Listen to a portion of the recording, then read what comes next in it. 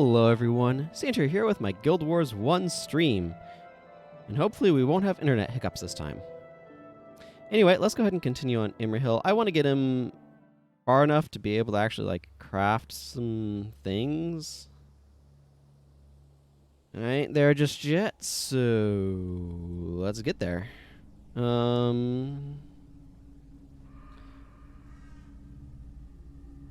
Yeah, okay.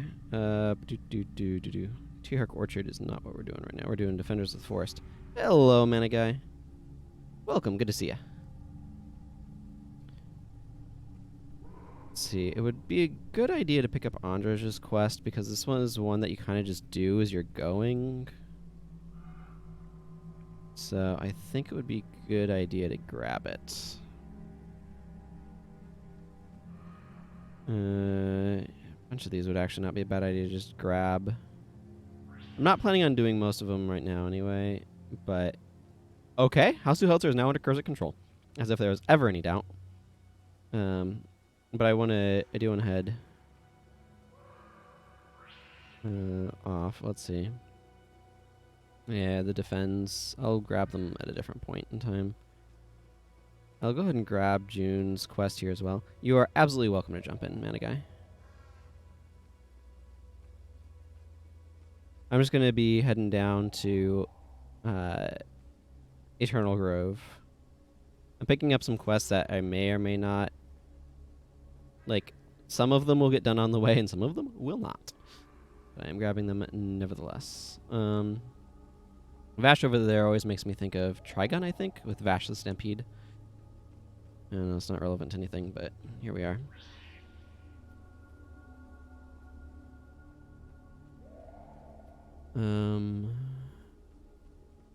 Yeah, I've done a lot of being a Kurzik, so I have 93 equipment requisitions that I can replace my superior salvage kits with.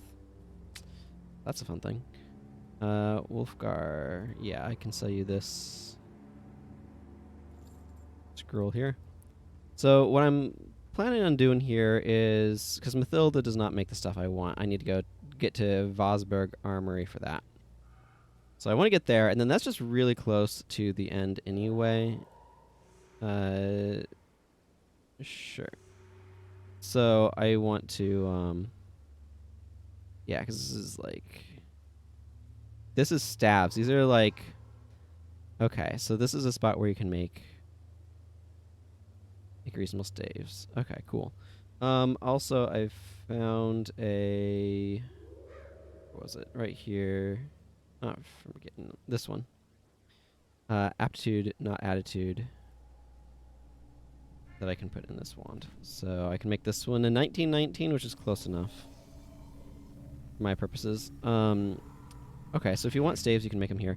I noticed that they don't do restoration magic. This is something that people were observing in the global Discord or something. I forget where exactly. But that they do not do restoration magic gear in this campaign for whatever reason. I like how the evil ice staff requires a monstrous eyeball. It's kind of great. But you can see they have domination magic and illusion magic. I don't know if they have inspiration. Apparently they don't have inspiration magic, but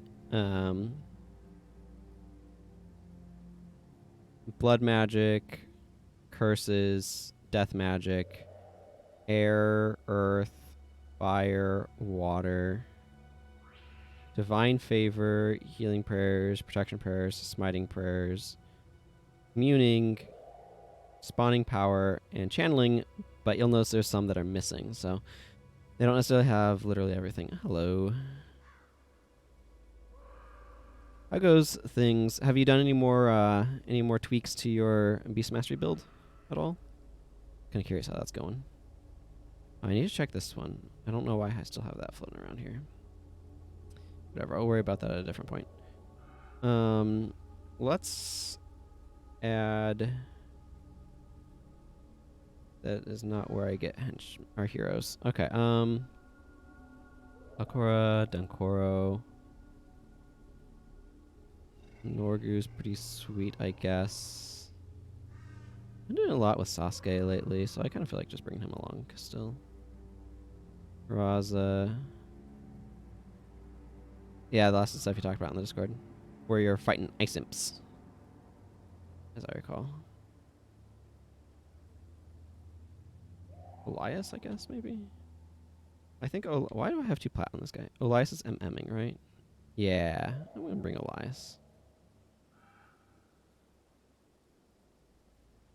Some fire. I'm just glancing through everybody. Yeah. Yeah, there are a lot of different options. Paragon is a strange profession to build, so I don't blame you there. So the big thing that's consideration here is there's a lot of bleeding that happens, so I'm trying to decide if I want to... Let me pop these all open. If I want to add some more stuff to help control conditions.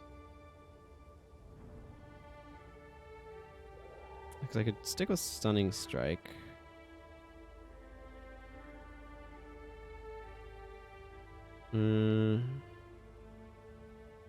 Cautery Signet's pretty sweet.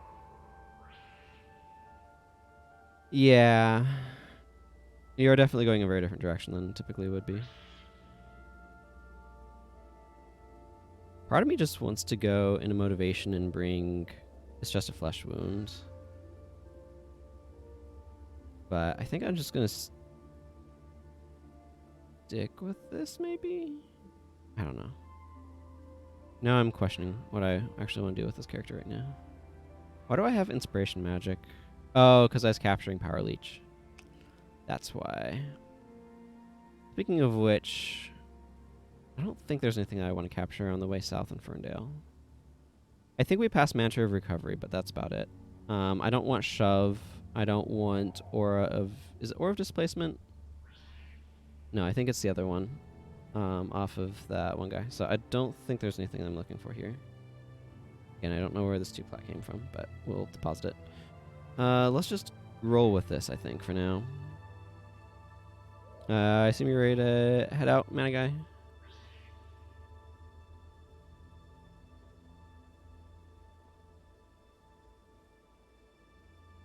You'd like to get shoved? We can stop by that.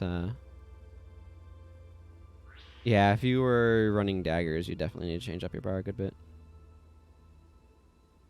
You know what? I think I'm going to go ahead and switch to Monk.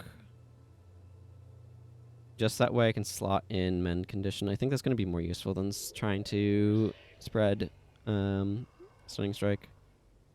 Or I could bring Extinguish. Yeah, let's just go with Mend. Yeah, and I got Remedy Signet, so I don't need another thing on myself. Which is fine. I did take out General Morgan, who I had been running regularly. Do I want to keep Sasuke in, or do I want to switch over to Morgan? The reason to go grab Morgan would be because he's using the Signet energy skill, which is helpful for the Monk energy management.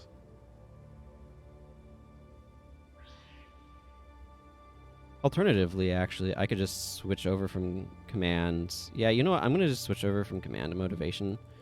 Just that way I can grab the Lyric of Zeal. I think that's probably more useful to my party than the other one. I need to change my pants, though. Or my boots. To my Motivation boots. My Motivation shield. I find I run Motivation more often.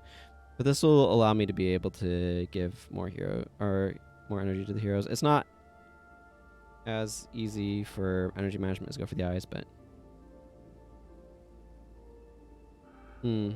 both energy on attack skill and spell is very efficient in your ranger party. Yeah, so the Aria of Zeal and Zealous Anthem, those are both pretty useful. This one is an adrenaline one, which helps a lot more with leadership. We'll see how this goes energy-wise for me. Again, go for the eyes is a lot quicker to redo. So I might be a little tighter on energy than I'd like, but I think it'll be okay. The thing is, I can use this with Remedy Signet to just gain 6 energy from this. So it works pretty well in concert. And then the thing is, I like I really like Lyric of Zeal for helping to manage my monk's energies. Because... Now, here's a tamer, by the way. I've never really talked about this, but these guys will take your pets if you don't want your pet.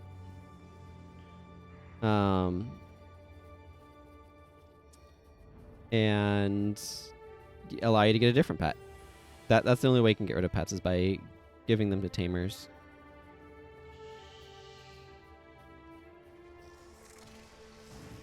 They're very upset at you for dropping their supplies, by the way. They keep pinging it to you.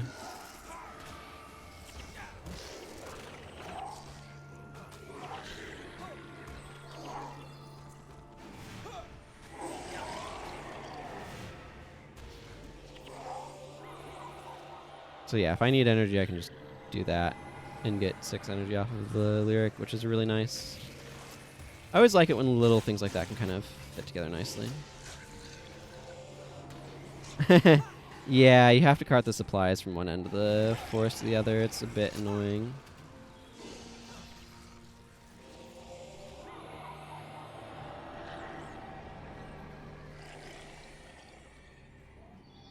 Okay, and you wanted to go get Tarnin the Bully here.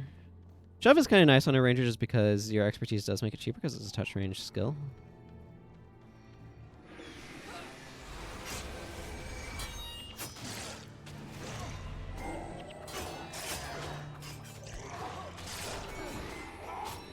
Probably focus Tarnin.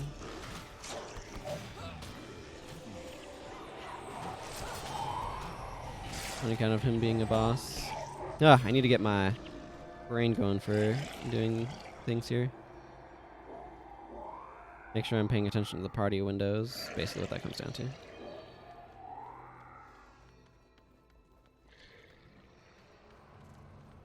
Ding!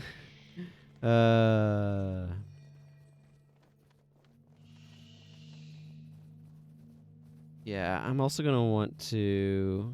Talcor has a reasonable scepter, but I need to give her a better protective icon. It's fine.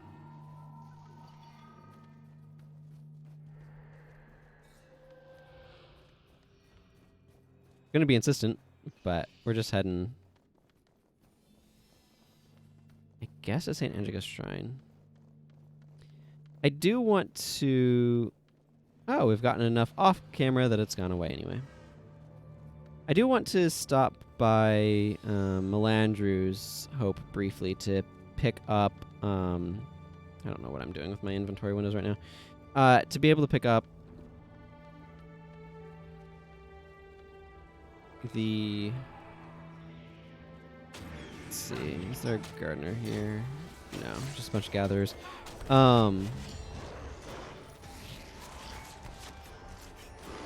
Yeah, the gatherers are the rangers though, but those guys are really clumped, so good targets.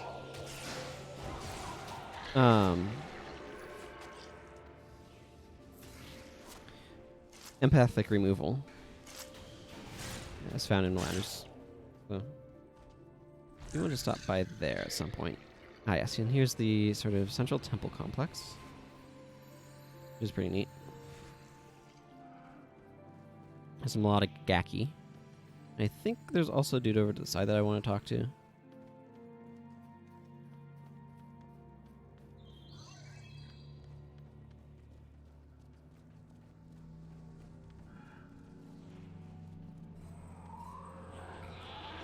No melodic Gaki. This guy's not particularly dangerous.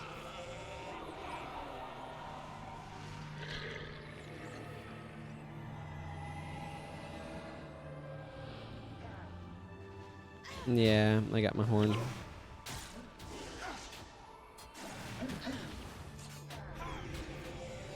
Maybe if I daze him, it'll be less threatening. Yeah, because you can't do dancing daggers then.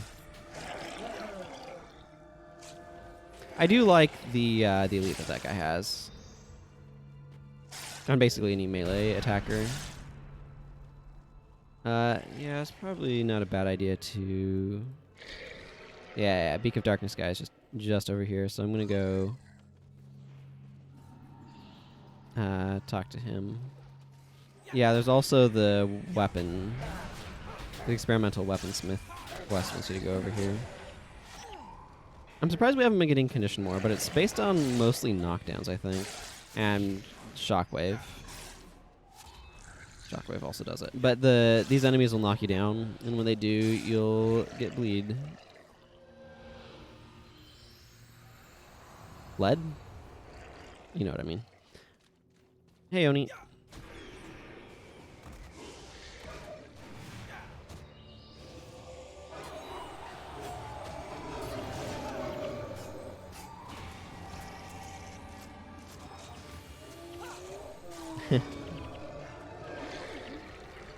Probably should just leave the occasional condition to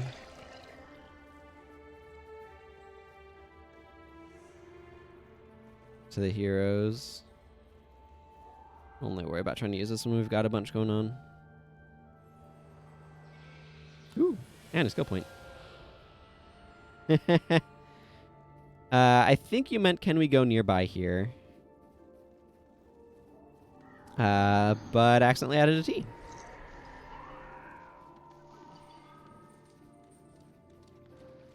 That's the explanation I'm going to give for you. Yeah, kill a warden, a stone scale cure, and a dragon moss. That'll just kind of happen as we go.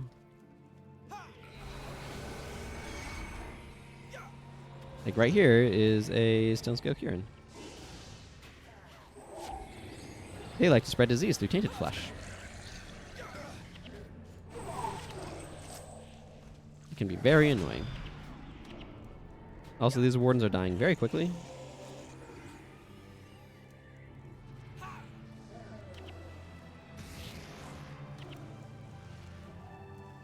Oh, there's brambles going off for you.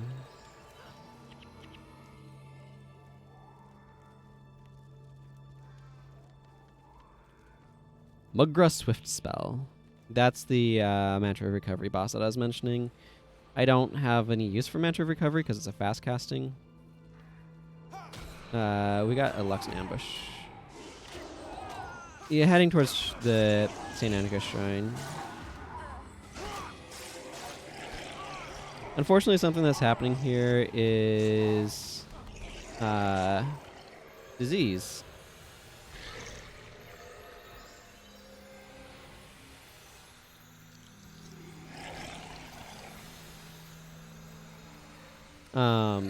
Specifically, Olias inflicts disease with Putrid Flesh, which is a really nice combo with Death Nova because it inflicts a lot of poison and disease, like 15 seconds of each just about, which is pretty debilitating. Yeah, Martyr Pyre would fix that really well.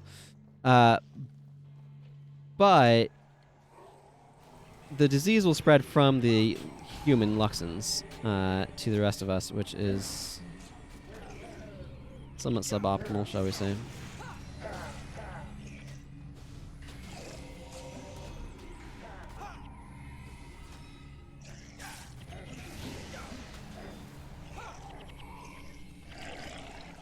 But it's generally not a problem with the other enemies that are here, so.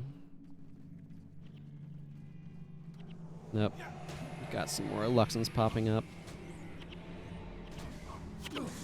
I'm sorry, the supplies are not here. If you want them, you'll have to go elsewhere for them.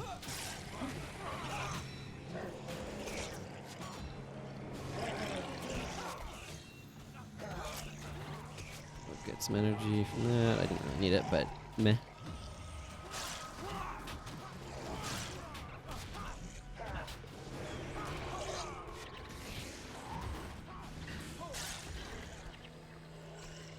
Hope you all are doing well today, by the way.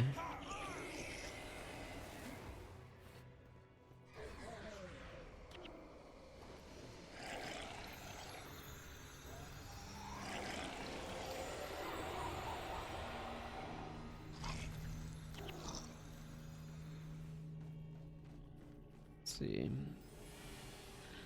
A few more wardens, probably a couple more Lux and ambushes, just because they like to ambush people. It's what they do. I mean, the Kurziks will also ambush you if you take those quests. So, both sides kind of do it to each other. But you have to take those quests to really kind of see the war going on. I don't know, it's always felt very artificial to me.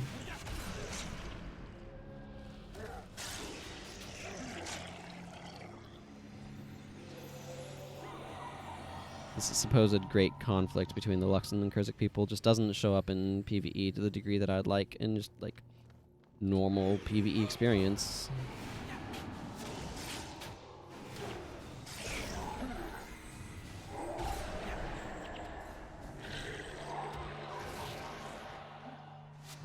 Sasuke, you do a really good job of getting yourself some overcast there, my buddy, my friend, my pal, whatever.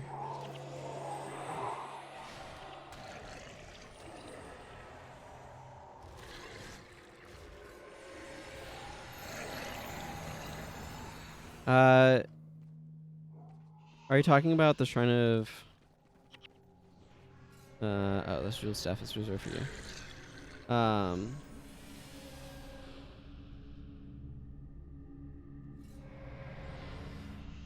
Because we're going to St. Anjeka's Shrine right over here.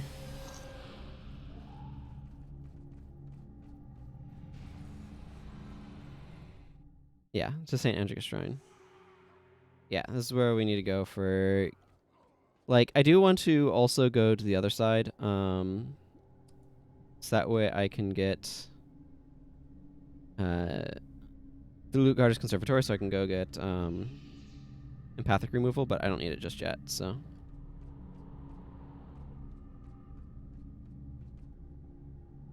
Ah, it is currently in extreme Kurzik position, as it often is.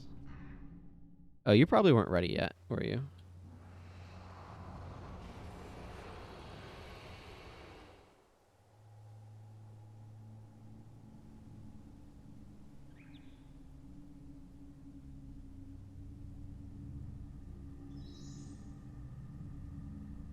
Okay. So this quest just requires us to defend some dudes that we take around. There's a bunch of dragon moss here, my goodness. And do you have that quest where you have to protect that one caravan? Dragon moss? Because this is an awful lot of dragon moss. Okay. The answer is yes.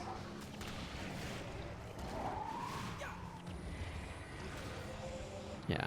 People will farm... Basically, there's a quest that spawns all of these dragon moss. People will farm them for plant fibers, I think. On account of it being a good source of plant fibers. And blurred vision. I could go for less blurred vision. Quite frankly.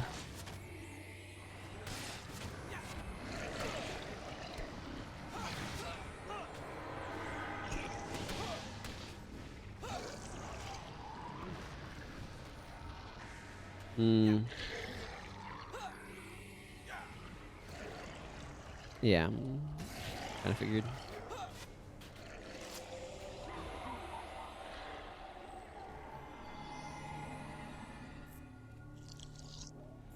Like, if you come with the right build, those things are pretty easy to farm, so. There's some Oni over there fighting some Mantis. Interesting.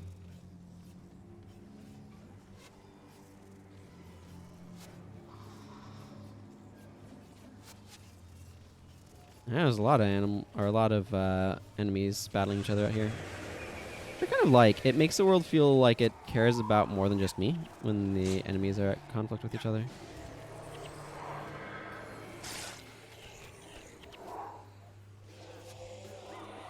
No, I enjoy that. Need to talk to Klaus over here. Do you need to keep them alive? I don't think it'll be too much of a problem because we're not overall struggling too much, but...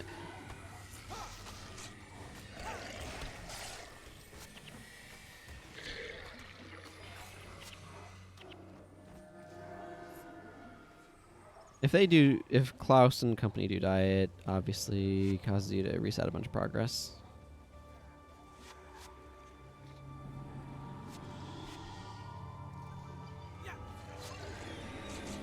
Watch out for these guys. The Warden of the Mines are E-Surge, Mesmers, and very annoying.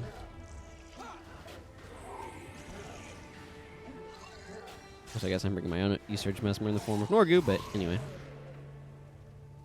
Energy Surge needs to be nerfed if you ask me, but that's neither here nor there.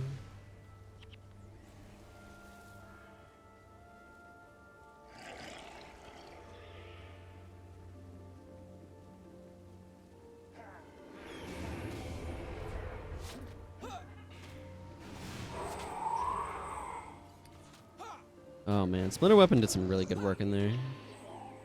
I love having this next 5 attacks deal 47 damage. Like, level of Research is pretty good. Oh, charting the forest. Well, that's nice. I did grab those quests, didn't I? Yeah. Works out pretty well when they've all bundled it together.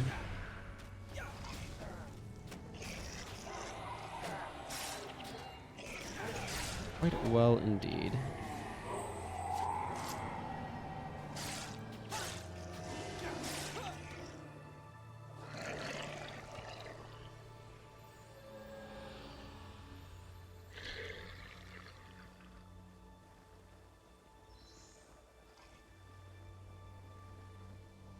And then here's Anya and Lieber off to our right. Their dialogue will sometimes play out of order. I'm going to give a moment for Elias here to catch up, as I want him, or more accurately, his minions helping out.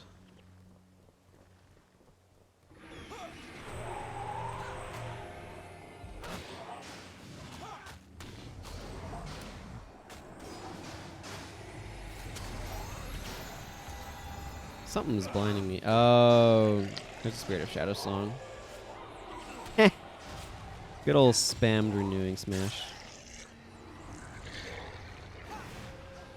Yeah, Spirit of Shadow song is really annoying to deal with.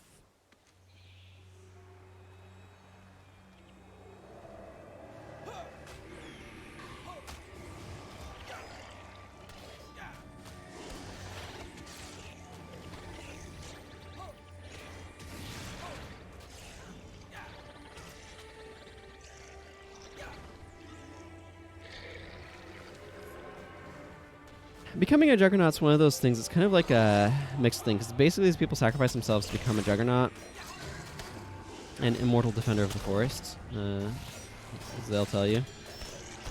But it comes with consequences, right? And one of those consequences is, like, you leave your old life behind, which is basically a form of death.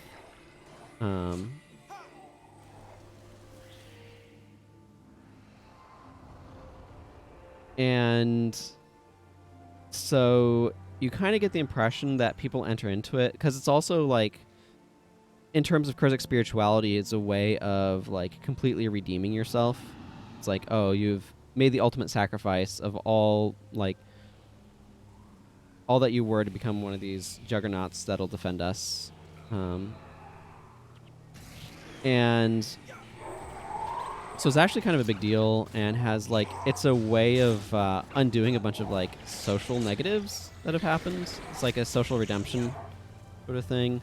So, like, some people do it for, like, noble reasons, and other people do it to kind of, like, make up for the past, and it's a very mixed bag. It feels kind of socially coerced sometimes. To me.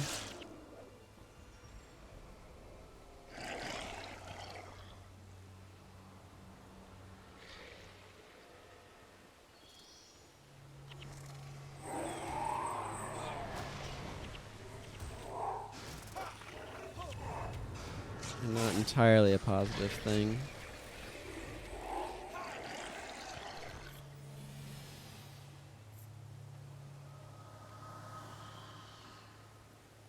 You doing okay over there, Norgu? I'm noticing your energy being a bit low. Not that Norgu can answer.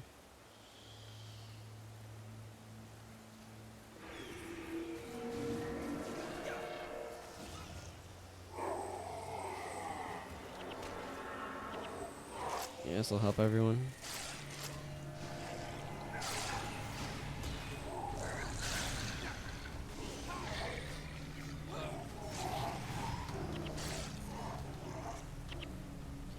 That problem was cleared out. So, like, with the different people that we have here, Klaus, I think, is trying to impress his father. I forget Lieber's reasoning. But basically, the impression I get from Klaus is that he's just been kind of like a social failure. Or like a failure in his father's eyes. And so the way that he can think of to sort of redeem himself in his father's eyes is to go become a juggernaut. If I'm remembering the story correctly, it's been a little bit since I played through here on Rex, in the slow playthrough. But, I don't know, it's just, there's a lot of, like, maybe people are not necessarily becoming juggernauts for good reasons. Or the reasons are very mixed. It's not really explored explicitly in the game, but you're definitely left there to kind of think about it. And that's something that I enjoy.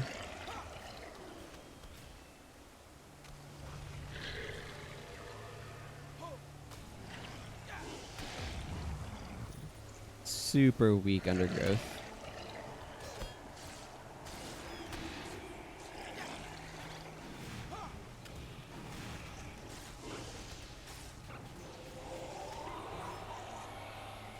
You're getting disease from tainted flesh, aren't you?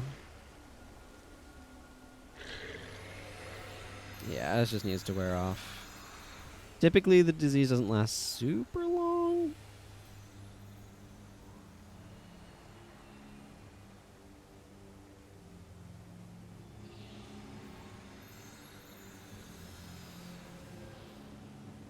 I do wish there was, like, a shout that, like, lasted for, like, a couple seconds and then healed your party once it ended.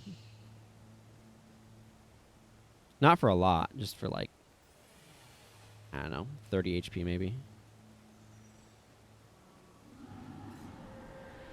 Can I take you to the place next to us? Okay. I mean, we just need to bring the Defenders of the Forest over close enough to trigger this.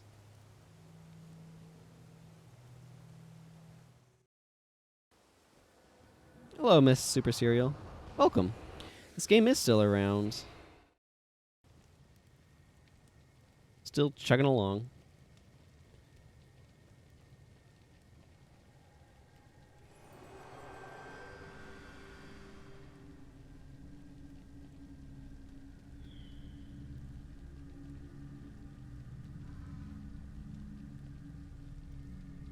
Oh.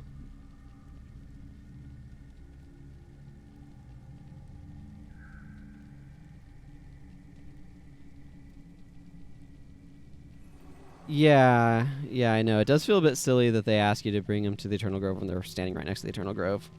Do you want to do a split party here, Mana Guy? Because I can drop... Let's see. I'd probably drop... these three? Yeah, I can drop some heroes so that way we could do a split. 2 parties of 4. Okay. Yeah, it's not too bad. I just didn't know if you wanted to split parties or not. It doesn't matter that much to me, but I do want to rearrange my party. I would want Raza, Elias, and Dunkoro at the top. Here, let me just reorder my party. That'll be fine.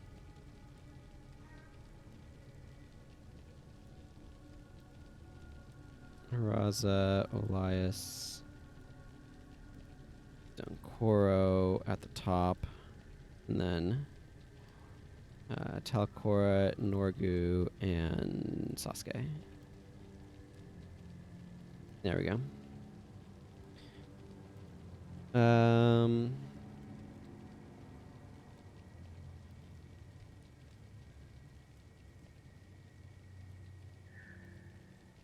What I did is I reordered them so I could flag these guys at the probably the top, and then the rest of us can take the bottom, and they should be able to hold the top okay themselves. Signet of Spirits plus minions. And then Raza has some additional heals, which will supplement Dunkoro's primary protection focus. It may be a little low on protection in the south, but I will have some condition removal.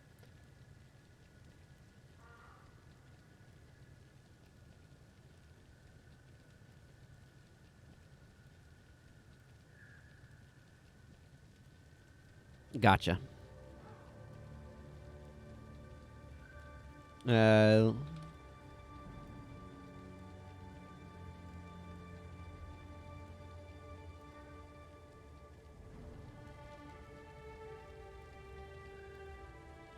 Okay, I should actually clear my inventory a little bit.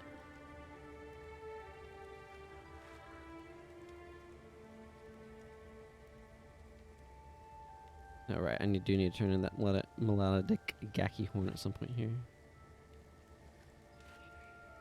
Well, I mean, highly salvageable. Gotta see what's in it. 36 iron ingots is certainly welcome. I'll salvage this amber staff just in case it has dust in it. It did not.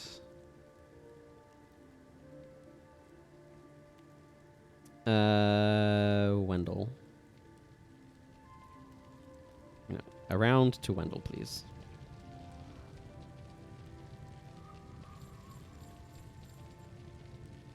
Okay, good. Intermission. This one can definitely be challenging. It can be. We'll see how it goes. Mana guy, you should grab all of the Juggernauts and have them follow you around, I think.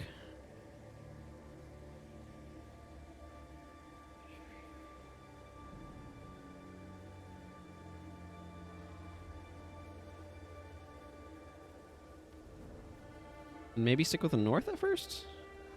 Their damage is definitely... you just talk to the Juggernauts once they spawn, and the Juggernauts will follow you around, even after death. When they get resurrected, they'll continue to follow you.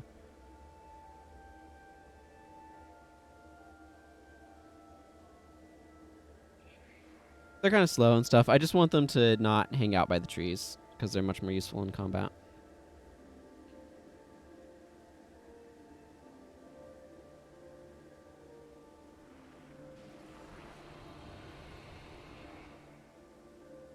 I think Sasuke actually had some reasonable gear now, didn't he?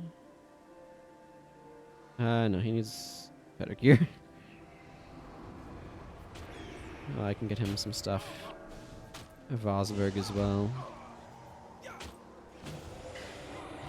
I'll probably get a number of my hero stuff there. This first part's not too bad. I'll go get the siege turtle.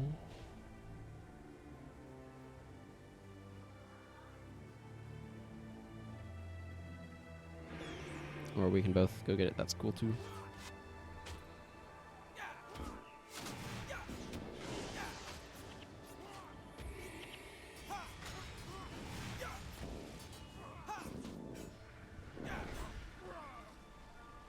There we go.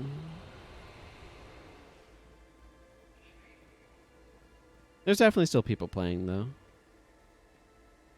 Okay. The Juggernauts are up, so you can go grab them now.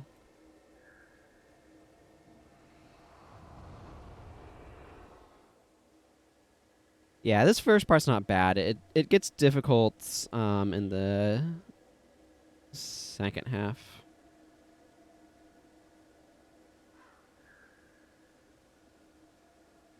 The Luxons aren't too bad, though. The Elementalists can be kind of annoying, but other than that...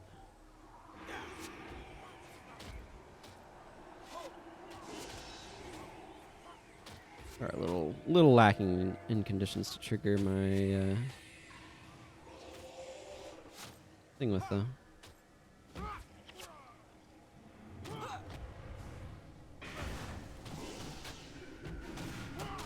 Well, I didn't really need to daze that guy, but whatever.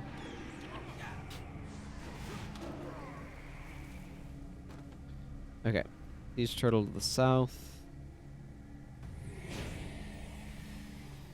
The big area where I really feel the well, except you don't have a rest of a party going around with you. So, the real area where or the main area where I really feel the player base quantity is For PvP. Is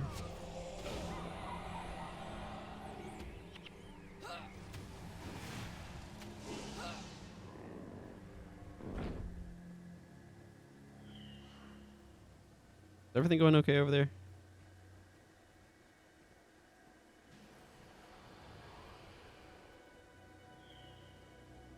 There's also a speed buff inside the map. Okay, looks like you did just fine.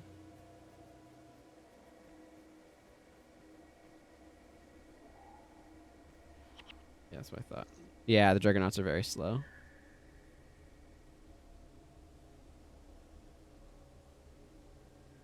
Well, with the next round of turtles, too, we just need to worry about the ones on the western front.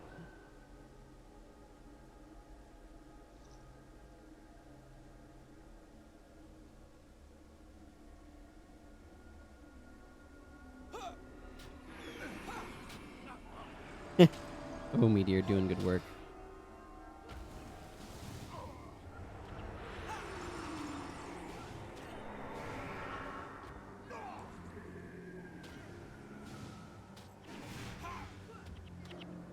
There we go. Yeah, I forgot. Like, I think of this mission as being quite challenging, but I was doing it in hard mode with, that sounds good, with Spud Club people the other day, a little while back. And, like, this first part with the Luxons is actually really easy. There's just not a whole lot from them. They don't press you as hard as I thought they did. The Afflicted part can be pretty rough, though.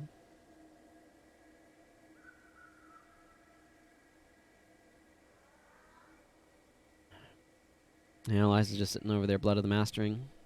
And then getting men bodied and sold.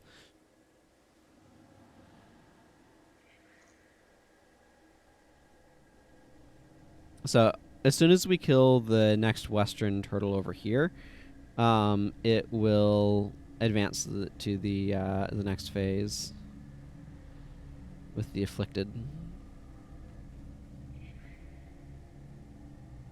Well, your account should still be around if you remember your login details. That tends to be the biggest problem for people, is remembering how to log in. But the game's still a lot of fun, in my opinion.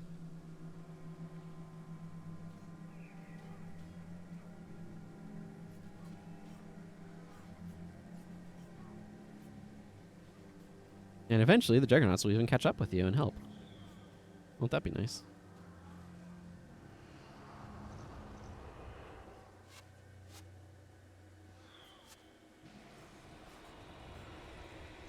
Boy, this is going really slowly.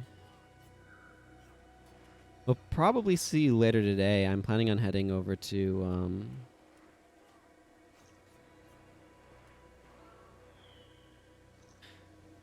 Oh, here comes a sea turtle from the south. We don't need to worry about any sea turtles here except for the western one, though. So if you could actually stay about where you are, chill, dude, that would not be a bad idea.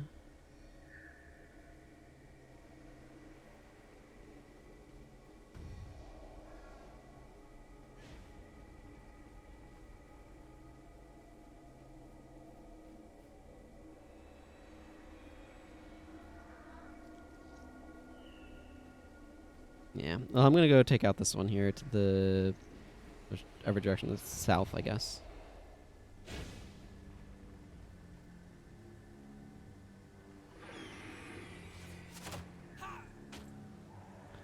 More warriors over there, it looks like.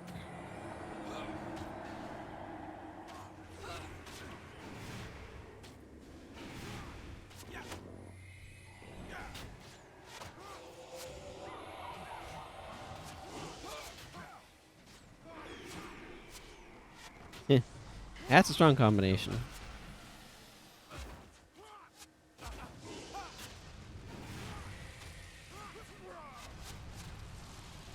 Okay, a couple of rangers causing problems.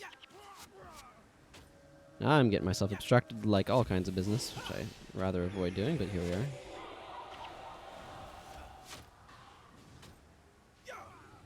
There we go.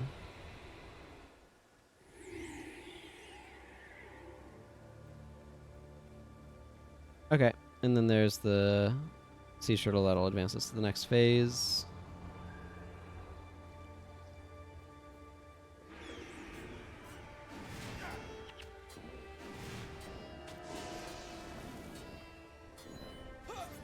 New siege turtle on the western front, sir. What siege turtle on the western front? Okay, need to get my flags back up.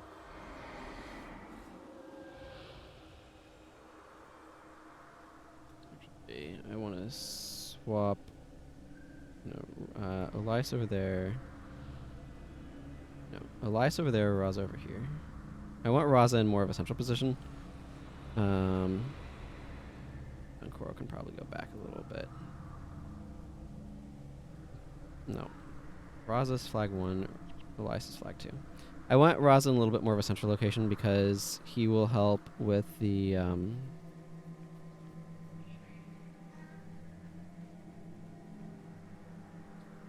having the spirits positioned more centrally.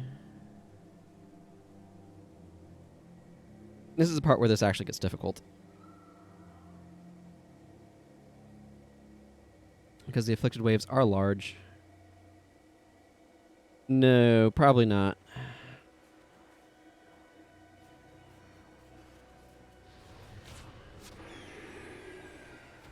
I think a lot of the bosses will actually go towards the gate you're at. But I'll let you know if I see him.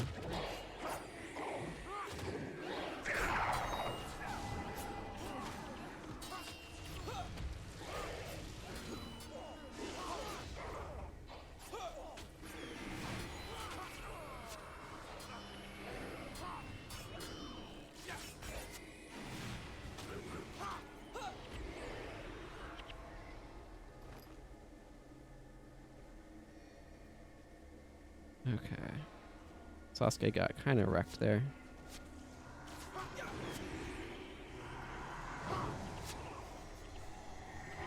Warrior boss, eh? That's not the one you're looking for, though. Okay. I'm breaking flags.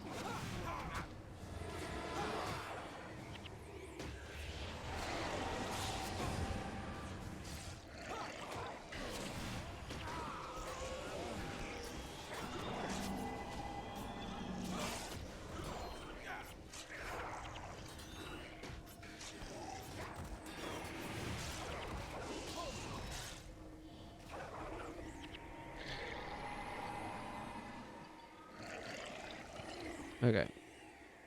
I want to send these guys back over here. A, S, D. I have them mapped to A, S, and D. I can toggle their panels with Q, W, and E. I think you can set up flag hotkeys for the other ones.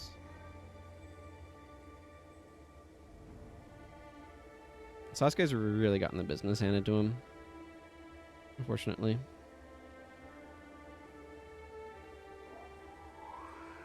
But there was a bug for a while that prevented hotkeys from staying properly, so I just kind of haven't set all that stuff up. Sasuke, stop trying to face tank.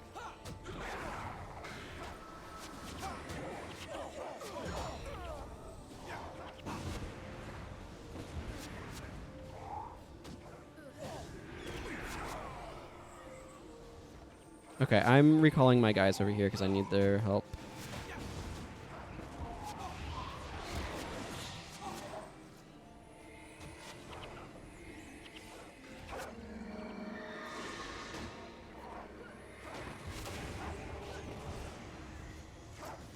We got absolutely pummeled by rangers.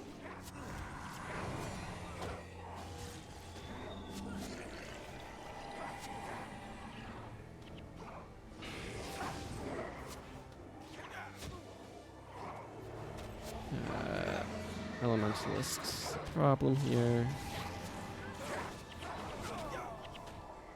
I believe it.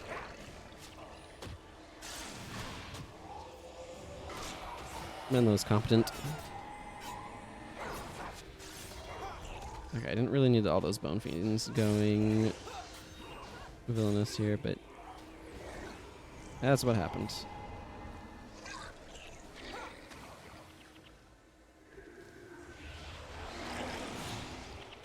Okay, coming. I think the minions got that side.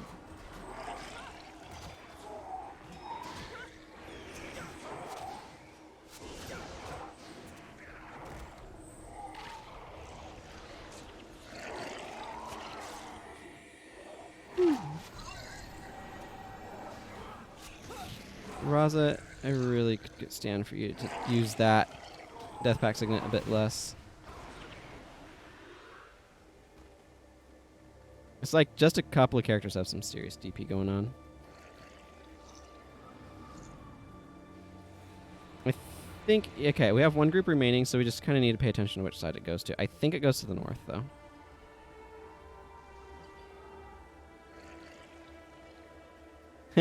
Well, Brother Menlo did his job.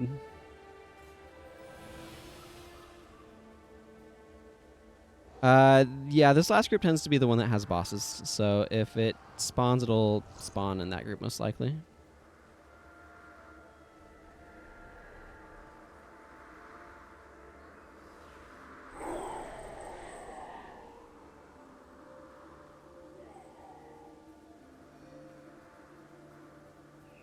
Okay.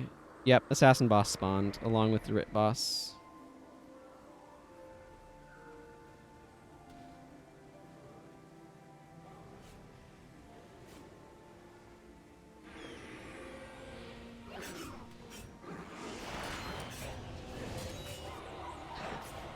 It's entirely too much being on fire.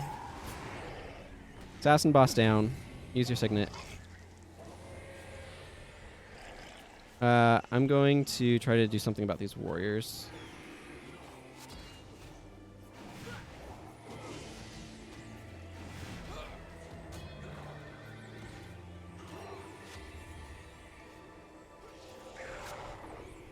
Oh, right at the end, too. We lost one tree sinker right at the very end. Oh, man, that's heartbreaking. Oh, well.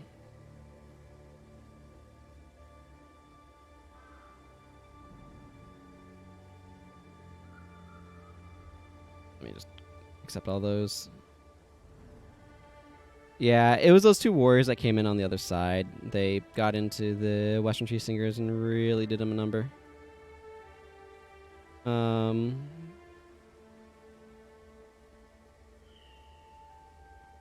see. I need to go. These stairs need to go a little further. Trying to think through and organize my brain for order of operations at this point.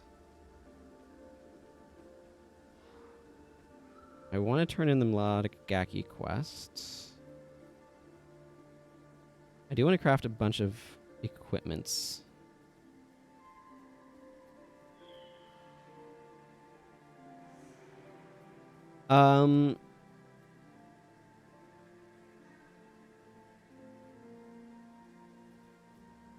Let's see. I think, like, it's not a bad idea to get some of those quests I just grabbed. I think what I kind of want to do... Oh, that was not what I was expecting to get out of that one at all. It's a giant pile of wood. No, 4 steel ingots. That's pretty good. I'll take that.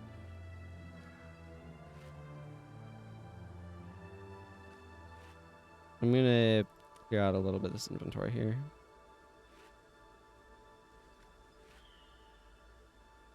Expert salvaging things can get rare crafting materials for those who may not have known. 5 bones. That's entirely more bone than I was entirely looking for. So what I want to do is I want to be crafting some stuff off of Gertrude over there, but for that, I need to go grab a larger pack. So, going to turn in quests in HCH. Grab an equipment pack then come back here, I think. I'm just going to kick you for the moment. It'll be far more efficient to warp around and stuff if I'm not waiting for the 10-second timers.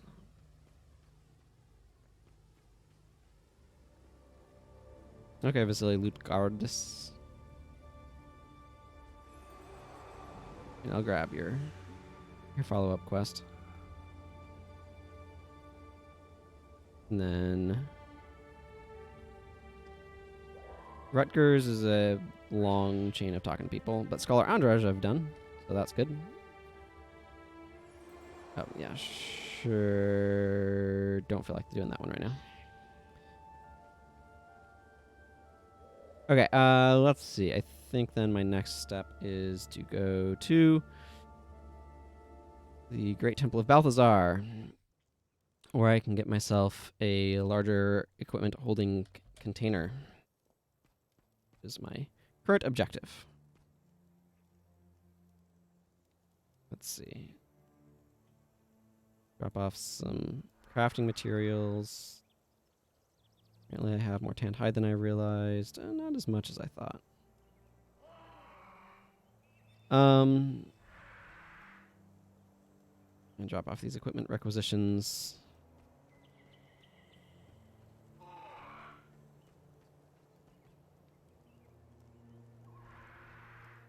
Merchant. Yeah, I grabbed that one. And the other one that wants you to kill 40 wardens, because that one's pretty straightforward to do. And then I need some of these guys.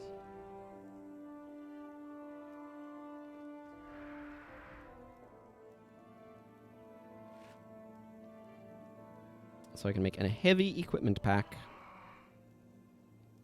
Oh, apparently I need slightly more gold. I don't know how much I have, but I'll just take that. There we go.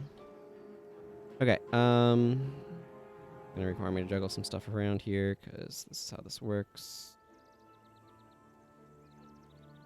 I can replace that pack with this pack.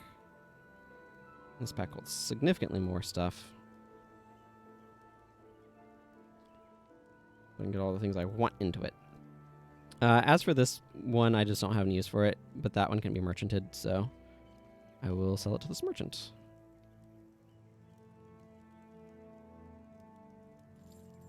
For a little bit of a refund. Okay. Running center. And then back to Vasburg Armory. Man, it really bums me out that just like right as the mission ended, the NPC died. There's not a whole lot for it. It's a thing that happened, but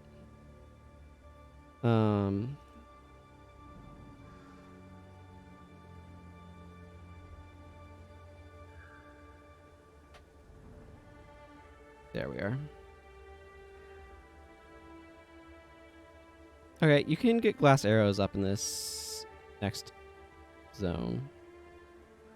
As well as shockwave and some other stuff if we went way off to the side, but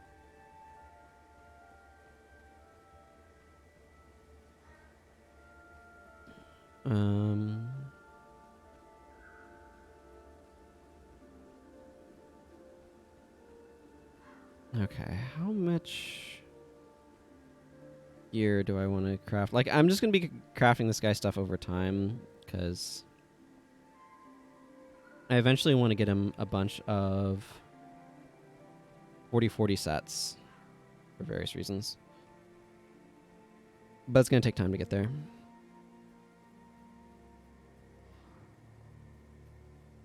Because they're fairly expensive, at 5 platinum apiece. The crafting materials aren't really a problem, but yeah.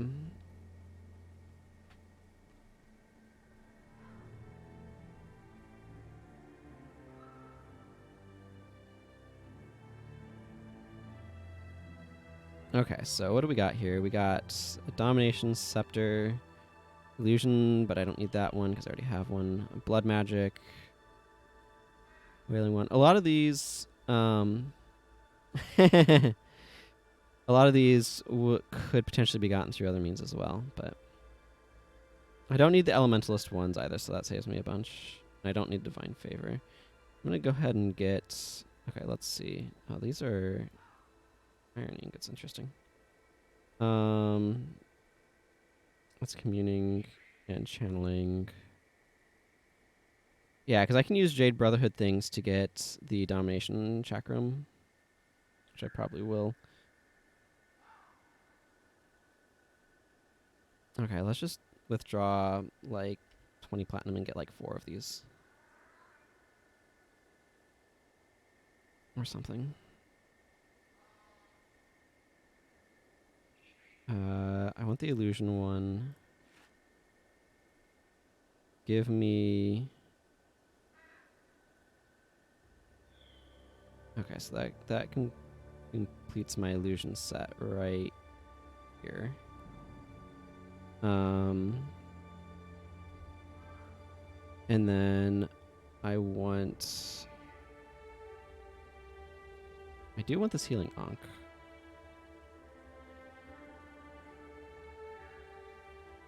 So I'll get healing and prot prayers, I guess.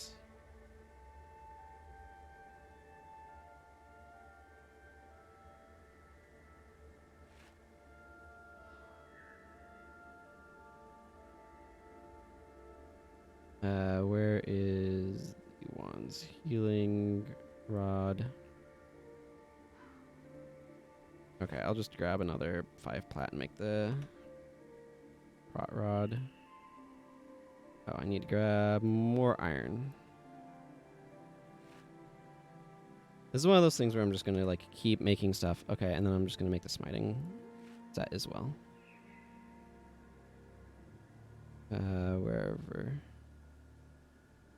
There it is. The Hallowed Idol. More granite. Ooh, more bug parts. Excellent.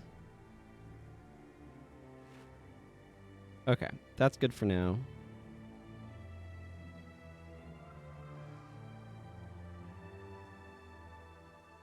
Okay, so healing. Here's the smiting set. Rot set. How do I want to roll this? What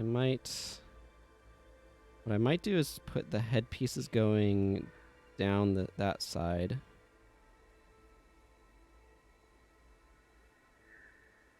Yeah, because then I can get domination magic in here eventually.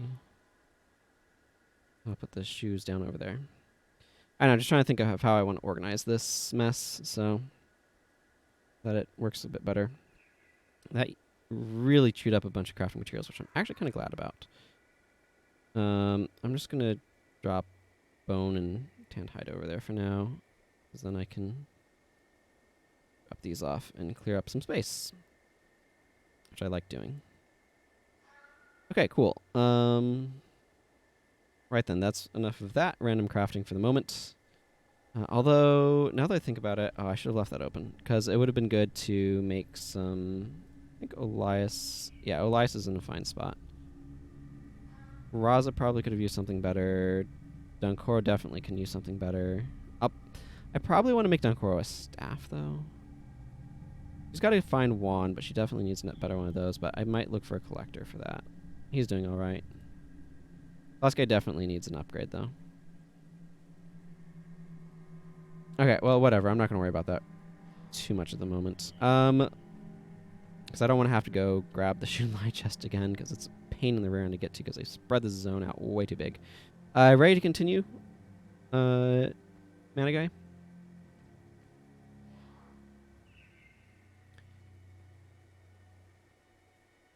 I want into the whirlpool here.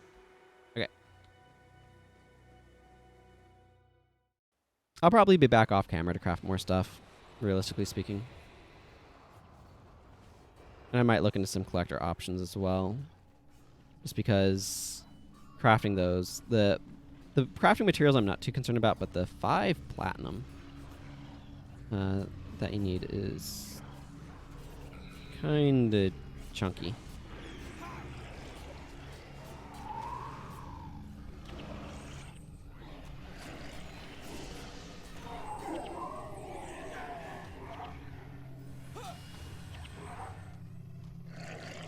I think people like to get restoration magic stuff from the end of Eye of the North, because I think you can get greens there for 40/40 restoration magic.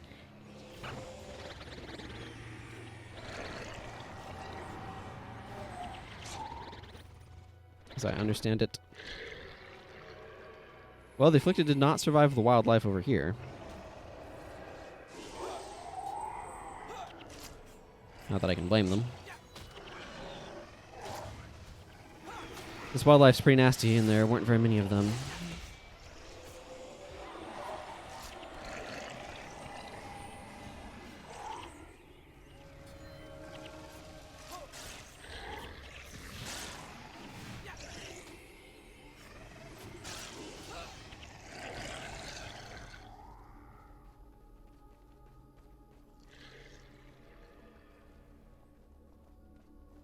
There's Nandet Glassweaver. He's just, like, right there.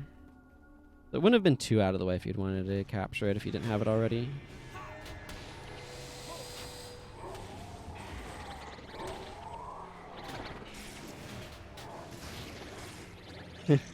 Yeah.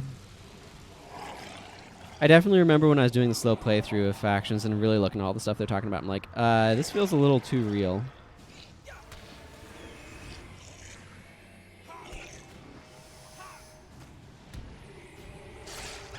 Regards to global pandemic.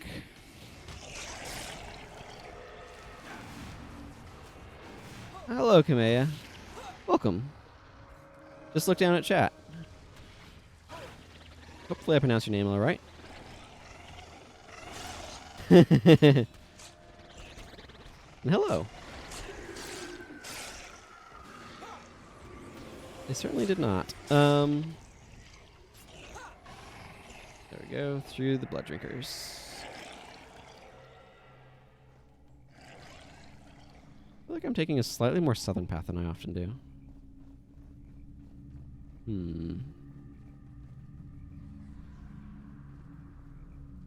Come, Molias, with your horde of minions. Okay, I guess we are fighting these Blood Drinkers now. Thankfully, they have a habit of inflicting bleeding on themselves because they use one of the many, far too many, Blood Magic lifesteal skills. I really wish Blood Magic had not leaned so heavily into lifesteal. I think it has some issues of, like, being bland, design-wise. Like, I think it's good for it to do, don't get me wrong. Like, I think that's good, but did it really need as much as it has?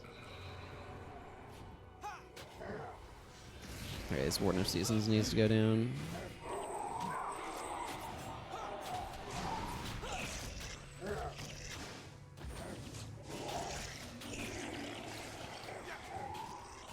Water Magic and Snares.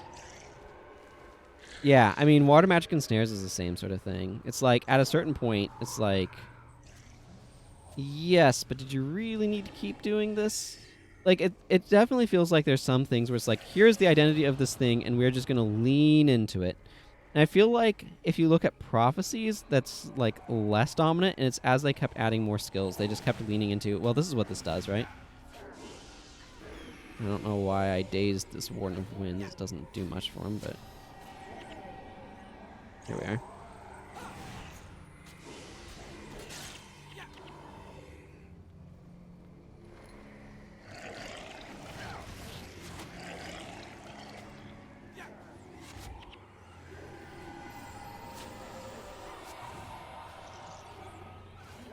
Yeah, we got a bunch of conditions going on here.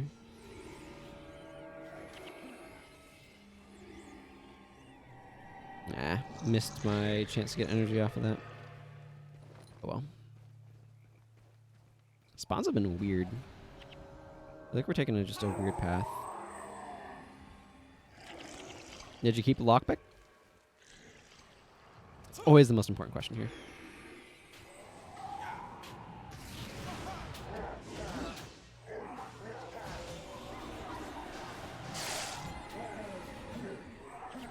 Ah, yeah.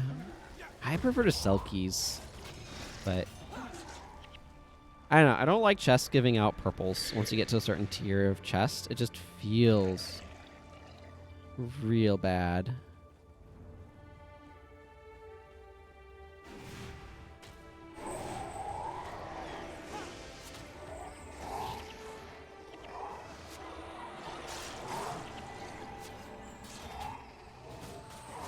Yeah.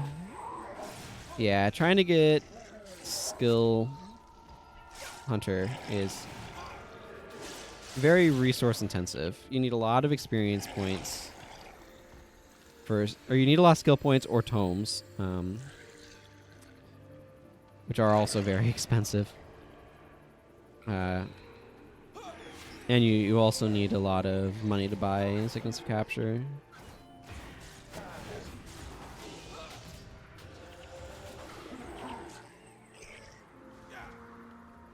All these wardens are doing a great job of boosting up my Wicked Wardens quest, though. How am I at? Halfway there?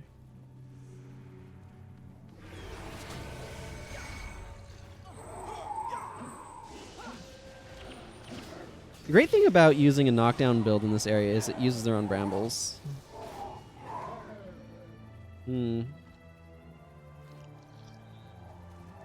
Obby armor has gotten really expensive lately, actually, because the value of ectoplasm has been creeping up. Somebody is screenshotting it from like yesterday, and it was like 15 plat at the trader.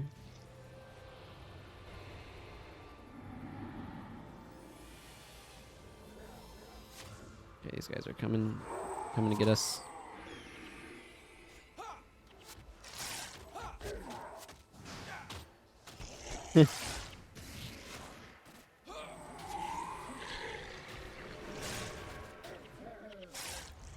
Well, it is less adrenaline.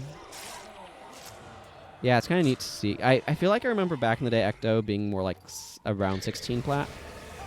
But it's definitely like gotten way back up to where it used to be.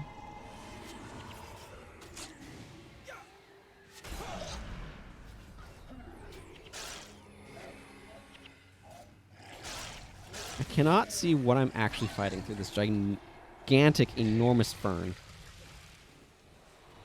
It's a fern to rule all ferns. Yeah, I wasn't looking at Ecto prices super long ago. Or like I started playing in autumn of 2005. So by that point they'd gotten rid of the cost to refund attribute points and things. But they still I still got to experience being an elementalist before the AI AoE scatter. So once that I remember that scatter being the AI scatter being introduced. But I was not looking at Ecto prices at that point in time.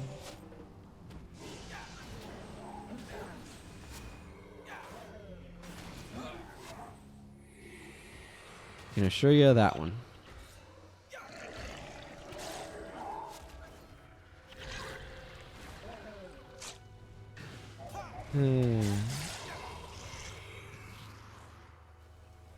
Maybe one day before the Z-Coin updates, and they brought runes for the bags. Oh, yeah, that probably shot the price of Z-Coins up, didn't it?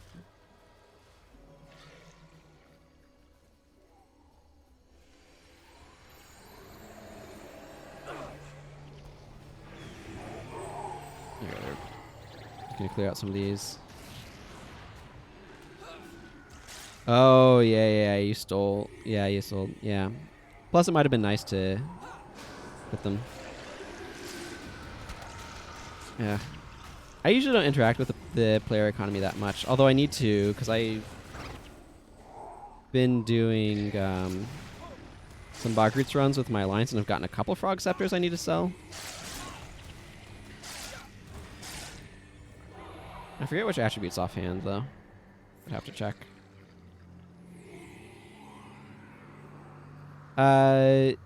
That boss has Primal Rage. If you were wondering. This Ritualist up here has Soul Twist, I think.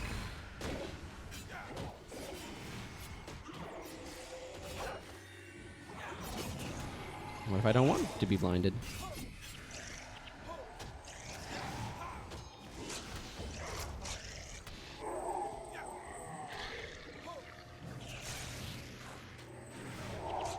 No, that's Primal Rage boss.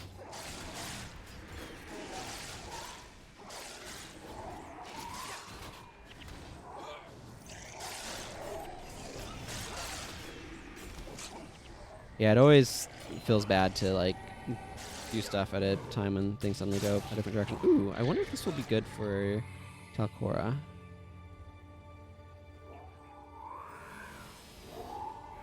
That was not my identification kit. Okay, that's not a great focus. TBH.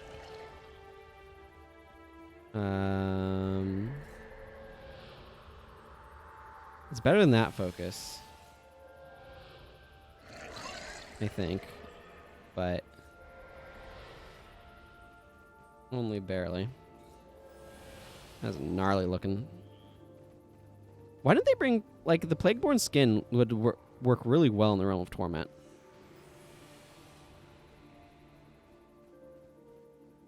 Into the whirlpool. Yes, please, please. Thank you. Yeah, the Harvest Ceremony. Shiro goes crazy. Kills Emperor Anxiang. As the words of the demon fortune teller echo through his brain. Beware the harvest ceremony. You must make a choice. Him or you. There, that's my impression of the fortune teller. Is that too silly? I don't know. Let's see. My inventory is doing all right. Major deadly arts and prismatic. A.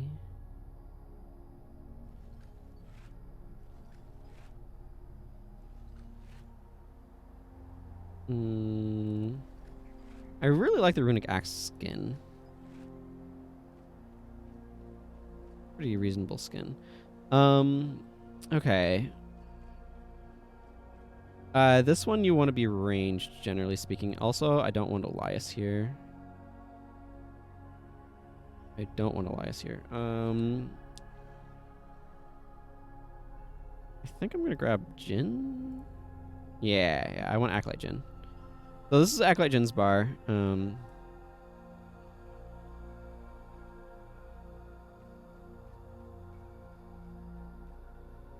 Otherwise, I think the rest of this is fine. Where is... There's the Shunlai chest up on the hill.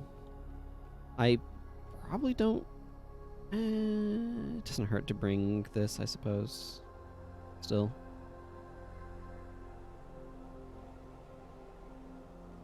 As far as how this actually plays out, I mean, we'll find out. It can be a bit wonky.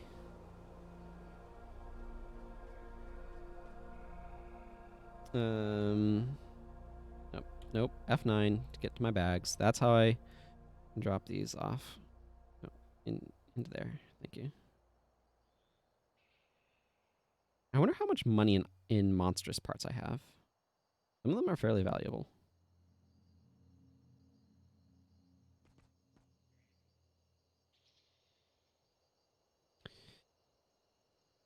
Okay.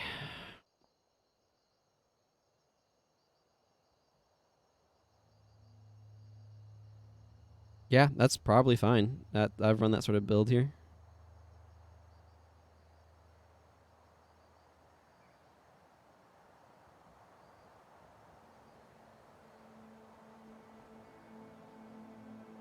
Actually, do I have...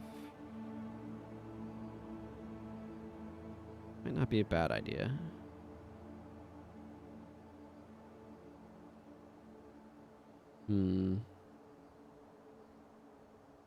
Yeah, I don't think it's important.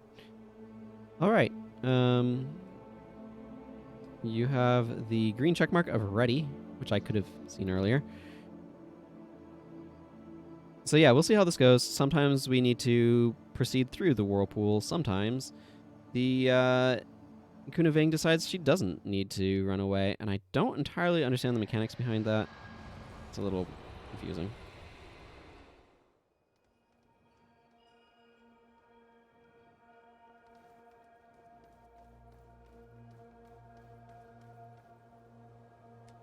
Now we wait to see if another player joins us, or more likely, the henchman.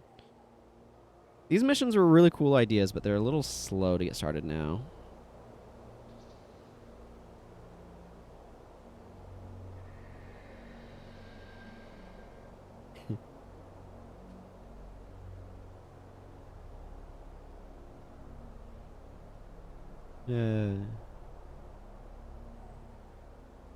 It is 2 parties of 8, yeah. One from the Luxon side, one from the Kurzik side.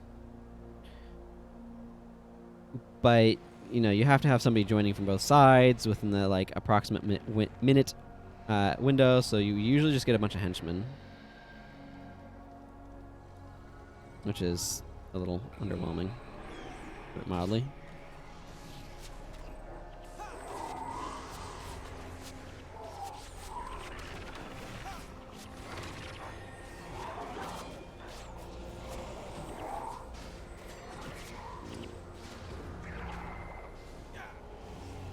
There we go. Now we see how friendly Kunavang's feeling.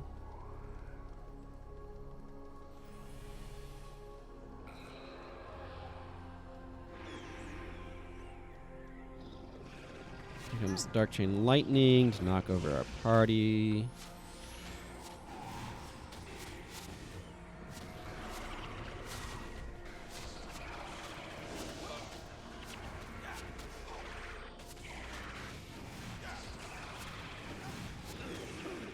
Man, that Dark Chain Lightning hurts like crazy.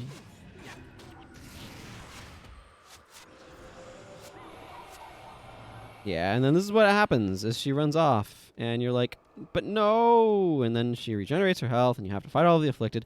Or sometimes she stays there long enough that you can get her just down past that, like, 25% threshold to trigger the next phase. That's what I prefer. That's what everybody prefers, but... yeah, I need more E-Surge. I don't know, need more something.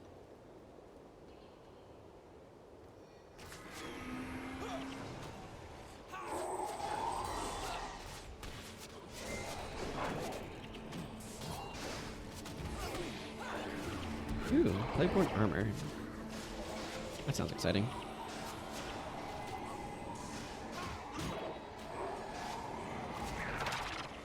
Dunkoro's my dude, isn't he? Yeah, I think so.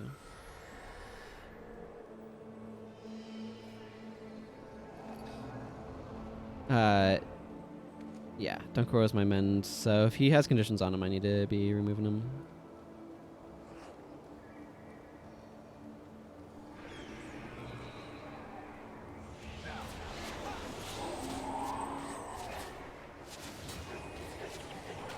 Mind burn. Being mind burn.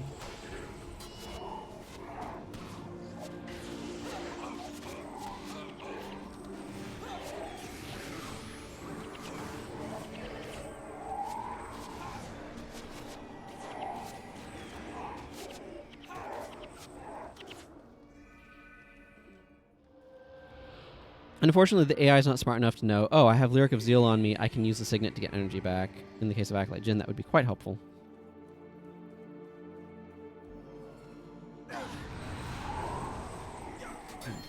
Here's the elements list.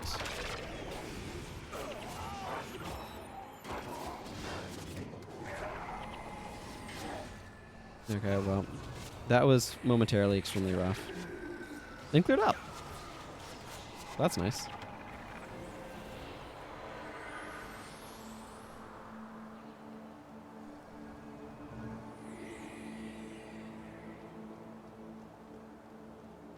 Good old Luxon chests.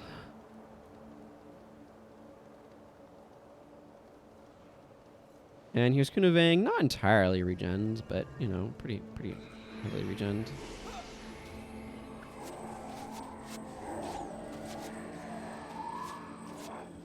Yeah, let's just walk past the scales.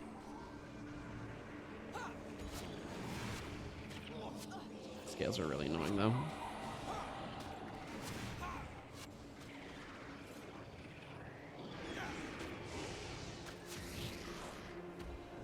My being able to inflict dazed on Kunavang is quite helpful here. Man, Dark Chain Lightning is frightening.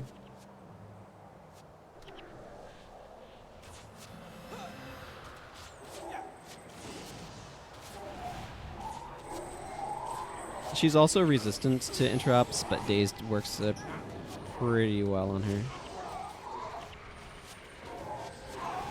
This is the part where melee can finally start getting involved and doing something about what she does. Ow.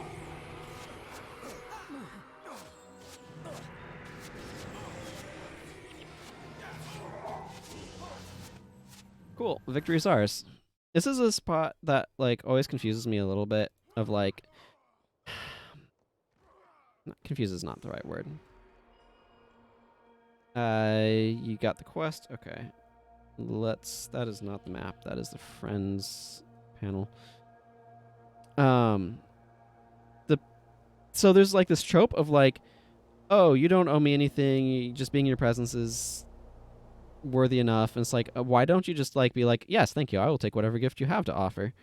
It's just never like that, like, I don't know, polite to refuse gifts sort of mindset. Just never made much sense to me. That they kind of represent there. I need to figure out if there's anything I want to capture from this mission. We'll head into the Imperial Sanctum and then we can look at that sort of business. I do want to drop Jin to grab Elias back, I think.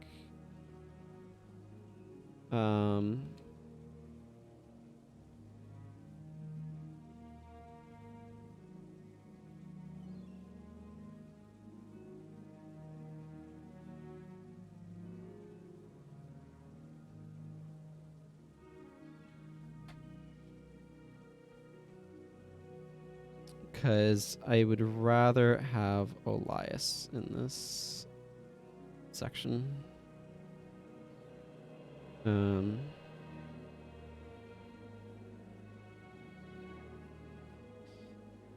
of rough here. Can be. Is the operative word. While Mana Guy is buying signals to capture, I'm going to look up Raisu Palace. Because that's the next mission, and there's a bunch of bosses along here. Special Parry, Famine, Spellbreaker, Wail of Doom, Arcane Languor, Starburst, Shroud of Silence, and Defiant was Shinrei. Don't I already have Defiant? I think I do. Okay. It looks like this is just a copy of the elites available during Tonic-Eye Temple. Yes, yes, yes. Please let us into the ballast, please.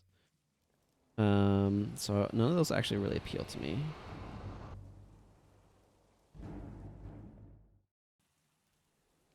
The one that'd be most interesting of the ones I don't have is Famine, but I don't really think I care to get that on this character. What is that anyway? It is Wilderness Survival, so I could technically get it. Yeah, I just don't care enough. I can always get it later if I want it to. Okay, there aren't any skills that I want to be capturing here.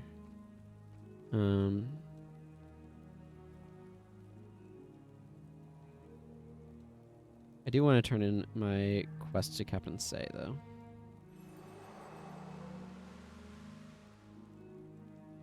Ah, getting the Assassin Elite from here, eh? Or the Ranger one. Yeah, just make sure to be aggressive on it. But men indeed. Okay, yeah,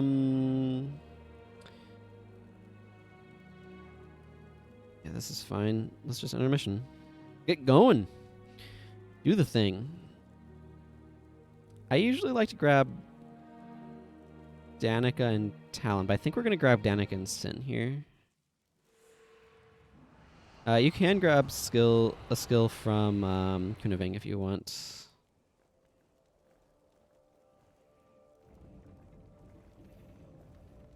Oh, sure.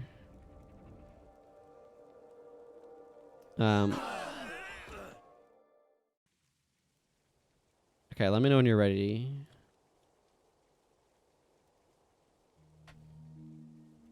type because there's a stream delay. We are not in Discord together.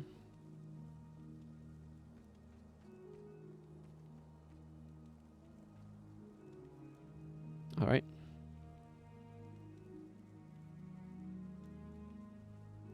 We could. Don't necessarily want to fiddle with setting that up at the moment, though.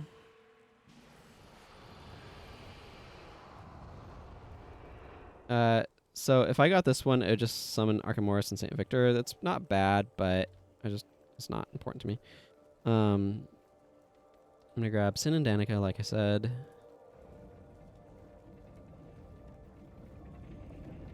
There are a lot of bosses, so it does give you ample opportunity to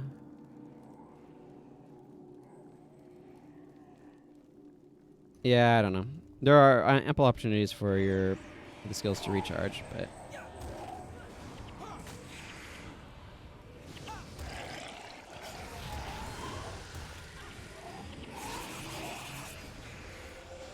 I often grab Talon, but I'm just trying to go efficiently. Sin and Danica kind of skip some more annoying phases, so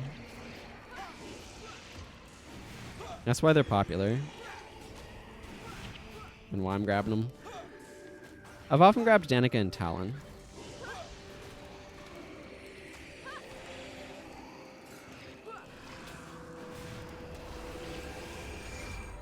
If you want to see me use some of the other ones, you can watch my slow playthrough.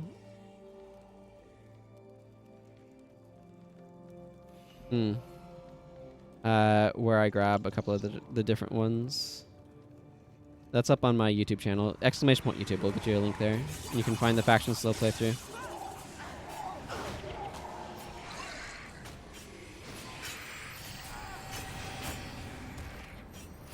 Ow.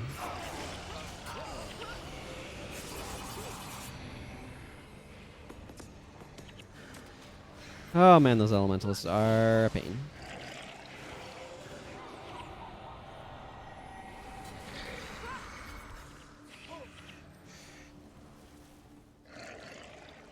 Let's see, I think it's oh, it's Kai right there. Derp.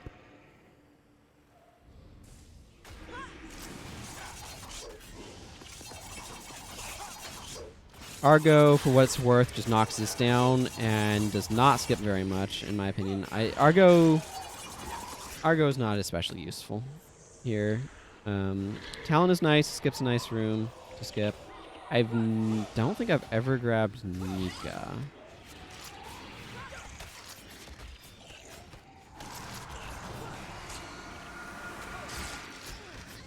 I wonder if Epidemic would have been better here. Just to be able to splash Dazed around a bit better.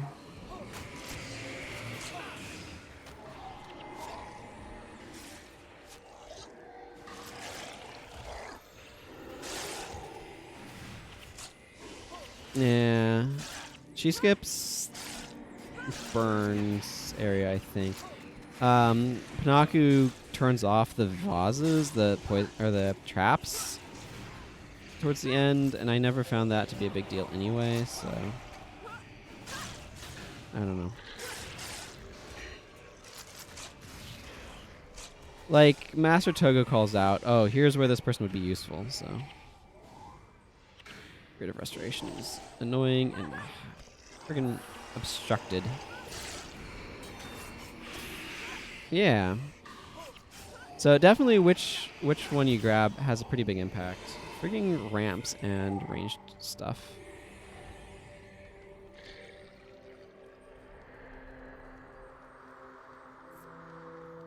Because there's like several different choices, but yeah, like so Argo knocks down that like thing and lets you just cross without going up one of the sides. Danica knocks out a bridge. I think Talon closes these doors, if I remember correctly. So these doors on either side here, Talon will run in and close these. And kind of skip a fight here in the middle.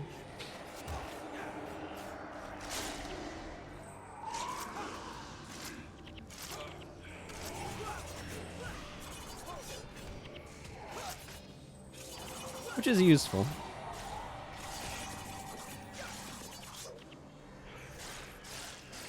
Where's the spirit of restoration? Okay, there it is.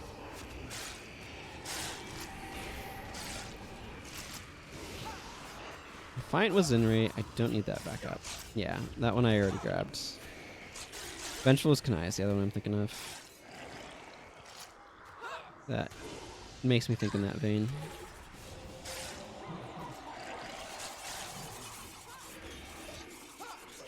It's certainly nice to skip this fight. This is a lot of additional dudes that spawn here. Having them not spawn here is certainly nice.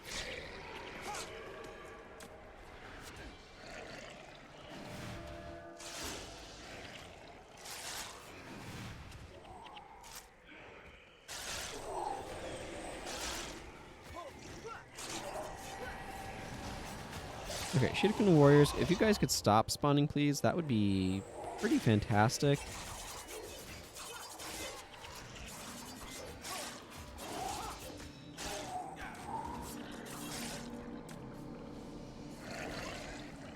Where are you going, Menlo and Togo? Are you trying to solo a...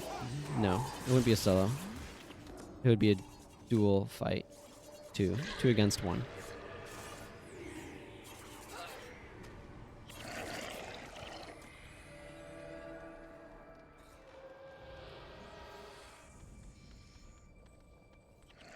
There's the doomed ancient Kraz. I don't know. How are you supposed to pronounce double K? Guy's name starts with 2 Ks. It's a mystery.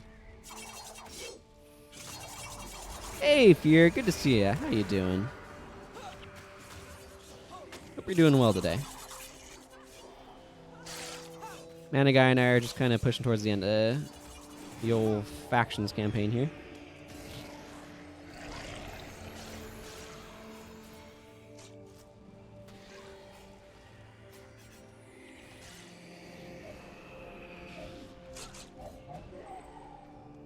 Hello, dead spirit. So yeah, Nika, I think, goes up here and kills Burn. If the story's heard about Nika too, she could kill him in a single blow. At least that's what I understand. I don't quite 100% know what she does. But, like, that's my assumption.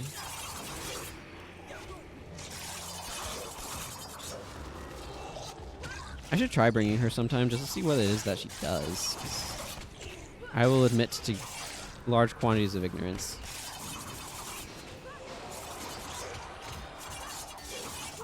I never bring her. Like, by the time I got here, people were, like, on the Talondanica train.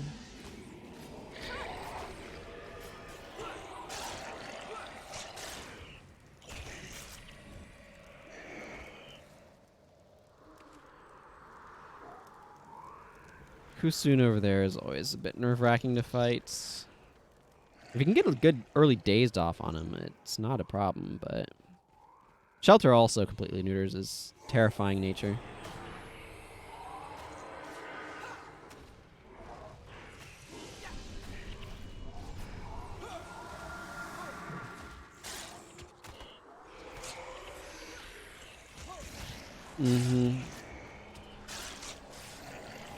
Yeah, like that doesn't seem like it'd be too valuable.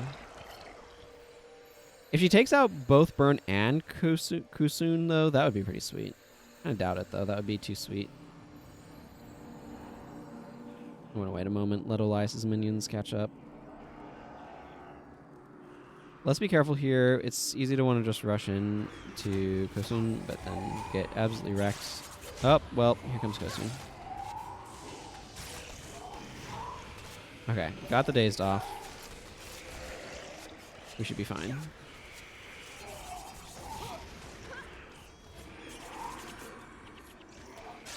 Just the Ranger boss? Yeah, it's just not worth. Like, the Ellie boss is absolutely worth taking down, but the Ranger boss area is just not difficult.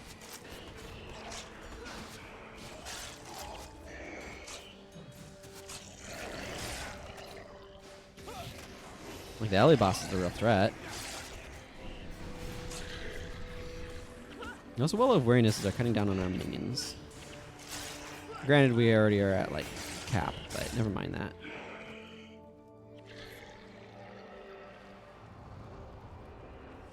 Okay, you'll beat me to those 100 gold coins. Or if you wanted to pick them up. Anyway.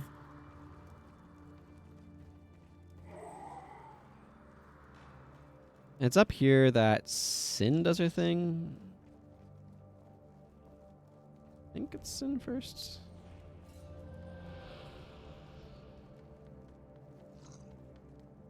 Yeah, so like right here, we run across and Sin blows up this bridge. Cool. So like that skips a bunch of stuff there and sends you forward. And then Danica over here is like, I guess we do a thing. And she goes and closes this door and opens another one, which is a slightly shorter path.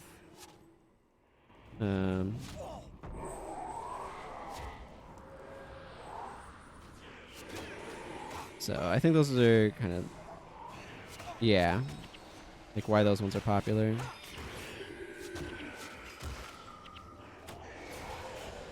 Well, I absorbed all the debilitating shots in the world.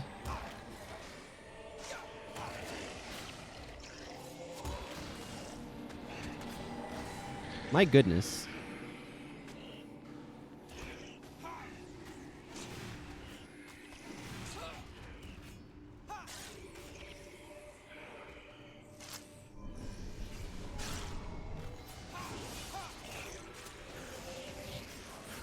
And then Panaku apparently just like turns off some traps in this next room and it's just like, okay, that doesn't feel worth it. I need to be using Remedy Signet for as what is it? Ether Signet? You know, the signet that gives you plus energy. I know. Like if I have Lyric of Zeal on me, this gives me 6 energy, so I need to make sure I'm using it. My energy's getting low. Ooh, I almost have another. Wow, this guy's over 1 million experience points now. That's cool. How old is he? 77 hours. Over 2 months. Over 1 million experience points. Yeah, so Panaku would be able to turn off the traps that are sometimes annoying here. If I just don't cast anything, we're using skills, diversion doesn't do anything, right? Yeah, these things. They're kind of annoying. That's not to stand on them. It's like, it feels like such a minor thing to compare to what Danica and Sin do. It's like, okay, these things are vaguely irritating, I guess.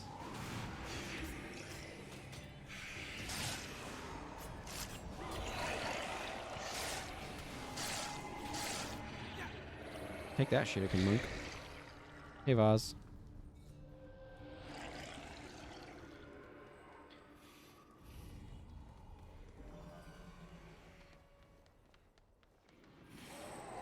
This boss, this has a Spirit of Restoration that needs to go down.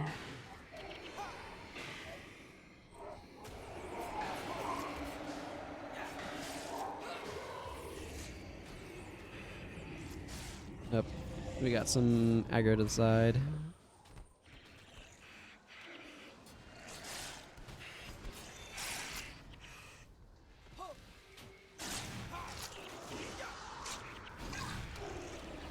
Alright, well that's been cleared up. Now we have a short cutscene. What does this cutscene do? Turns us around a corner. Like, yeah, it just takes us around this corner. Why is there a cutscene to take us around this corner? I don't remember. I think there's a little bit more going on in there, but it just feels, I don't think there's that much. It feels very random. Okay, we want to make sure we're getting Onada here.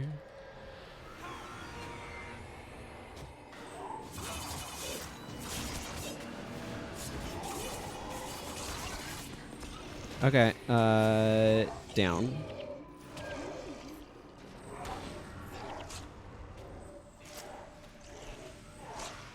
Okay, cool. We will end the rest of them.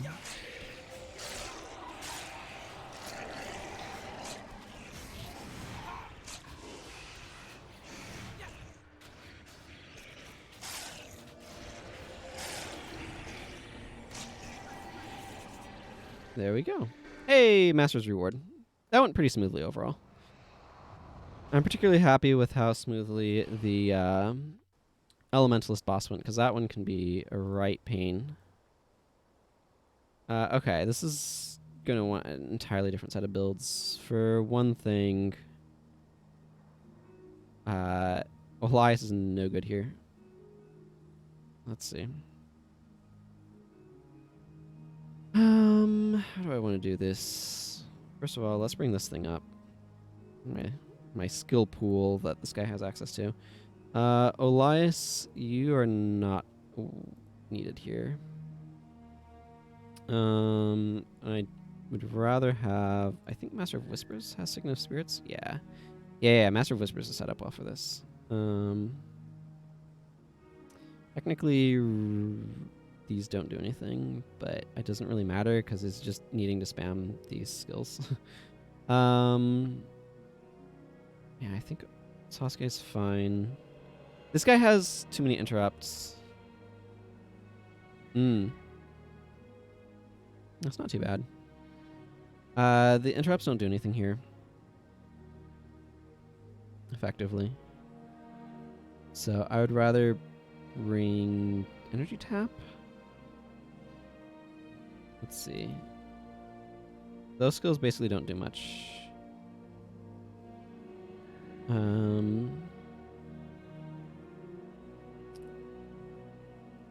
So Energy Tap is good. I often like having an Illusion Mesmer as well.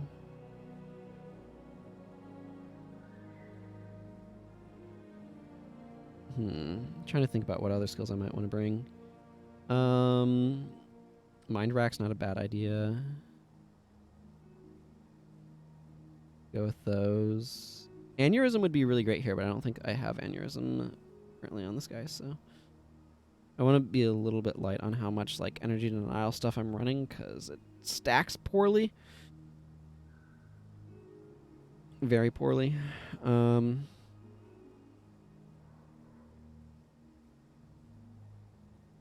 I guess channeling does stuff. The worst idea.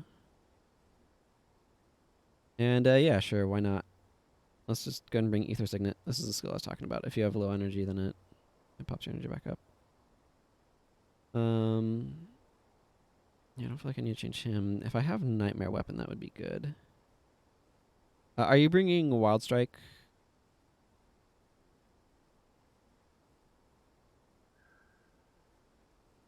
Let's see, there's... Okay, I do have Nightmare Weapon.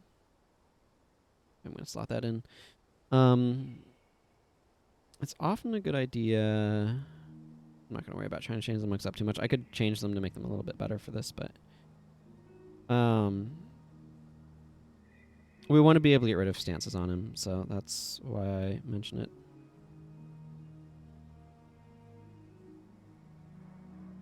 I don't really need this. Lyric of Steel's not a bad idea. I think I'm actually going to grab Defensive Anthem here, and then Wild Throw. Because this will help. I mean, the party gets to block, right? I'm going to worry about processing all this inventory stuff later. I'm probably not going to be making use of the Amulet of the Mists that we get here. Okay. Yeah, you can just leave party and go grab it from...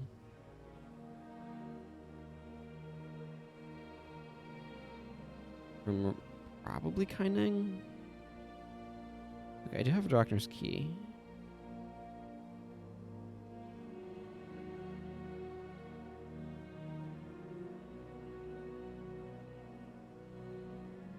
I'm probably not going to want to get any of the final weapons from here, so I'm going to just hang on to what I've got going on. I'll have to check to see if Minion Masters is worth hanging on to later. I think I've done with these guys what I want to. Shiro has a... Because we're fighting Shiro here. a rather nasty stance called Battle Scars that makes him convert stuff into,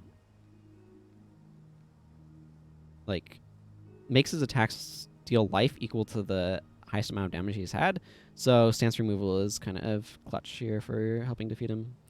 I know people also like to bring Lucas here. Henchmen have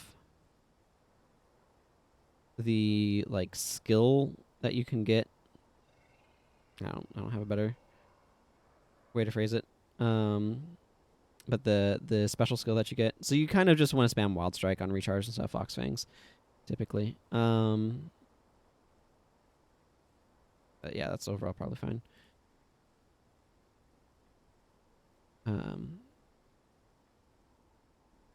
All right, shall we get going then?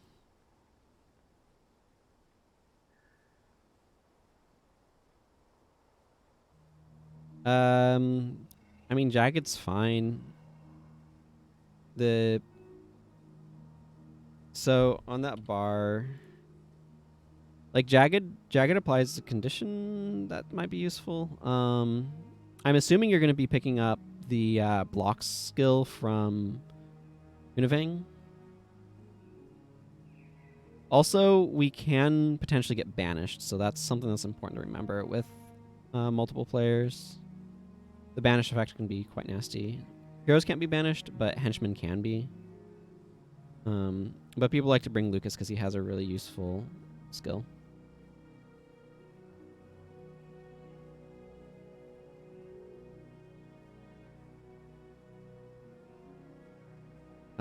That does a bunch of, like, 25 damage per second to things near you, so just, like, it triggers on everybody and gets pretty out of control.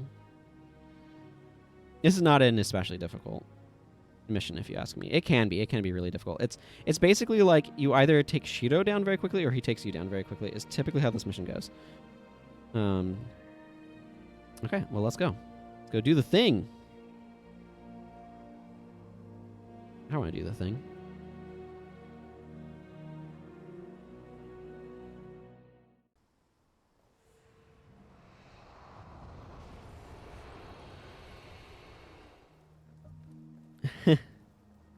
So yeah, I could grab Kunaving's skill here. Just, again, summon St. Victor and Arkham I'll grab it. I'll grab it over We Shall Return.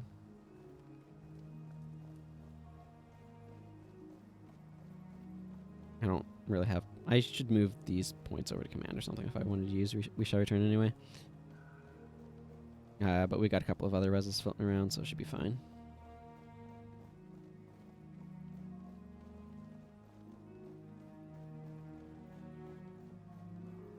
When did I want to start the EOTN slow playthrough? That's a good question.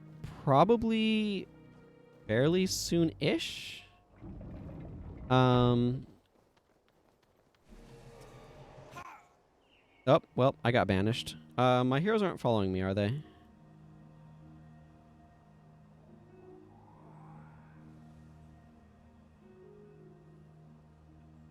I don't know. I'm gonna flag them.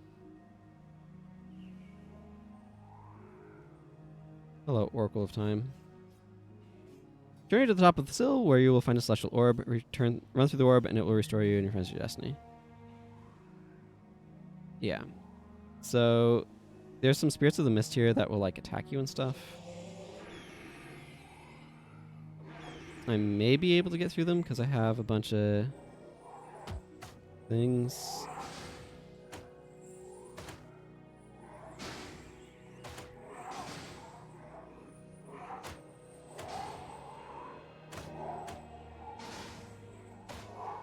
Well, there's the orb.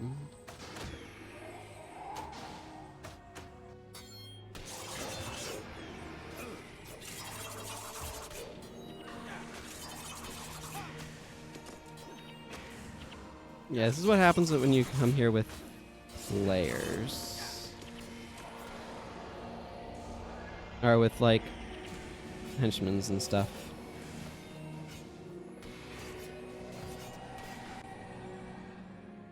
Is you can get banished like this, which is very inconvenient.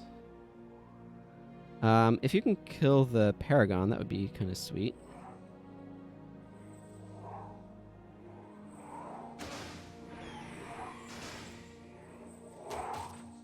Oh my goodness. There we go. This will help. This gives me a chance to block. Cool. Okay. He must have gone super mode.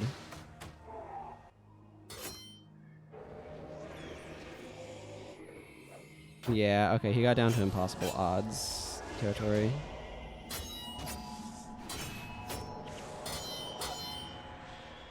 Alright, this is what happens when you go in with multiple players, as banishment happens.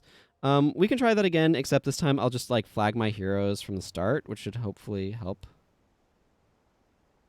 A lot, I hope. Let's see, do I have...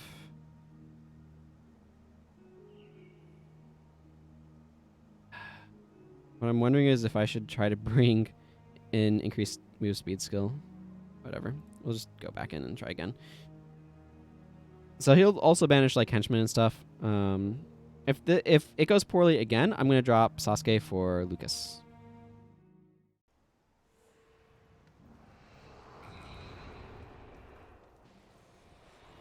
Yes, I want this. Thank you.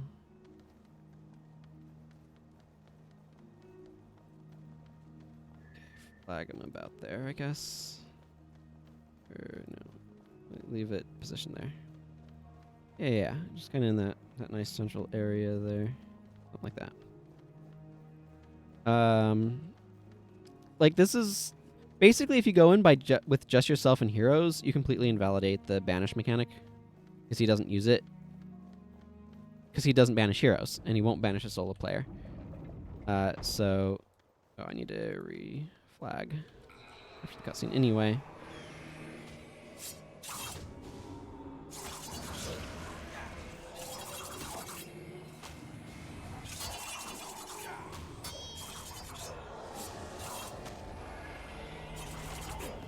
There.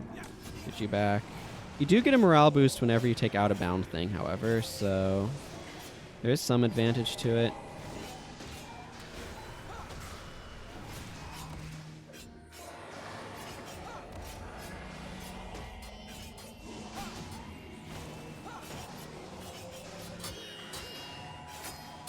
Possible odds is a heck of a drug.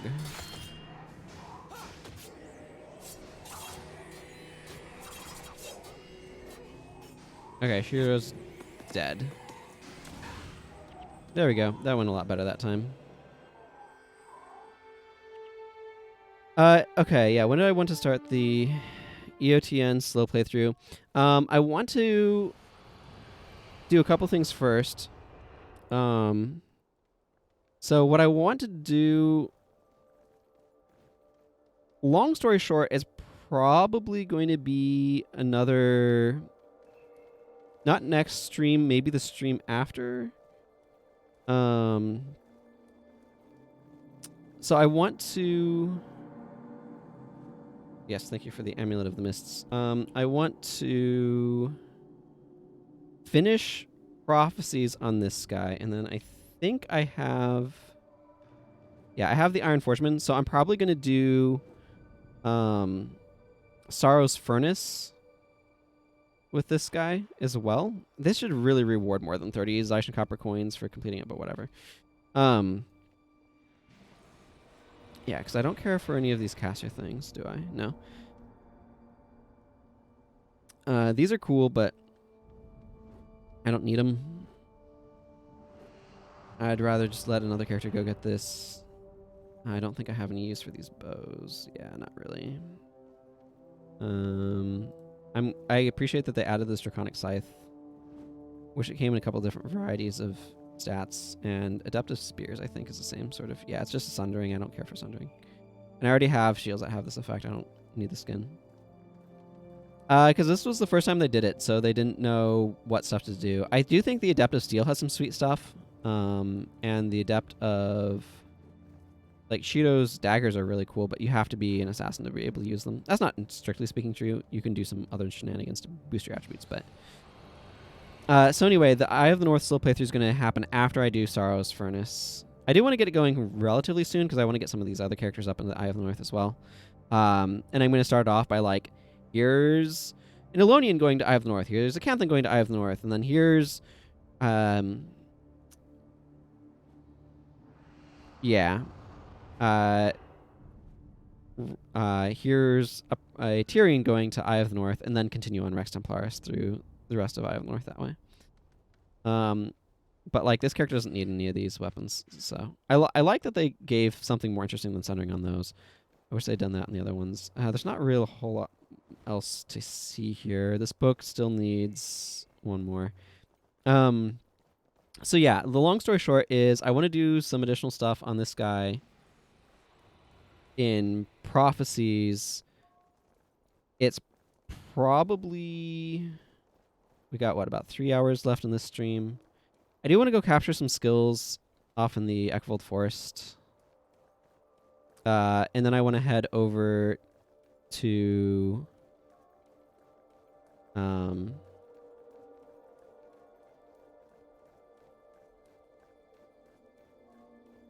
to Tyria and go do like Ice Caves of Sorrow and Iron Mines of Moladoon and Thunderhead Keep and all of that. I don't know if I'm going to get through all of that today or not, but I think there's some good spears at the end of Prophecies, so because the Prophecies one they did after the Nightfall one. Because that's how these things work. Feel free to like zone us. I don't really need to see all this.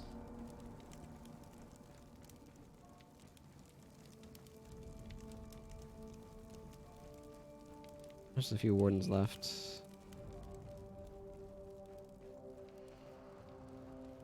But right now I want to get over to Melander's Hope. Are you by... Oh, you probably are back at the starting area. I'm going to, like, hang on to this. I'm probably going to get one of the warrior weapons on Arden's. Or I'm probably... I don't know. The thing is, like, she doesn't need axe because I already have an axe option. I don't know. So, yeah, it's probably going to be... I'm not sure how many streams it's going to take to do Sorrow's Furnace on this guy, but I want to be like up to date on Sorrow's Furnace. So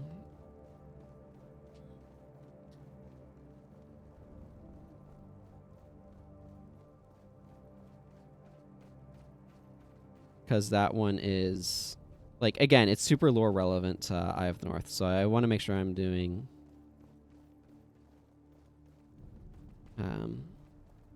a careful look at the lore of Sorrow's Furnace.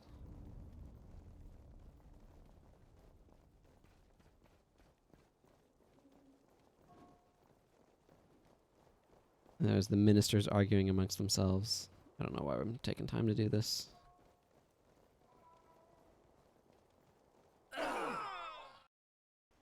We did what we needed to do. We took down the Imperial Kingdom. Okay, so I want to go back to St. Anjeka's Shrine so I can go over to the other side.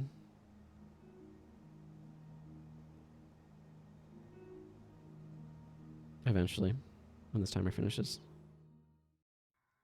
So yeah, that's kind of my general plans. Not quite sure how all of it's going to work out timing-wise, but... Okay, you take care, she'll do. Mana guy, whichever. Glad we were able to go through factions together. That was fun. Do I just grab Cruel Spear? I think I do. That's probably a good sign that it's time to head to bed. I'll grab Acolyte Jin then. Yeah. I get you. But if you're like nodding off, that's not going to make for the most enjoyable play experience. Okay, let's see.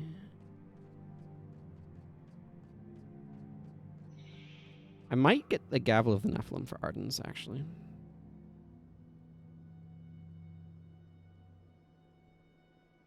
I just need to process a bunch of this stuff at some point, but I'm not going to do that right this moment. So let's just continue around the course here.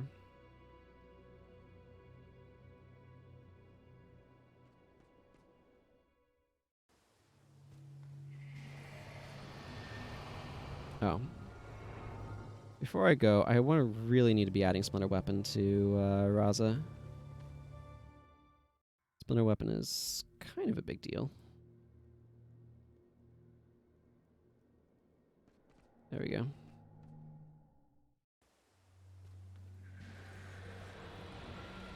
I also might want to do Gwen's story from the bonus mission pack.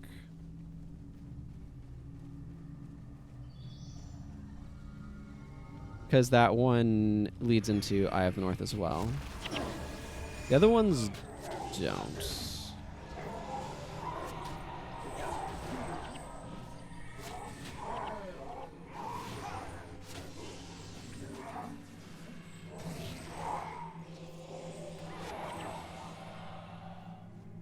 That's less relevant.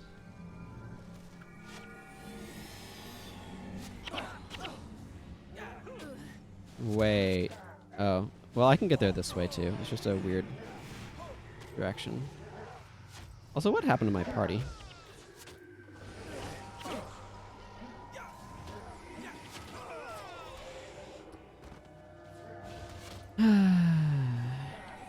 What did happen to my party? I wasn't paying much attention. Yeah. Go ahead and get your sleep, mana guy. I understand completely.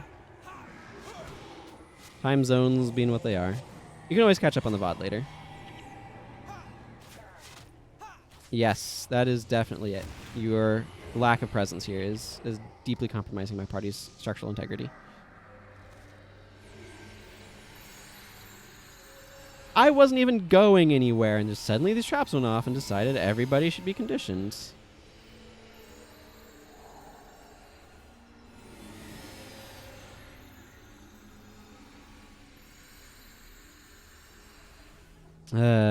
Sounds about right.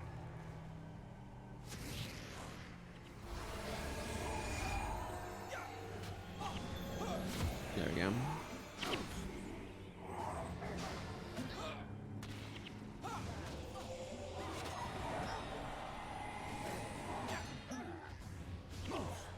Warden of the Mines are actually pretty nasty, and I need to make sure I'm going after them.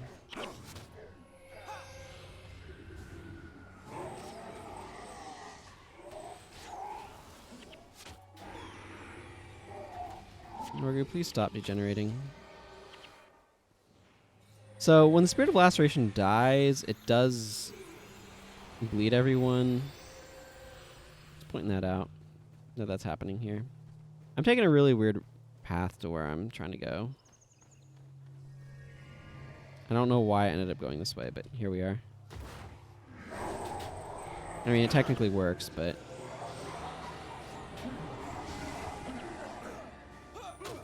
Okay, well, that was unpleasant.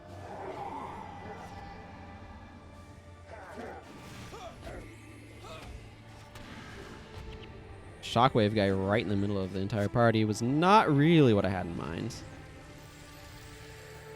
Ooh, what could I get with Warden Horns? I think I've got 5 now. Yeah, let me check. There's something that I wanted to get with Warden Horns.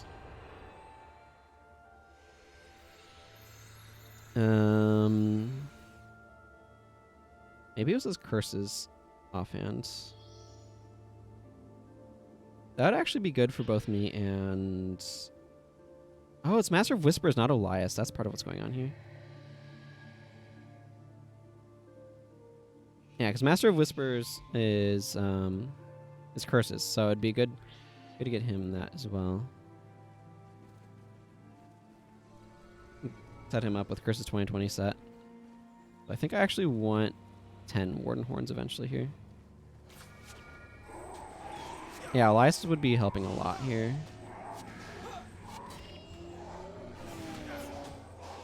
I mean, Master of Whispers bar isn't bad. Don't get me wrong, but it's minions do a lot of work. And his bar is not like amazing either.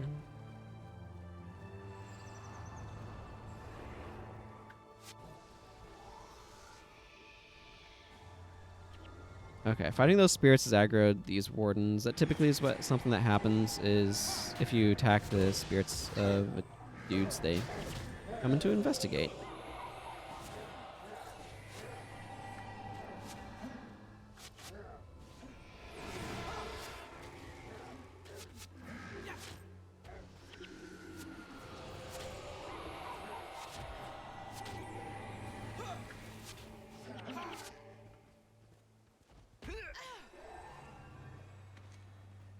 And of course, there's a bunch of traps that we just walk over.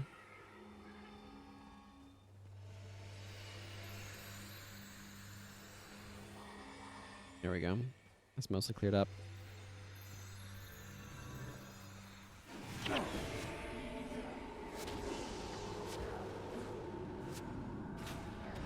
How did that knock me down? So when you move faster than normal, I don't think I have anything making me move faster than normal. I'm vaguely confused at the moment.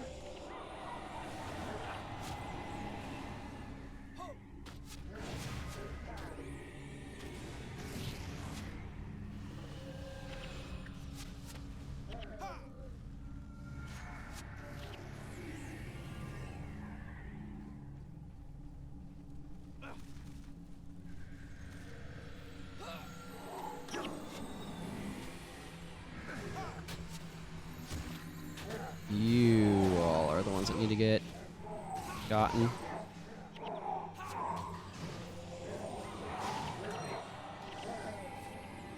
Glad I went back for Splinter Weapon, though, let me tell you. That's definitely helping.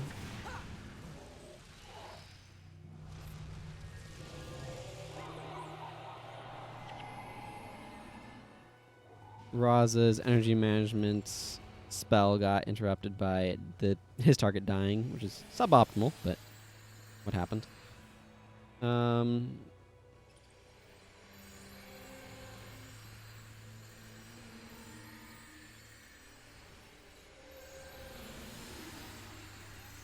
we go. Using mend condition specifically on Donkoro because he can't mend himself. Dual Master Wachen. Yeah, and there's a bunch of dudes over here. Some of these are repeatable quests. But I went ahead to the Brower Academy.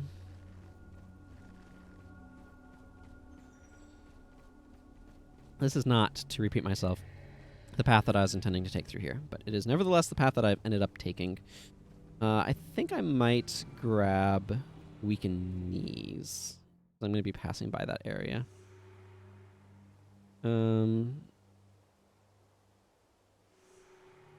Oh yeah, the Discord wall is back out in there. Okay.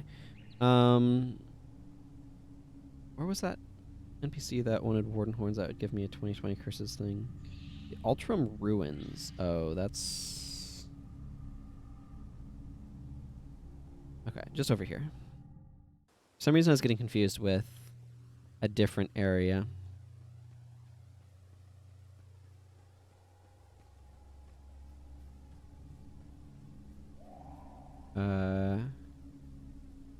This one.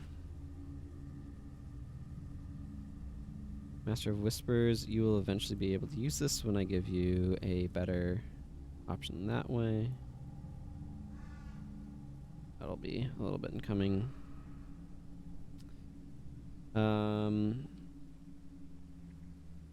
Right, so Discord Wallow Lyre is in Drazach Thicket. I think it's more immediate. I'm going to boot Master of Whispers for Olias, because that's who I want on my team right now. Maybe I don't want Acolyte Jin. Excuse me.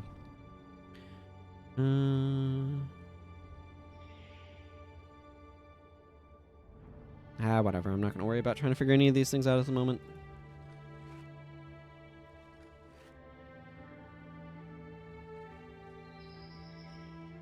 Let's go get this Discord Wall of Lyre, because I'm going to need to go by a place that has the other thing. The third one in the quest chain. So I might as well go just grab this now. Save me some effort later. Get some of these staves ID'd. Staves and bows. Things go up in value when you identify them, so I typically like to do so. This initial group is just particularly nasty, I'm noticing.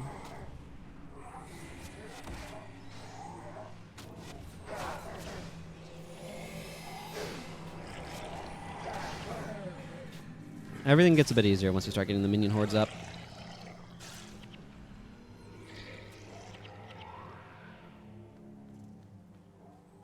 Yeah, we're gonna have to fight this group as well. Need to make sure we go after their casters, because their casters are actually pretty strong, relatively speaking.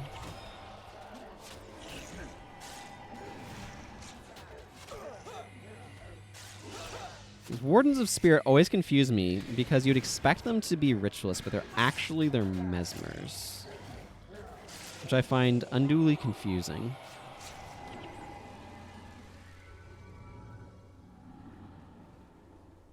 Let's just say I would make a different decision about how to name things. This is a really easy boss to go get barrage off of. I probably want to get barrage on this guy at some point in time, but I'm not imminently concerned with doing so.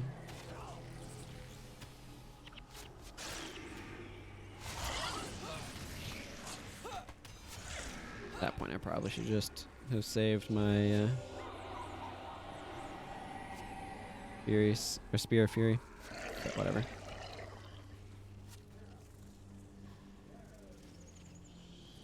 Okay. Discord wallows over this direction. Hopefully we can kind of thread the needle between a couple groups of enemies and not aggro everything in sight. That would be good. I like not aggroing everything in sight. Leads to less dying.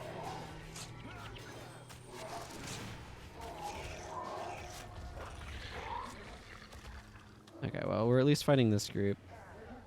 A couple Wardens of Spirits over there that need to go down.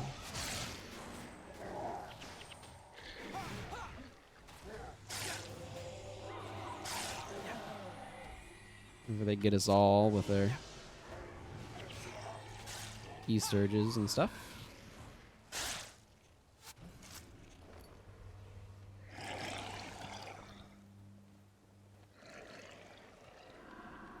And there's the Discord Wallow. I need to go get its internal bits.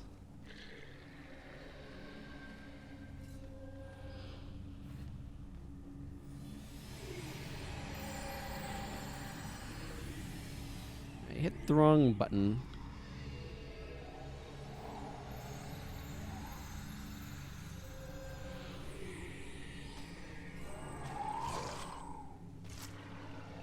There's the sinew. Okay, that's what I'm here for. Go back to HZH, drop off the sinew to Vasily Lutgardis. That way he can give me the other thing. I want to go / necromancer, please. Thank you. And this is along the way to where I'm going next. That is not the map button. It's an unusual path. I don't usually go to Brower Academy from this direction, but here we are. What did you want, Wilhelm Joseph? Do you give me anything I'd care about? I mean, this is a Divine Favor Lotus Staff, which is fine. What do I have Dunkor set up as prop prayers? Yeah, that's not particularly useful. This restoration focus isn't terrible.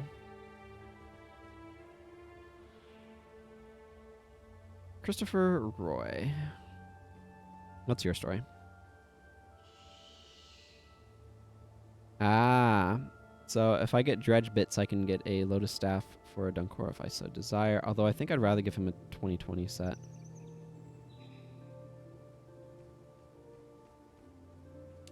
Staves are pretty cool, but it's inarguable that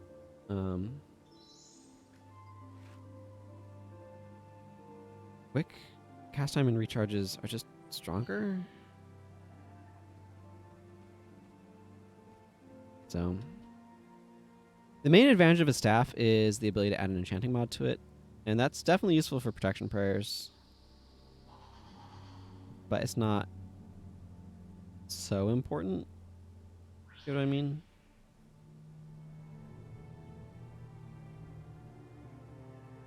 Okay, I want to just sell all this stuff. Where is... There's Bannon.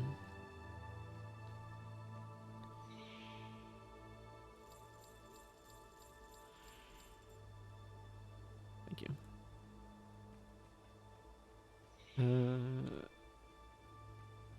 Right.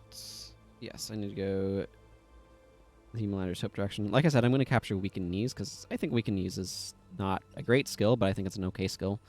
I don't mind having it as like a special one-off on my character here sometimes.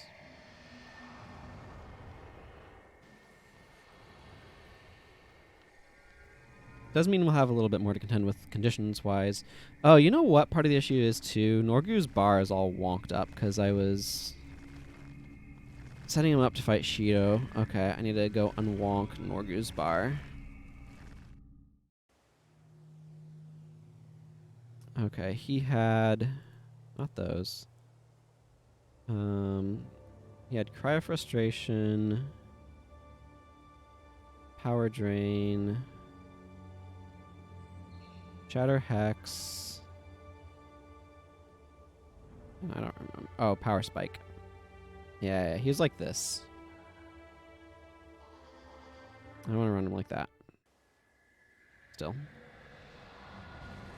It's one of those things where I look over and I'm like, wait. What's Norgu doing?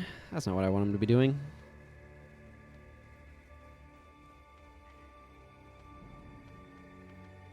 So it's time to change him up. Make him do what I want him to be doing. Yeah. Good times. I don't know how Elias Telcor ended up way back there, but they did, so... I'm gonna give him a moment for them to catch up. At least Telcor's energy is better than it was. I do need to talk to... Yeah, let's go do this one while I'm over here. Gardeners are definitely the high priority targets. They do bonding, so... They're pretty disruptive to your ability to kill everything else. Just absorb a lot of the damage.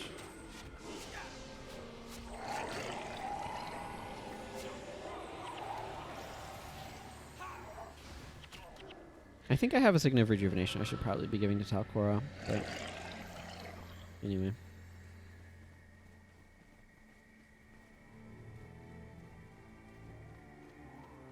Came through here the other day and accidentally did this quest.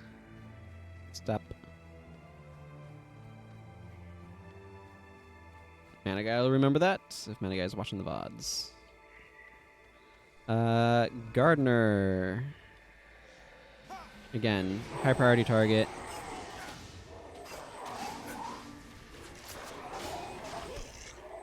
One what inflicts the conditions are the enchantments that I want to get rid of. I don't know why I said conditions. Because I was trying to apply conditions. That's probably why. It's on the brain. I had conditions on the brain.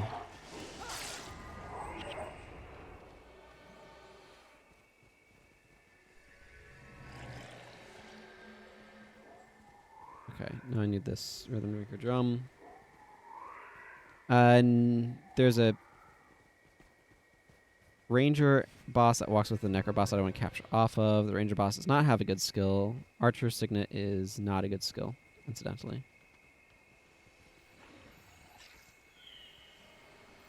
Archer Signet doubles the duration of conditions you apply while wielding a bow, I think?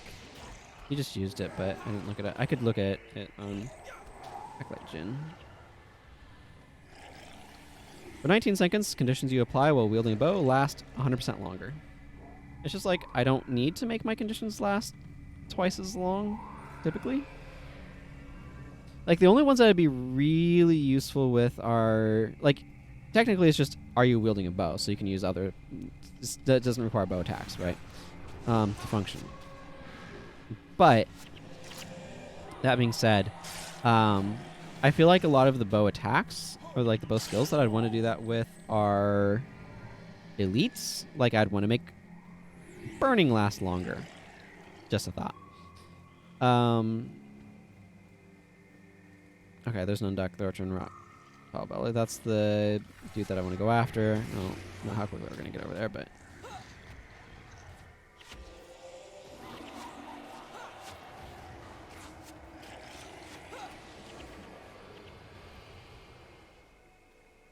where'd he go? It's just over here.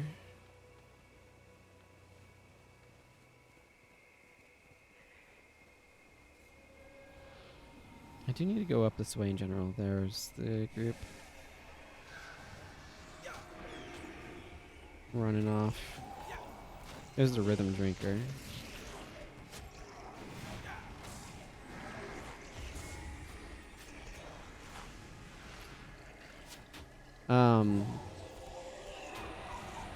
But you could potentially do some weird stuff with, like, some elementalist skill or something while wielding a bow with it and get, like, double duration on burning. Because that's the thing is that I'd most want to do is double duration burning.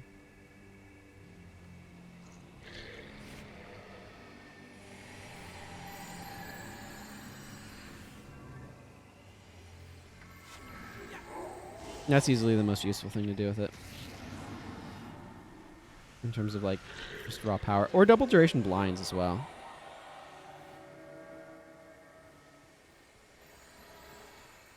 I think it's probably better to capture off this guy going this way.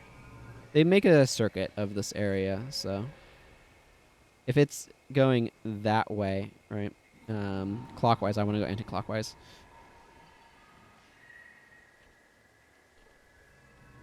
Just intercept it. It'll be a little bit easier.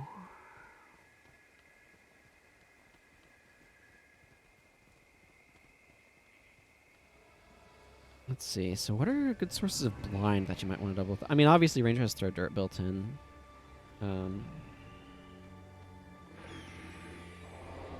You could also have, like, double duration blinding flashes, technically. Or, some of the assassin skills.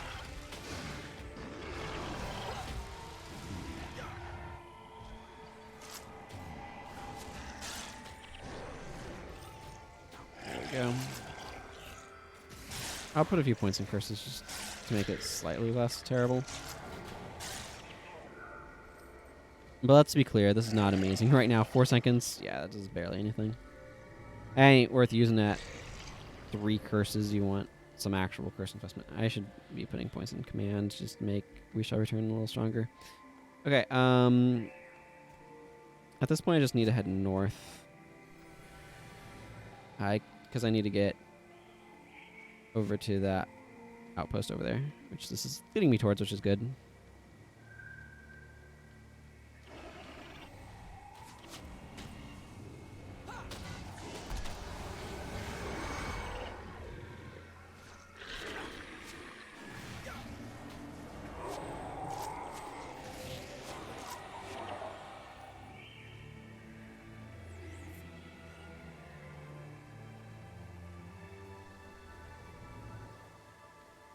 This is definitely good to use on, like, warriors and stuff that tend to run around a lot. It's a cheap spammable hex, relatively speaking. I wish this had, like, a 5-second recharge instead of a 10-second recharge, though. I don't know if that'd be too good or not. But it'd feel a lot better. How much I do know.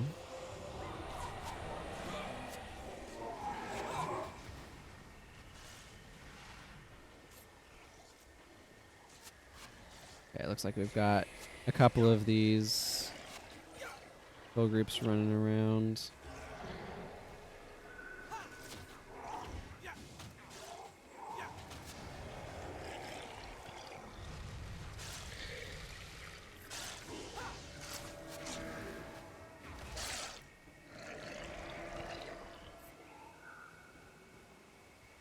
There we go. Figured out those guys are causing me a slight problem. And by slight problem, I mean we're being a nuisance. Yeah, there's so many good skills in this map that are worth capturing. Empathic removals up here, Spirit Light weapons up here, and then Heal as one is kind of over in there.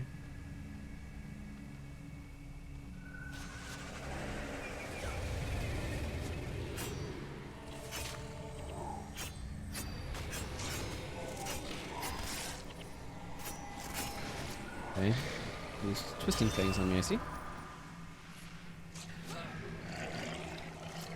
The Spirit Light weapon is definitely solid and definitely one I'm going to want to capture as well. Just kind of awkward because it's like, okay, how do I want to proceed? What I might do here is just go grab empathic removal and then go back into the outpost here and then back out. That's probably what makes the most sense. There's also Locust Fury over there, which is a specific build around me. I've done some assassin builds with it, and it can be a lot of fun. Just kind of set up buffs on yourself and auto attack like crazy. Good times. Give me my cruel spear back. Actually, no. Let's just go stunning strike for this area. Monk. Knife capture. Okay. I have some quests to turn in, but I'll turn them in later. This way. Back out into Melander's Hope. I'm going to want to do artistic endeavors, but I'm going to want to go back out here as a ritualist with a new fresh sign of capture in order to do that. The skill that I want to capture a Spirit Light weapon on the way. And it's kind of up in that area where June's art supplies are. Empathic removal is just like over here, so we just are always very close to it when you walk out the portal. Or I guess it's over there. It's just a little bit. No, maybe it is that little niche. Yeah, you can see Bizarre Wingmender. The other ones all kind of go away, and then they kind of respawn when you go out there. I guess it's more inside that spot, so I was a little off, but right general area anyway. Let's take care of these guys first, though. And it'll give us some minions, which will be good.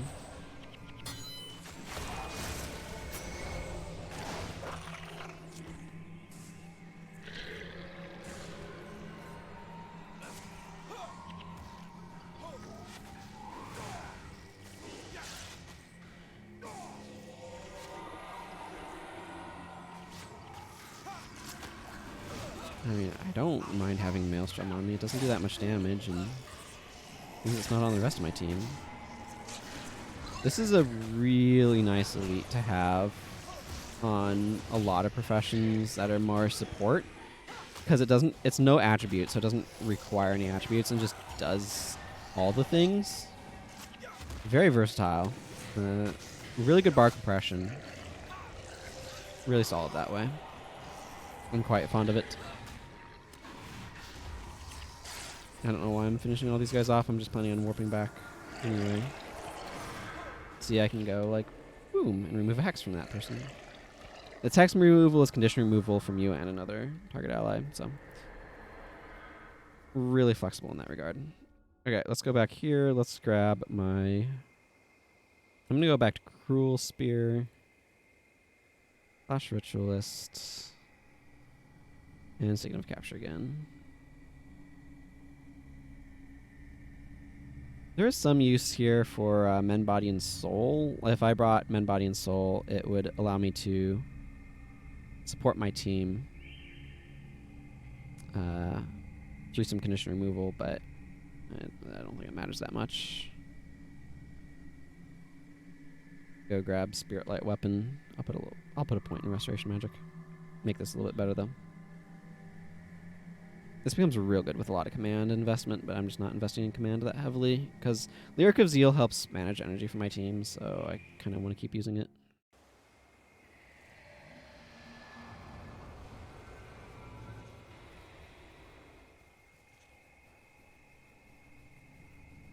I'm going to go pass by in front of that boss again. It's just an inconvenient little truth of like, you can only capture skills for your current professions, so.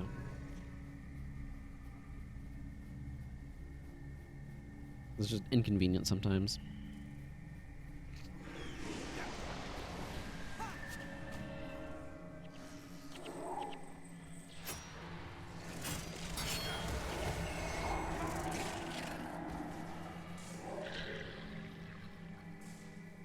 I don't know what they're...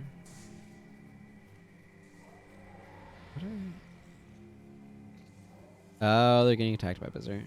I don't really care. That's not my priority right now. I want to go continue on to get June's art supplies.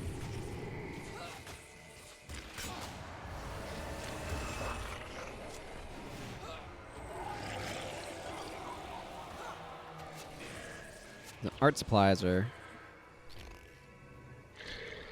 my priority at the moment. Just up through here. Ooh, it's starting to rain again. Well, I ain't mowing the lawn today, that's for sure. Been raining a lot the past several days. And the lawn's been needing to get mowed, but it's been raining, and you don't mow in the rain because it makes the grass clump like crazy. It's all kinds of not good. Clogs up the mower. Just do not recommend a clogged up mower. So you kind of want the grass a certain amount of dry before you mow it, and it's just with how much has been raining, it encourages the grass to grow, and also wow, I'm getting absolutely bodied by these guys. It encourages the grass to grow and makes it hard to mow, so you know. I wasn't trying to rhyme all those things, but it just kind of happens. And I accept it as a cool thing that occurred. There's the art supplies. I did want dredge incisors for something. I'm going to hang on to this. Minions exploding. The Spirit Light weapon boss is just over here. Chicker Bright Claw.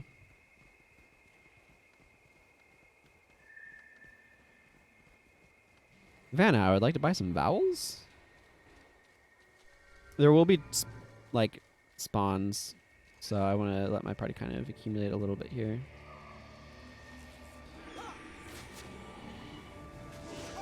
As is often the case, these Mantis bosses look like they're alone, and then stuff drops in, and they're clearly not.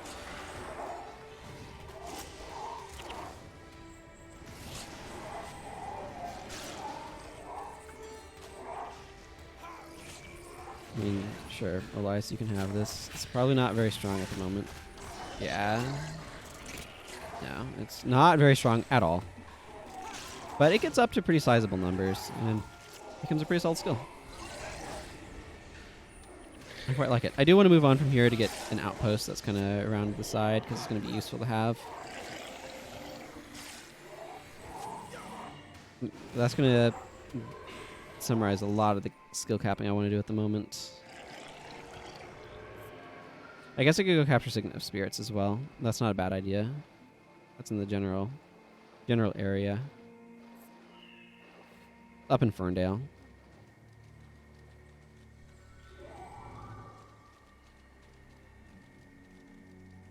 Let's see, I need to go up these stairs.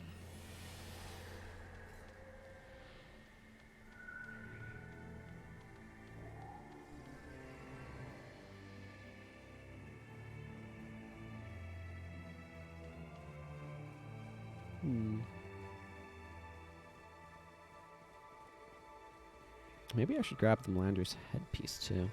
Okay, for a friend there is the ranger boss I was mentioning that has heal as 1. Very useful.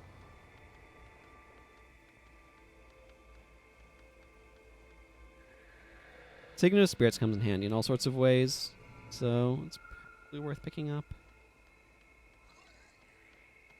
There's a bunch of stuff there actually that'd be worth picking up. I don't know. This character's at a point where it's like, oh, I have all these resources I want to dump into him.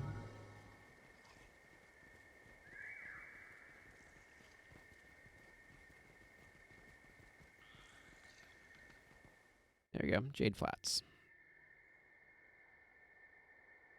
Okay, let's go turn in some quests and HCH.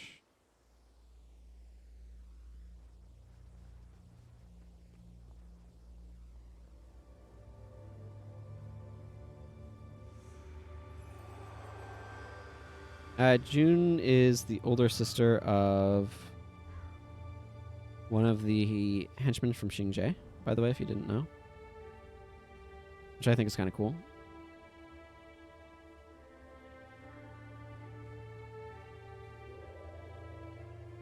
Yeah, and then I can go back to there and turn that in. That'd be good.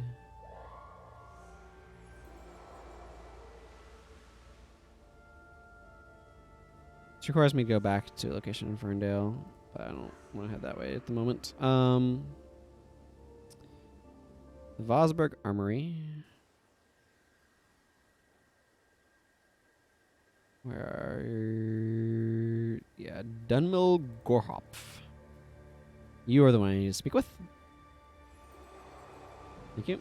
Where's my cursor faction? Pretty high at the moment. That's pretty good, actually.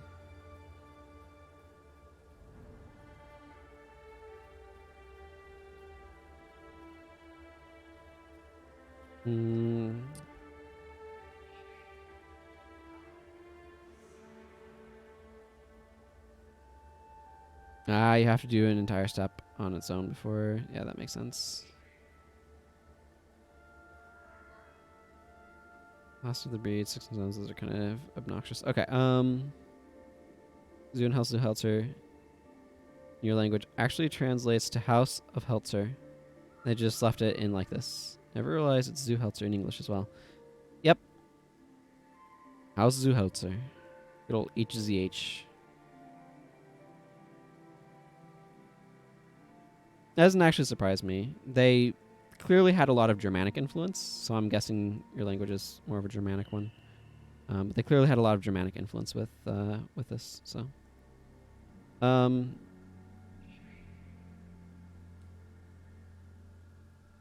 This is one of those spots where, like, the way that I would want to get to where I want to go would be easiest. Okay, you are from Germany. That makes sense. Didn't want to assume. Is I'd use the Assuran Gate to get to Tyria, but I don't have that right now, so we're just walking.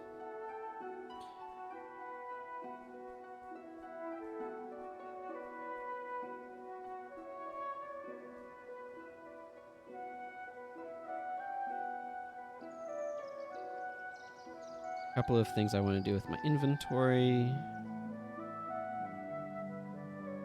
Dust? Nope, just wood. Okay, let's look at these runes with Angel here. Pure spawning power. Oh, it does have some value. Okay. Stonefist I don't think does. No. I'll just use this one. Superior spawning power.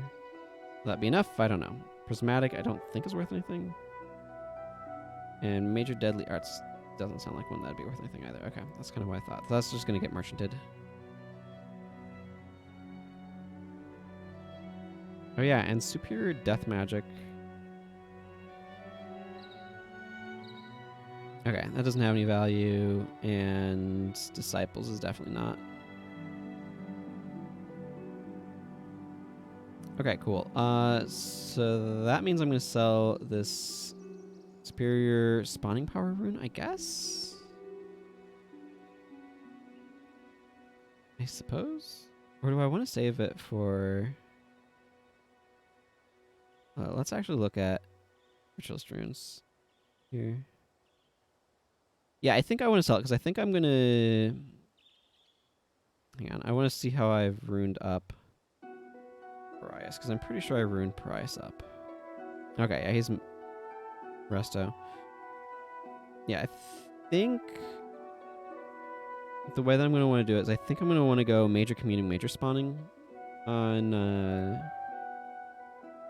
Zandra.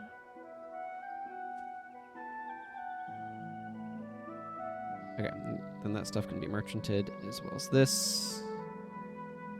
At one point in time, Superior Death was worth quite a bit, but I think as people like came back and acquainted themselves with the way the meta is now, it fell out of favor.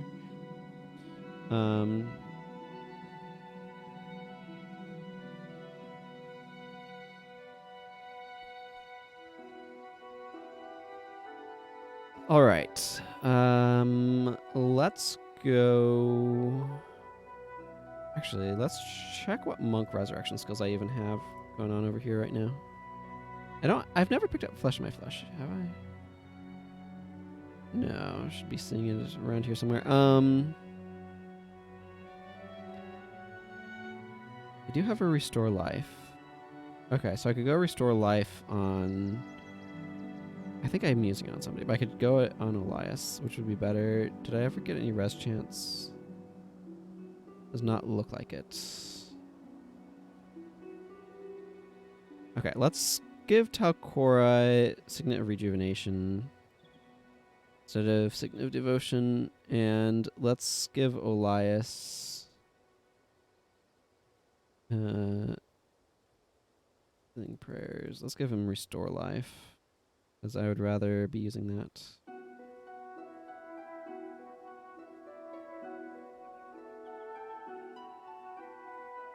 There we go. Cool. Let's see. Will you take me to... I think there's a somewhat limited pool of destinations. Yeah, I do not have that. I need to go to Dragon's Lair. Not exactly my ideal, but here we are. I've basically not done anything over here in Droknar's Forge, so kind of how it is. What do I want to bring with me? That's a good question, Self. You know what? I'm going to go /monk. I don't really feel like there's a skill there that I need to bring. I'm just going to go ahead and bring empathic removal as just kind of like a just catch-all utility skill.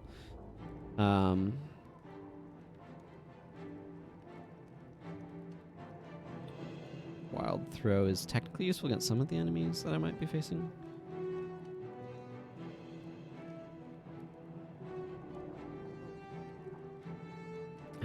Yeah, I really want Eye of the North skills on this guy. Eye of the North has some very useful skills. I might just bring something that can serve as energy management here. Probably just Energizing Chorus or Course of Restoration. Like, neither of those are like super useful to anyone else, which is a little bit of a bummer.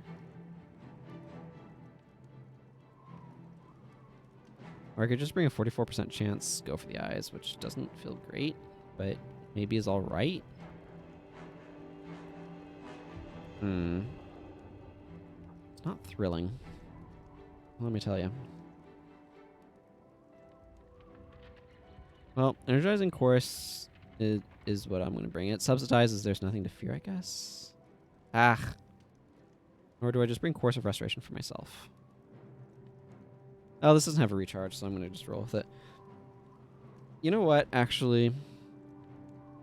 I'm going to go for the eyes. I don't feel like I need the cheapening effect. And I would much rather have something that's going to at least help Jin a little bit. And the minions and stuff a bit, rather than monkeying about with other things. Droknar's Forge is a map that does feel like it should have a few more quests in it. It does have a bunch when you beat the game, actually. The Titan quests from the Vision of Glint over there. The Brotherhood of the Dragon. It's less a religious sect and more a political organization.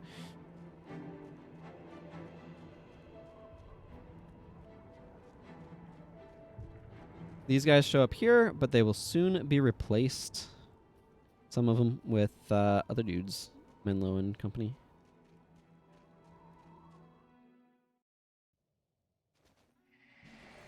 Okay, well, let's go fight some Stone Summit Nashers, shall we?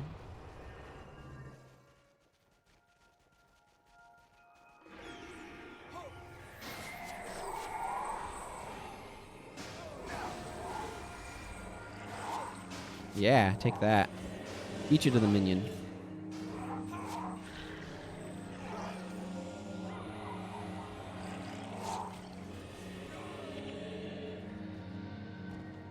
That's the real goal. Get minions before they do. Korg Snowfoot. Good solid name. I was through these areas somewhat recently on...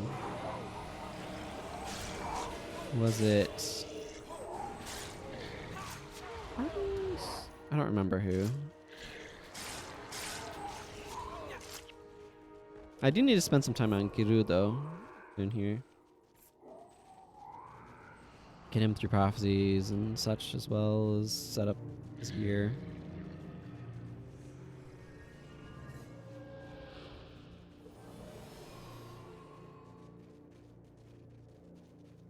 There's a bunch of skills that I'll want to be capturing out here at some point as well.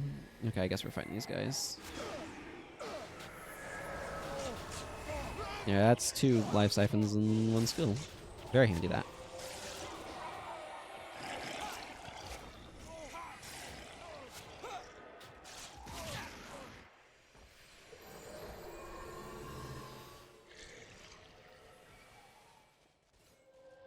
Let's see, Ice Caves of Sorrow.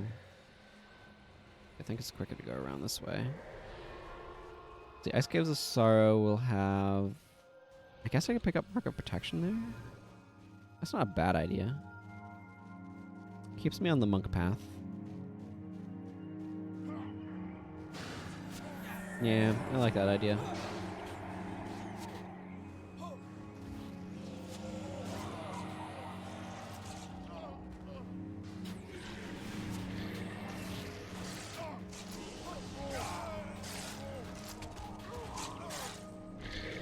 I like that idea just fine.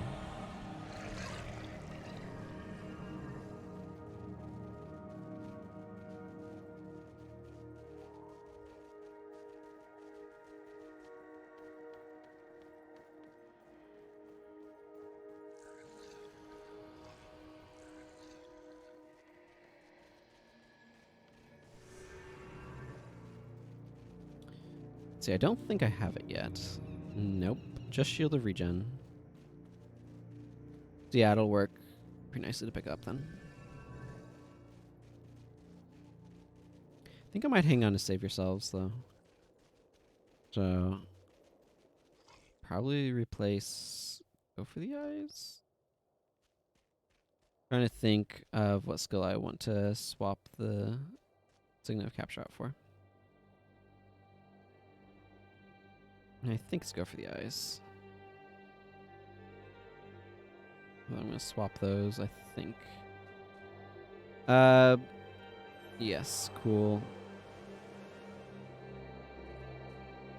Nothing I need to clear out from there, so let's enter a mission, I guess. I think this team will be fine for doing this. Heroes can probably take down the Mersat. I think they come pre-infused, so... You know what? Let's find out.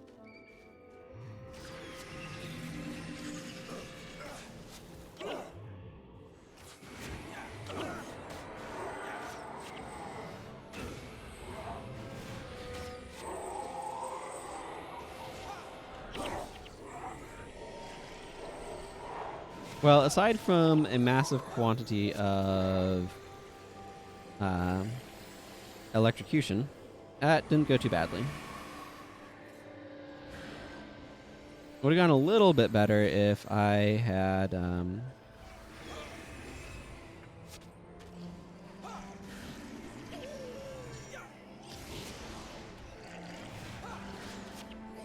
if I were infused, but you know, it is what it is.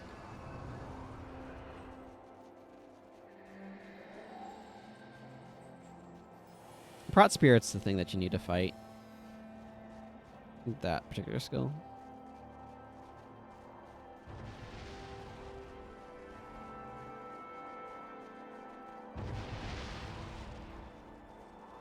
And now we come to the hour of fighting siege equipment and knockdowns and other annoyances.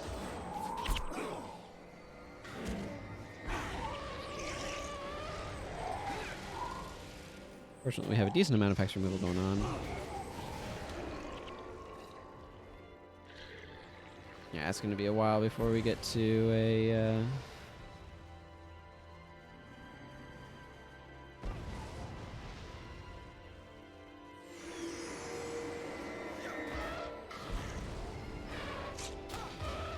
position where we can capture a skill that I'm interested in, because it's like the end of the mission.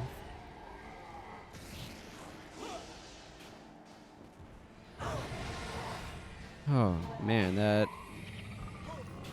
those siege engines do hurt a lot.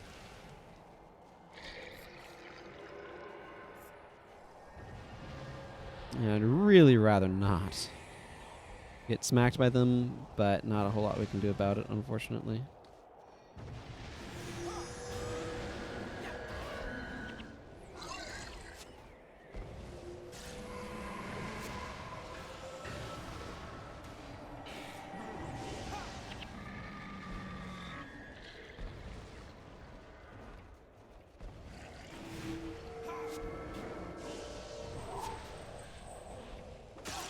Yeah, that's where empathic removal really starts shining, when you're able to take off like multiple hexes, stuff like that. It's still pretty solid regardless, but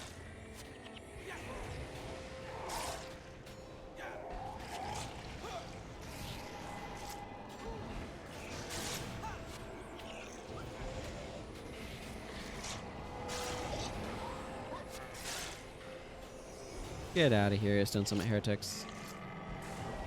And I keep hitting that skill because I expect it to be something that I wanted to use.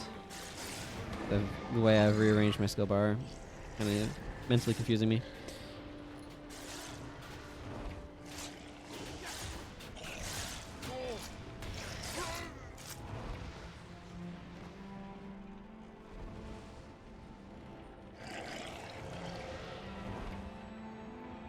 Fire that for no good reason. Can though. Oh, maybe it hits there? Hang on. Hang on, now I need to go figure this out. If I ratchet this bad boy up...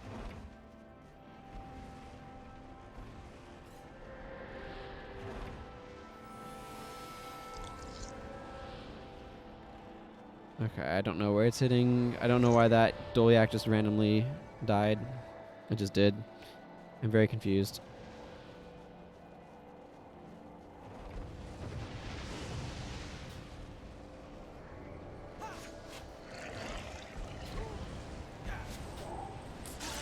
Cool. Now we can fire this firing lever. And the Dolyak will escape. Because we aim it in a place to startle them. And then the startled Dolyak stampede in a circle for a bit, and then bust through the fence. And just absolutely destroy the White Mantle. If you skip this cutscene, then you can see the Dolyak spinning around on their thing, but all of the White Mantle are dead. It's kind of funny. And then with them no longer there, we can finally go across that bridge without getting sieged, which is really nice. What did I get here? Minion Masters... Outfit A. You know what? I don't know what those are worth, but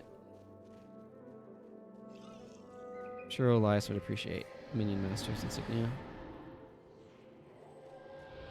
seeing as he's a Minion Master.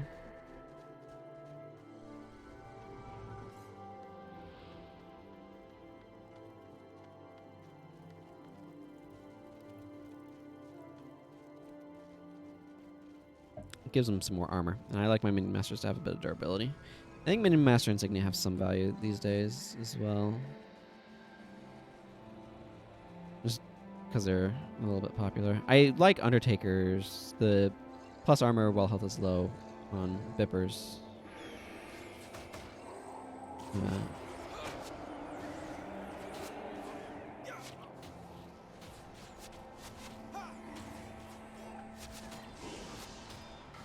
Just because it...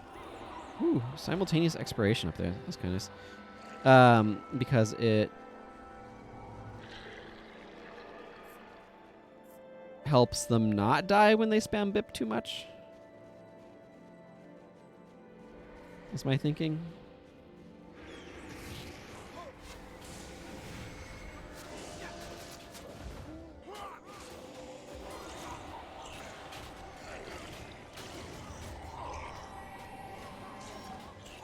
These guys are not using very many conditions and things.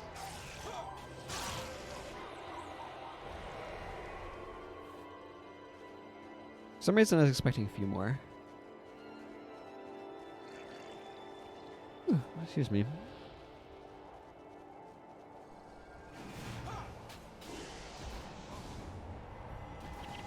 Not the right button.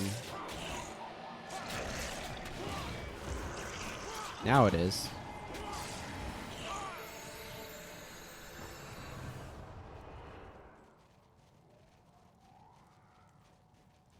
Dwarven powder keg station. Gonna go blow some stuff up as you do.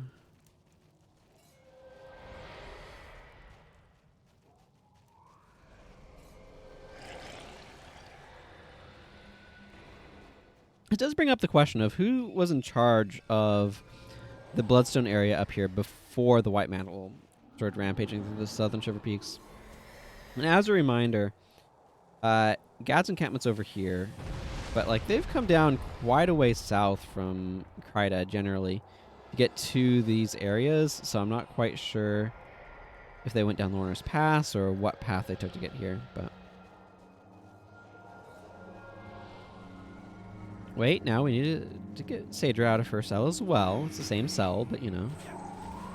I don't know why it's ignoring Saedra here. It just kind of randomly is.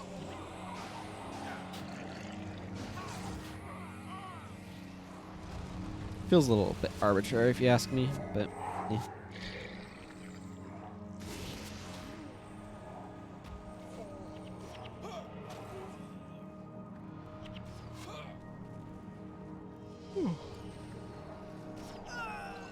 I got to bed later than I should have last night.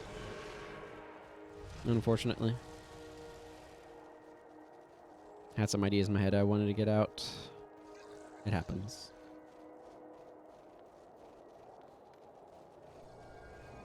We actually have a good amount of hex removal on this party, so that's nice.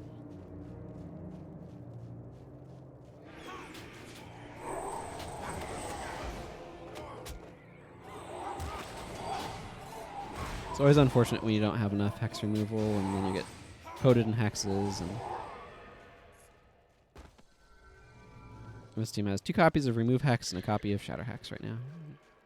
Plus my empathic removal, so good job of helping keep us clear of hexes, which I like.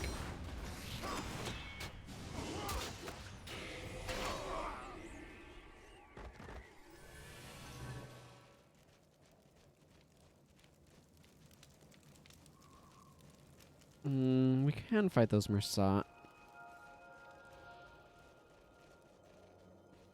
Certainly quicker to do so. Don't really want to fight Jade, but Mersat are fine.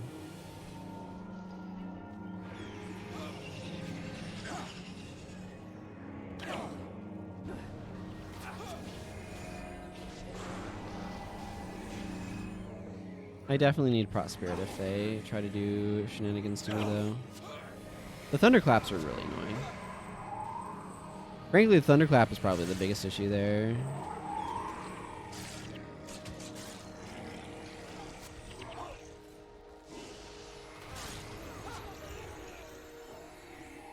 Henchmen, by the way, are not infused at this point, I don't think. So you can potentially survive some Mersat encounters with them, but it'll be kind of painful.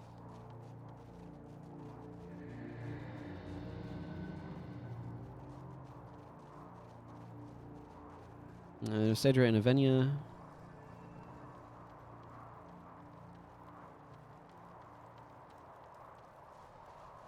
And the big old group of White Mantle that chill out over here by the Dwarven Powder Keg Station.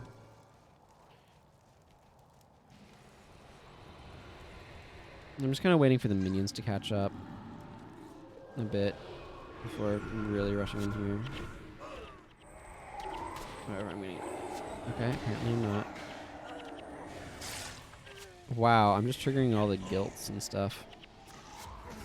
That wasn't great. So normally what you'd do is you'd blow up the door by them, and then you have to come back down here to grab another one to blow up the next door, and I just don't like doing that. So I always blow up that door first. I do wish I had a move speed buff right now, but I do not, so I'm just going to have to walk slowly. These are bundle items that slow you down. Ritualist ones do not have a speed debuff on them, but other like in-world ones do, so. Kind of annoying.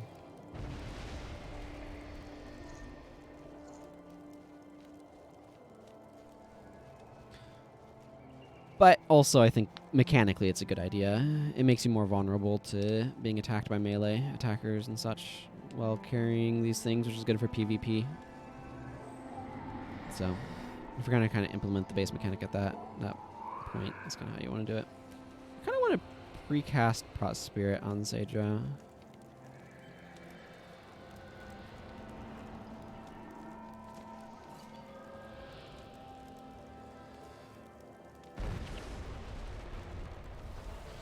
Well, Saedra just dies in that cutscene, I guess, anyway. Now, what you'd have to do here is you'd have to go back down, grab another keg, and then come up. But this way, I don't, because I already did that. I don't know that it's faster, but it feels a little bit more optimal. The other thing that I like to do here, which I've did the previous time when I came through here on Ardens to get to Marhan's Grotto, is you can just come up here, and instead of being chased by Mersat, you just cross a threshold, and it triggers the Mersat to begin leaving. And then you just let the Mersat clear out all the dwarves for you, and you don't have to worry about it.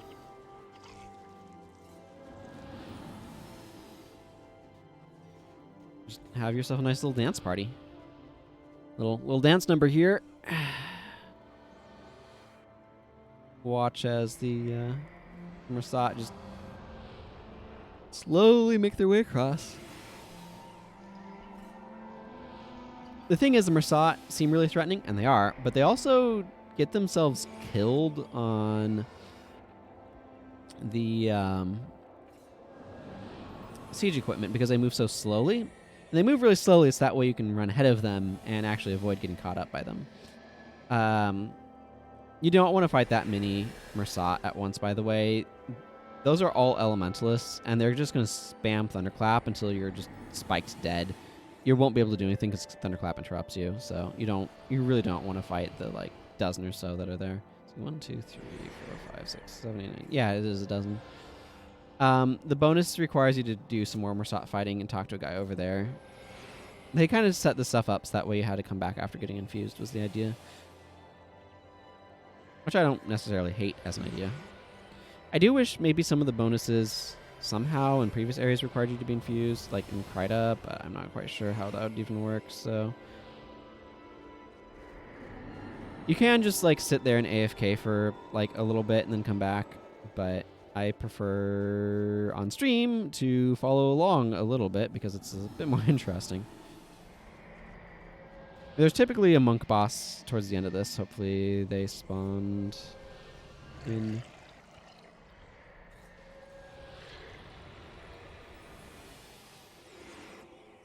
Right now I'm just waiting for the Mersat. Go on. Get out of here. Shoo.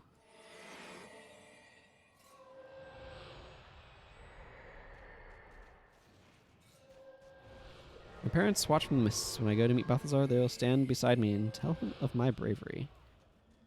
Is that how that works?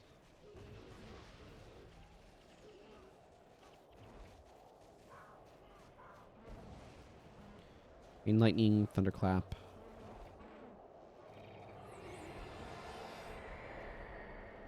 Naturally, because they're allied with the White Mantle, they don't fight them. Of course, the Mersat are only implied to exist previously. Hey, Dead on Stick.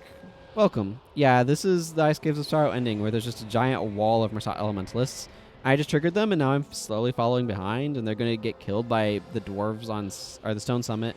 Yeah, the dwarves on siege equipment. But they'll clear out a bunch of other dwarves in the meantime. It feels safer. It's not really... It's probably slower, but meh.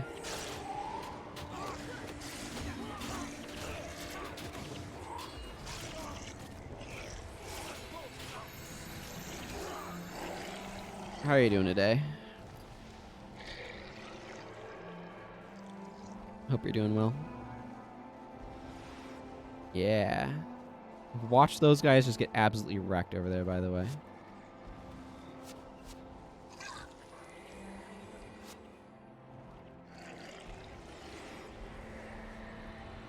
Yeah, they just destroyed those dwarves. But this siege equipment is just going to end them.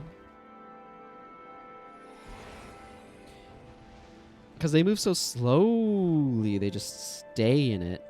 And stay in it. And stay in it. Another volley will... I think they're maybe far enough ahead that they're not going to get hit by this next barrage, but I'm not sure. Nope. Yep, you can see it's down to just one Mersat there now. Because they just... 5 of them just got killed by the siege equipment just because they're moving through that area so slowly. They get hit by every bit. I am not infused yet. That's a good question. I am a good bit of ways away from infusion. In that I have to go through Iron Mines and Muladun.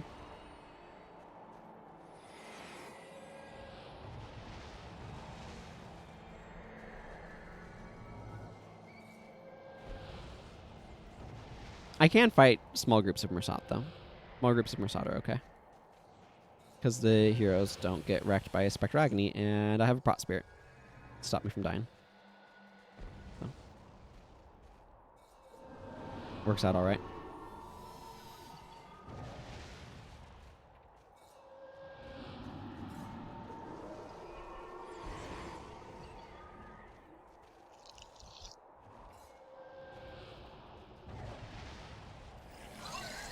Oh, next round of siege is gonna really... Yeah.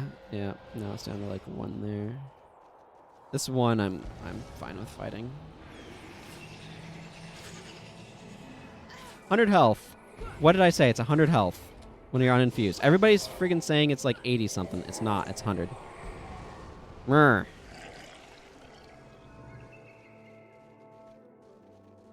Vindicated. I don't know if y'all were able to see that. I can post a screenshot in the thing later.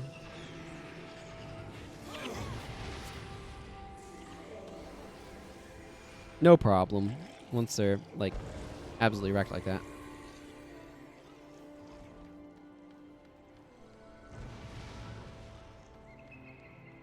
Dart a Golden Chief. That. Yeah, okay. That is the one I was wanting. Good, good.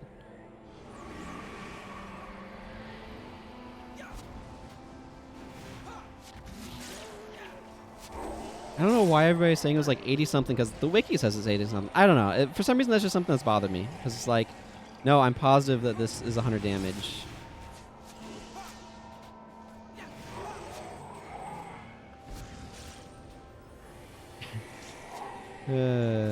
Whatever. Give me my market protection. It's terrible right now.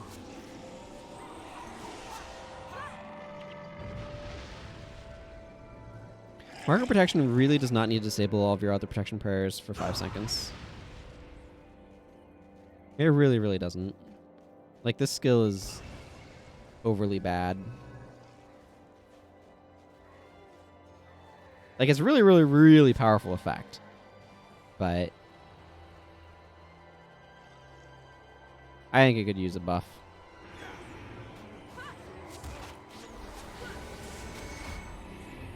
There, I'll defend myself for a few seconds. It'll be great. Absorb all of 6 damage. Be great for the wanding that was happening, technically. Last guy's getting wrecked by Melandria's arrows.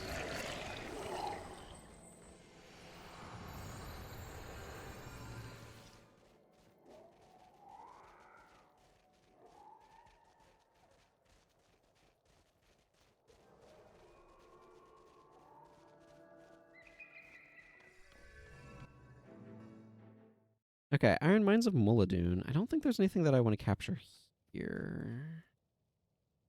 There's potential for skills that I want to capture. Spiteful Spirit to appear, but it's just unreliable, so I don't think I want to bother trying to do that. The real question is, do I want to focus on your mastery for the rest? I think probably, so I'll leave that way then.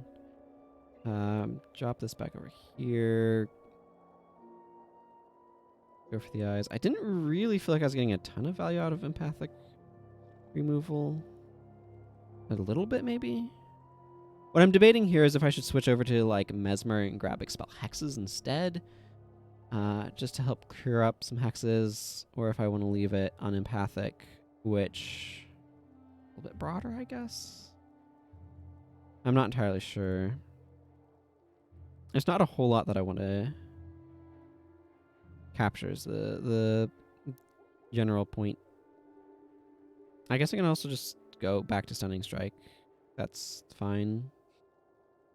You know what? Sure, why not? Let's just go back to Stunning Strike. But then what goes here? I got a couple of different options. I can bring like Ballad.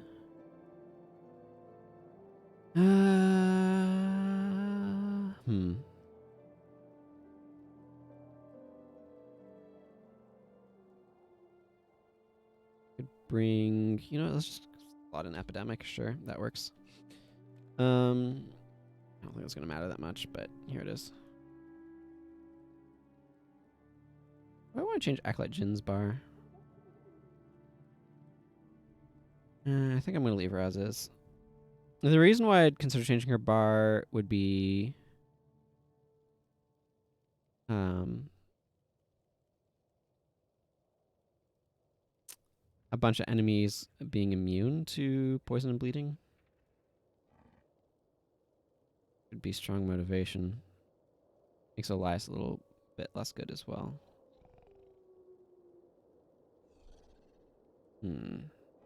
Let's actually try changing Acolyte Jin over to Master of Whispers, now that I think about it.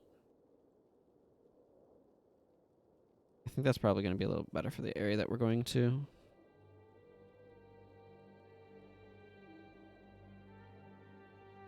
Yeah. Yeah, that feels a little bit better to me. Intermission. Let's go get infused.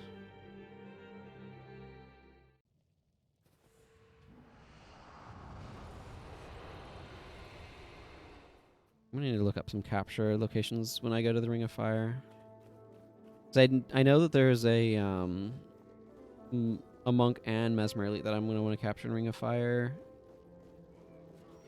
But what I'm gonna want to look up is if the Mesmer Elite can be captured elsewhere. Or the monk one. Either one, really. I will need to acquire some more Sickness of Capture.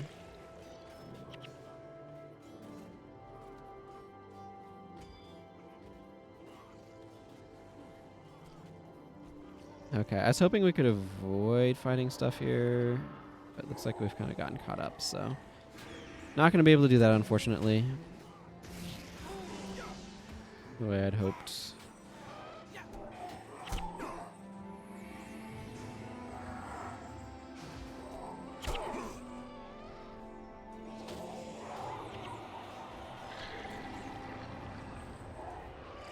For some reason... Some of the heroes got kind of caught up on stuff. Just suboptimal, but just kind of how it goes.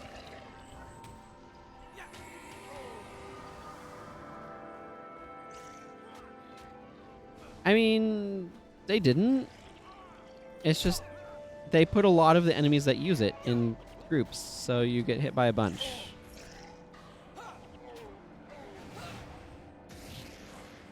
It's only used on like Thunder Giants and the Giant Beastmaster, or the Beastmasters. It's just they put a lot of Beastmasters in groups, so you just, or Thunder Giants are just like, here's a group of 5 Thunder Giants. So it's not that there's like a lot of different enemies that use it. It's just a lot of the same, like handful of enemies that all have it.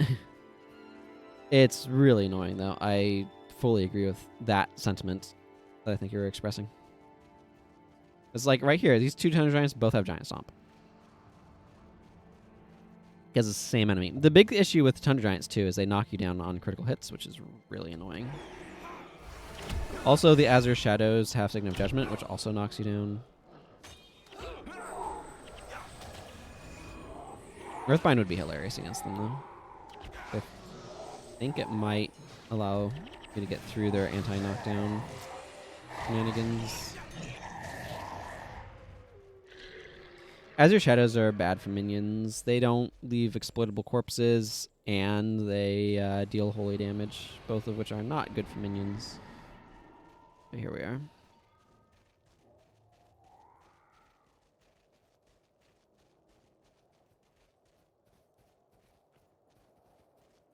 Okay, we're gonna probably need to end up fighting those guys. Yeah. The minions are all gotten engaged in them with them. I could leave the minions behind, but now I'm engaged in battling them, so never mind that.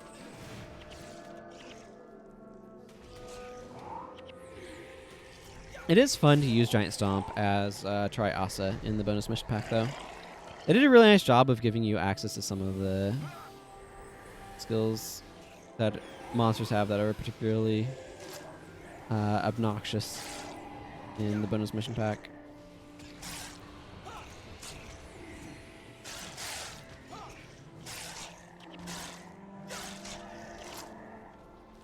Giant Stomp on Triasa,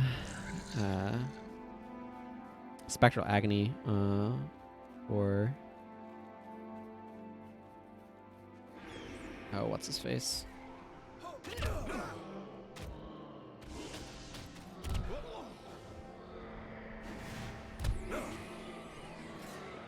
It's all Alessia.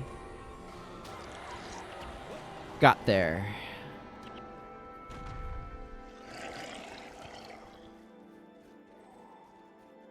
Took a bit, but I got there. Back to Giant Stomp spam.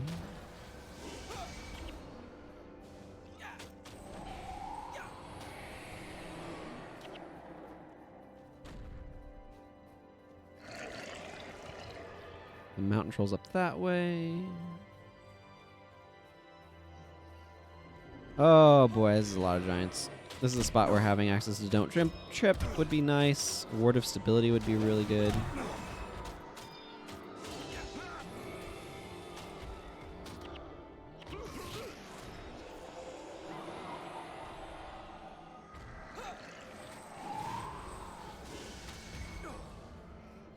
It has like a 4-second activation time, which seems pretty long, and it's theoretically easy to interrupt. It's got a very visible wind up.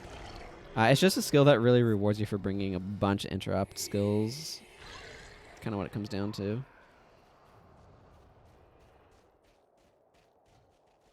Benefit rangers and mesmers. But the thing is, you like have to be paying attention, and you have to have those sorts of skills, and I don't currently on this character, so kind of a moot point.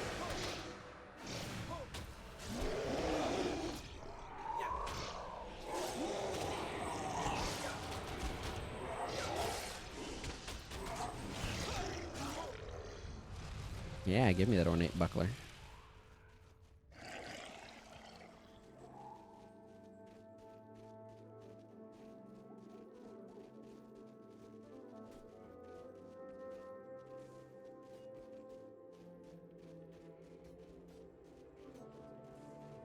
You can technically fight down here either way. This way is shorter, but has more fighting.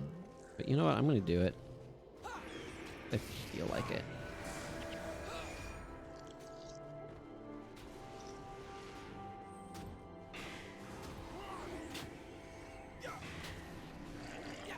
White Mantle Zealot, could you maybe not? Thank you.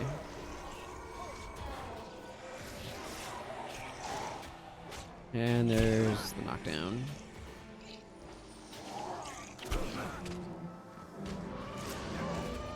Kinda wanted to do a thing there, but okay. And the knockdown. I don't know if you noticed it, but this guy got knocked down then too, because that's just how that skill works. Knocks down all the things. Pretty potent in that regard.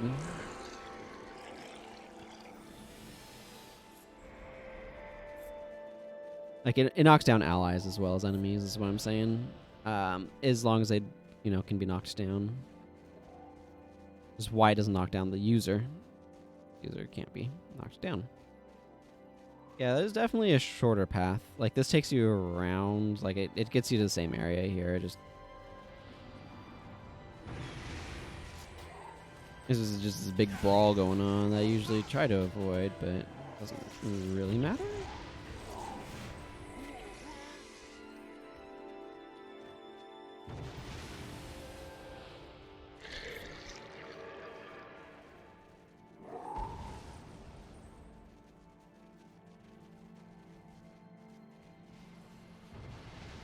Ah, yes. Nothing like fighting for which one should take priority in the render queue. Got some triangles like that every now and then in some of these areas. The transition from ice to snow could be a bit smoother. Ow.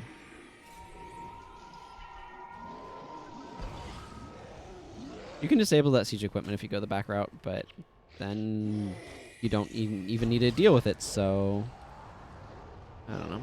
It's kind of pointless to me.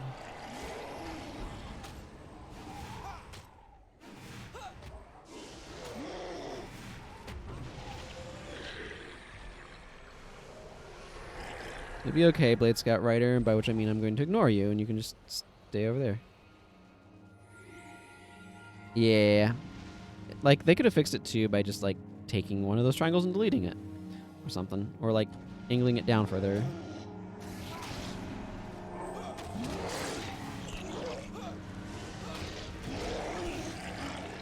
It's just random which one gets rounded on top. Probably floating point rounding error, if I had to guess. Just happening every frame, positionally.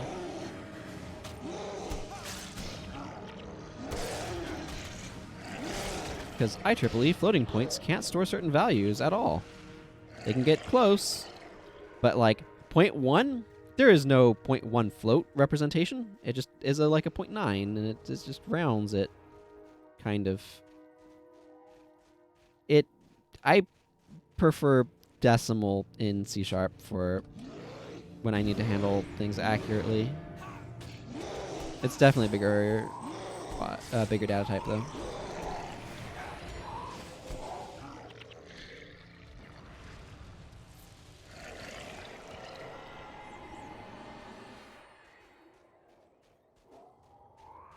Very distinctly shaped dwarven houses. You can see ruins of them in Guild Wars 2 if you like to go swimming. So apparently a lot of these areas flood for some random reason. I don't know. I wasn't in charge of figuring out what happened with Guild Wars 2.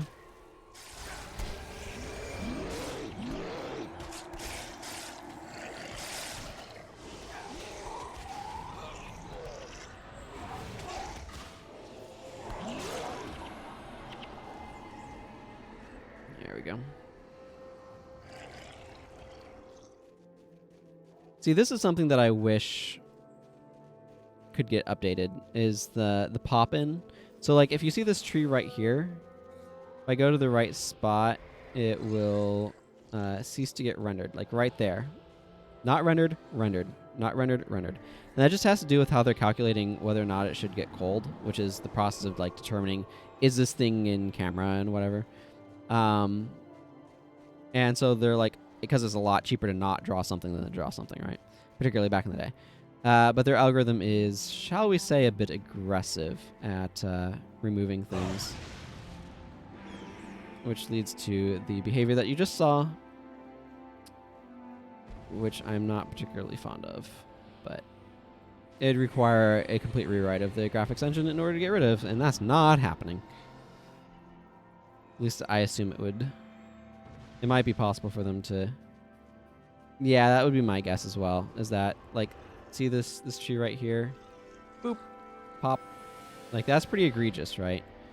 Like, just that tree just, like, pops in and out, like, over that short distance. What's probably happening is, like, at some point, like, right in here, that they're using to determine if it should be drawn. And so, like, if it's getting occluded by other geometry... Yeah. Like, right in sort of the middle there. So if it's getting occluded by other geometry, which means it's being blocked, then the whole thing goes poof. So they're not using some sort of, like, larger calculation, because it's a lot cheaper to calculate with points, right? So I'm not entirely sure how the algorithm works, but I just know that it produces a lot of pop-in and pop-out as well.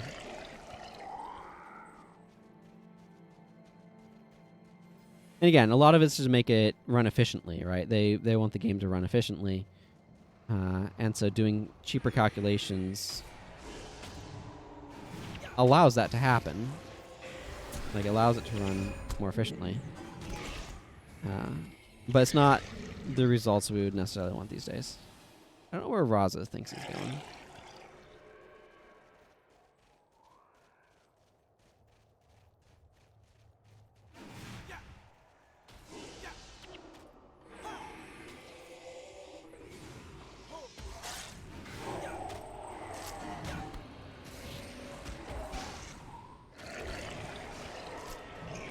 Okay, well, those guys went down really quickly. They're annoying because of Spellbreaker, but they're not that dangerous. Well, the Spiteful Spirit boss did spawn. I could have captured it here if I really wanted to. I don't think I've really gotten enough use out of Epidemic to have warranted bringing it, but there's no guarantee that this guy's going to spawn here is the thing.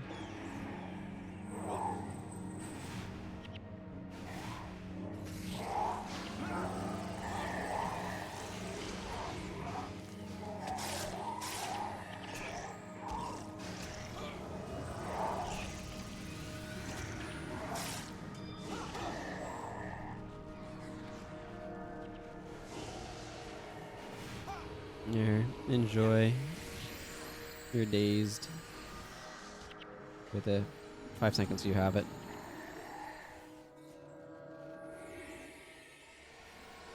I do like this for dazed. It's a lot better than some of the warrior options for inflicting dazed. In part just because the condition is pretty easy to meet, and in part because Spear of Fury is ridiculous. As a form of energy management. Or adrenaline management. 7 strikes of adrenaline from landing this, right? +6 if you hit a foe with a condition. It's not a difficult condition to meet by any stretch of the imagination. Spear of Fury is just a very good skill.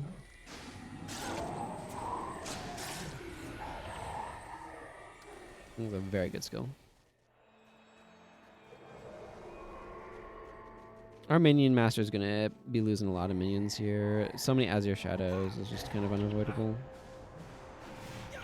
Good in other circumstances, but coming here.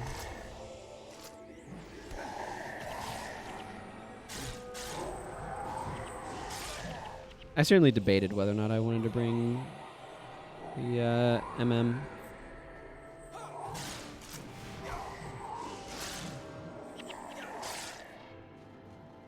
I eventually decided I did, but I had to think about it.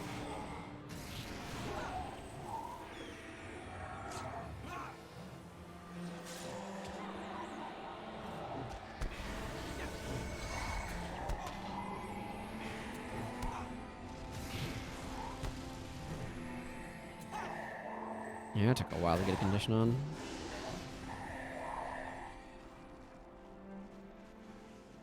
Okay, Seer.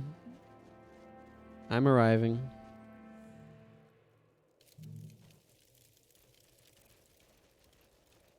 Okay, let's go get our Spectral Essence. And the Eidolon. And get this armor set infused so the Spectral Agony doesn't do as much damage to me. I really need to pull that right out.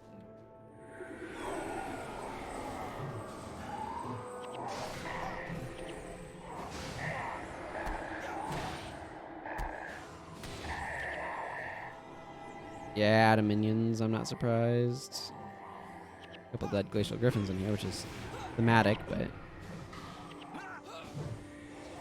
really about all. A bunch of Signet of Judgment.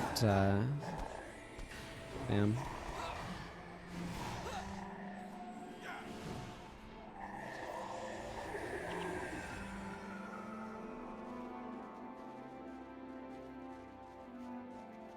Yeah, I think she's better about using Signet of Rejuvenation than she was the other one. I remember when Mist Form used to make you immune to all damage except elemental damage. And swapping to elemental damage weapons in order to be able to hit these Eidolons that use Mist Form. That was a long time ago.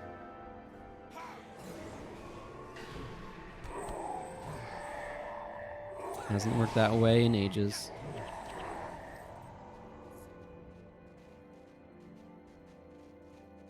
Design was more interesting to play against from a PvE standpoint, although it's arguably not as good as the one they changed it to in terms of like actual power level.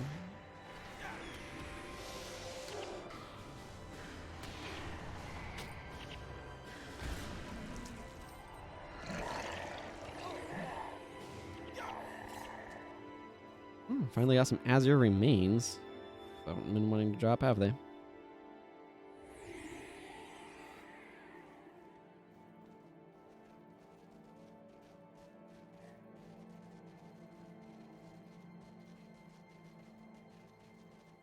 Yeah, I think I want the Spear Mastery and Motivation. Because I use Motivation a lot. So that's... I can get more. Trying to go in as I go do some of the other things that let me get infused. There's a bunch of different spots you can get infused, so... I'll also be able to get infused when I go up to capture skills from Mineral Springs, although that's going to be a while.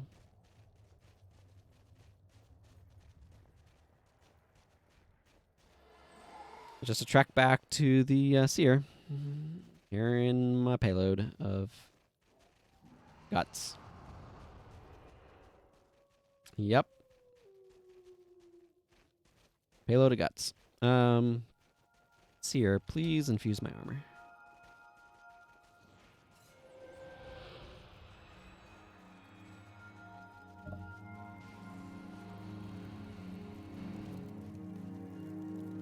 Thank you. Now, my armor is infused. Another random tag that Prophecy's added that, I mean, it doesn't come up in the other campaigns at all. Just, they have to have that little spot on your armor for it to be able to mark it's infused and all that.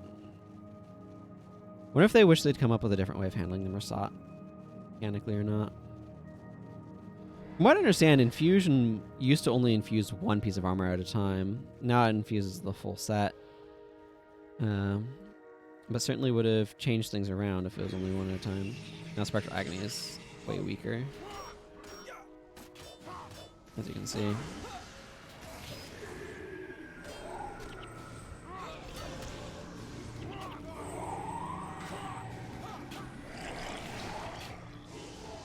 Yeah, White Mantle is passing disease to all of us, which is not great. It's my fault for bringing putrid flesh. I think I'm going to take a short break after I finish this mission, FYI.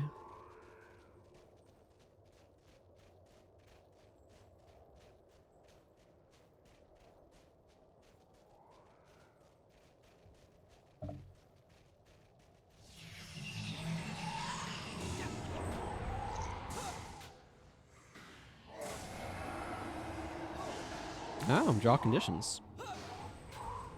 Certainly a choice, certainly a choice. The minions are really strong with Dazed.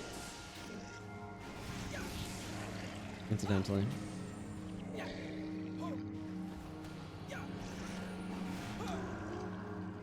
That guy died quickly. There's a spot actually where if I have barbs, slotting it into Master of Whispers would probably be better than like Insidious Parasite, because all of the minions trigger it, which becomes very strong. Although, whether or not I'm going to want an MM in the next mission or not, I do not know offhand. I guess it'll probably be fine. The white, or the Mersat use Jade Constructs, so you can kind of get an artificial decrease in the number of available corpses from that.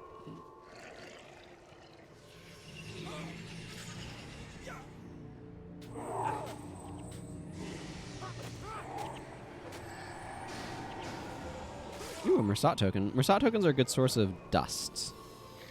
They look really cool, too. They look a lot like globs of ectoplasm. I think people have tried to use them in scams before, so just be wary of that, I guess. I don't think it happens... I don't know how much people try to pull that sort of junk today.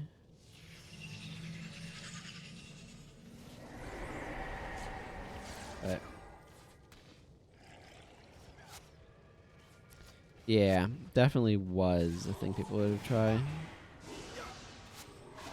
A lot cheaper to acquire.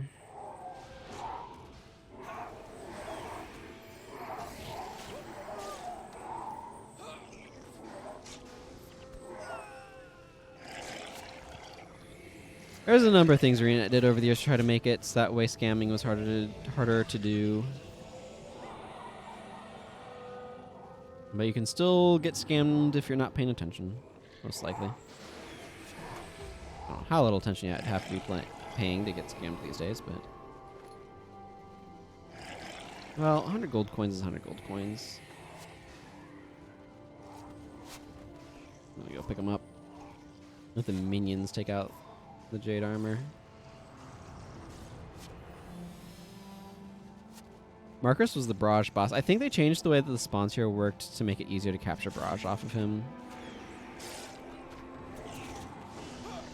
Marcus is the traitor in the white mantle who got the shining blade wrecked. Those who are maybe not super familiar with the story. There we go. THK. Okay, I'm going to do this in a moment, but like I said, I need to take a short break. So I will be back in a couple of minutes. BRB.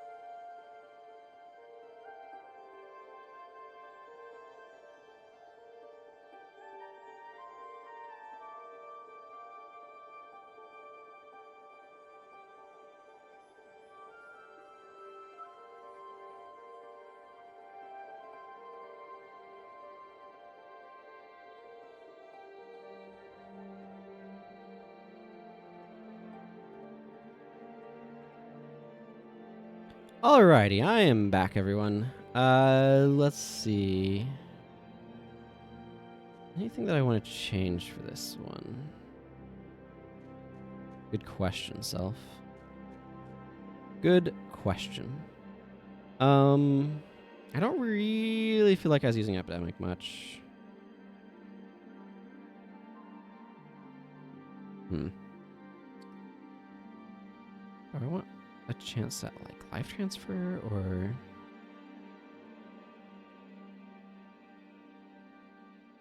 I think I like having both necros, although I do want to check. I have barbs in this. Should be bringing it. I do. Good. Okay. Barbs. Barbs will just make minions deal a lot more damage. Therefore, it's significantly more valuable. I continue to be fine with Acolyte Sasuke's build. Yeah. I do want to go get the... ooh, I need to clear out my inventory a little bit. Yeah, okay. I'm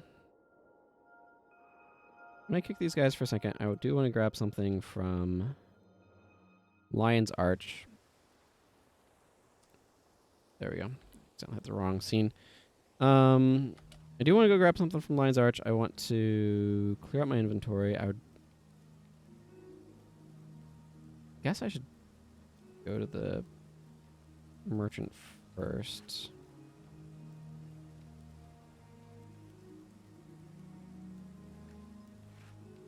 Yeah, a bunch of the stuff I want to salvage, so...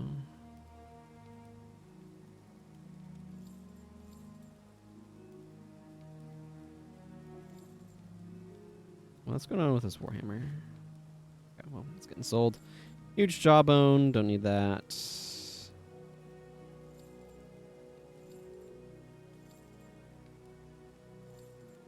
Okay. Speaker's vest that managed to worm its way in there. Some sock garments that I'm going to want to sell. Didn't get anything in the item thing, did I? I did. I got this Raven staff. Don't need that in there.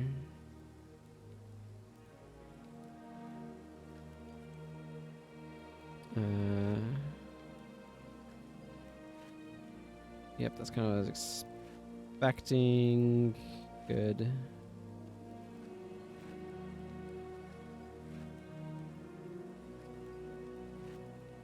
Cool. A couple steel ingots in there is always nice.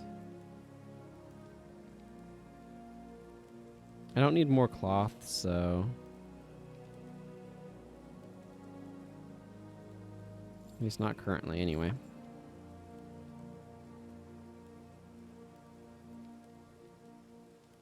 Alright. No, I want to go back through LA, I think, because there's something I want to be picking up there.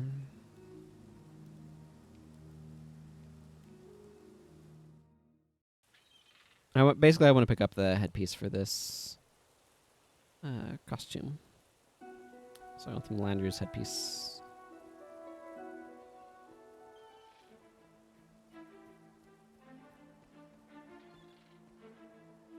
One of my other costumes, please.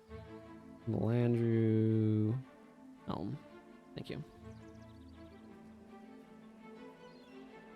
It's just something that's kind of been on my mind. I'm not really wearing this snow crystal.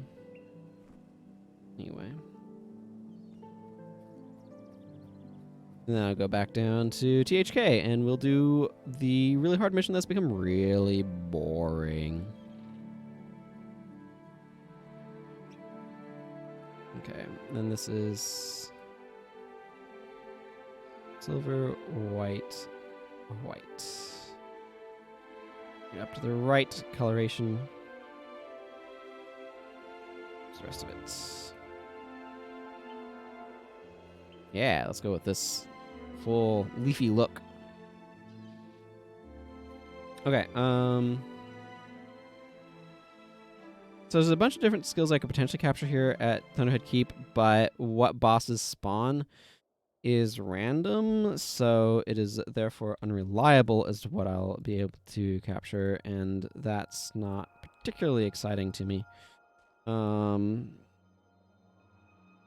I think I might just stick on the Stunning Strike Epidemic plan and just kind of keep rolling with this particular bar for now. We're going to have to deal with a bunch of getting knocked down. It's not going to be annoying like it usually is. Here we are.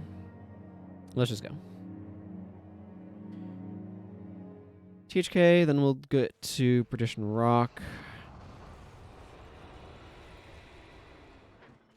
Come, jealous.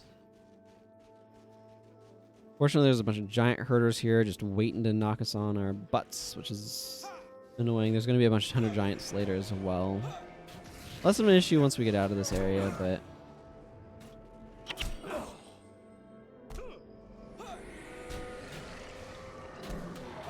for now, gotta deal with it.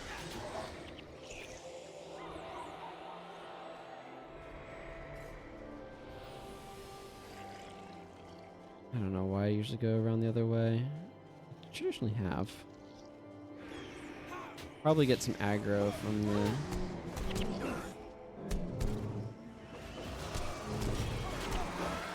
ow.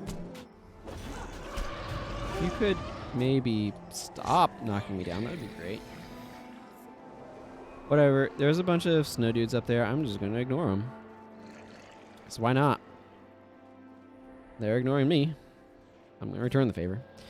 For some random reason, if you really want to, you can like go this way and take a long way around. I don't know why you would, aside from doing cartography, of course. But it's there, technically.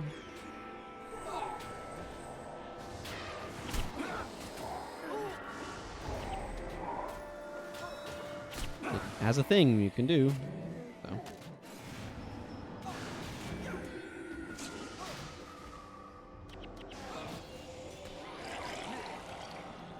Not something I have an interest in doing, but... my goodness. The back-to-back. The thing is, Giant Stomp takes friggin' 4 seconds to activate, but they just, like, chain it. So that way it feels like it's a lot quicker than it actually is to do.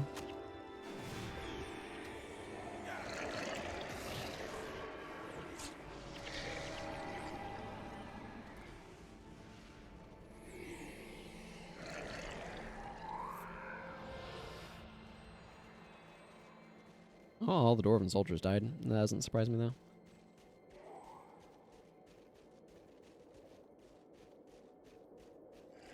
This mission takes so long. And they've just, like, nerfed it to be completely non-threatening at this point. This used to be just, like, a massive filter.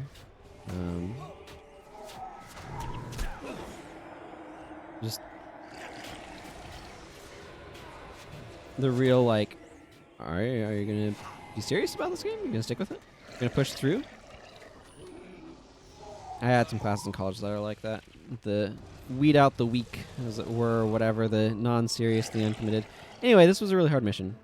Yeah, it used to be traumatic. It really was. It's now boring. Like, this first part's not bad, clearing the city. Yeah, it was hard to get... well, what was really hard was getting enough, like, healers and stuff. Now the only reason why I wouldn't want to AFK the end is because Jalus will sometimes run out of position. You certainly could do it with, like, minimal keeping track of stuff, though.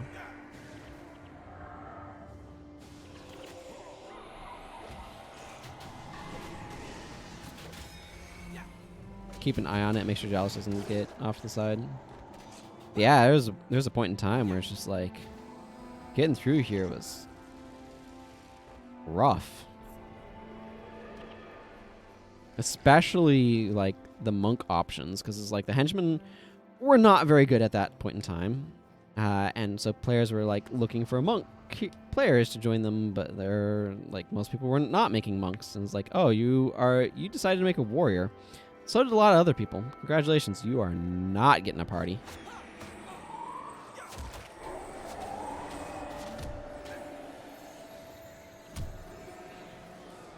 Could we maybe get knocked down slightly less, please? That'd be great.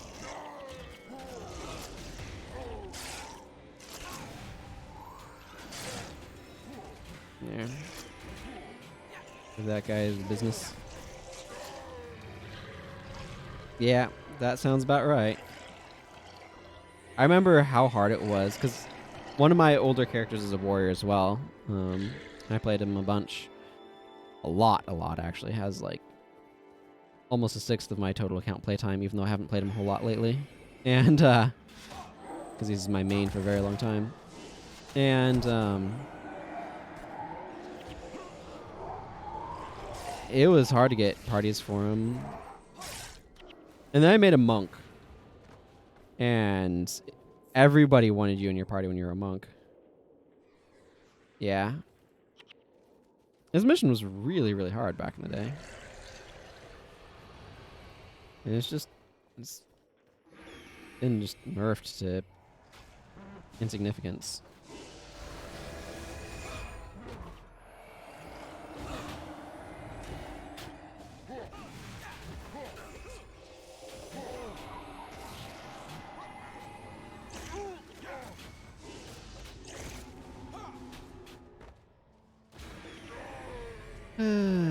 Oh well. Like, I don't mind them making it more feasible to get through.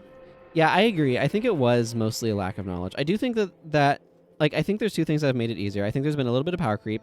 I think the player base has just gotten a heck of a lot smarter about builds, which is a huge amount. And I do seem to recall them doing some stuff to slightly make it easier. Yeah, I agree. I don't think it'd be too much of a problem. I mean, even if we're talking about, like, oh, Prophecy's skill balance as it was at the time as well, like, it would have been fine.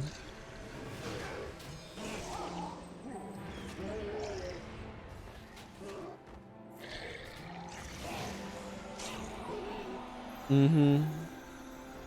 Yeah, well, players didn't know how to build good teams back in the day is the thing.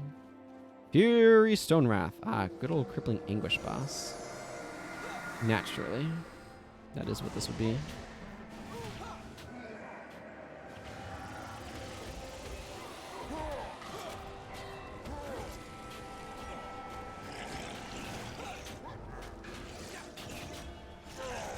Yeah. There's just like so many factors of like making a good team. And like when the game first came out, people just like people were still learning what skills were even good, let alone where to find all of the skills. And so the whole process was just a very different thing. Okay, we've cleared the city. We need to come up here, open the side door to the fort. Yeah, 100 Blades was sweet.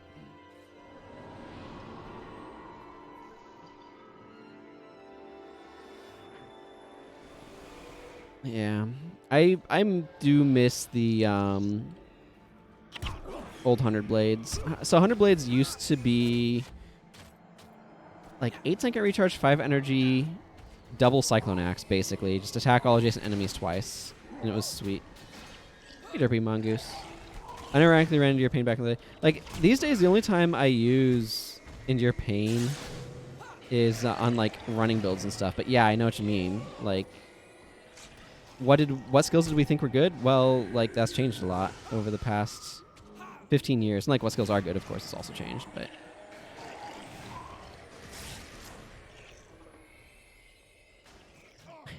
yeah. I mean, Endure Pain is one of those skills that's like a really good save me for this moment button. It's just we don't need that effect generally these days.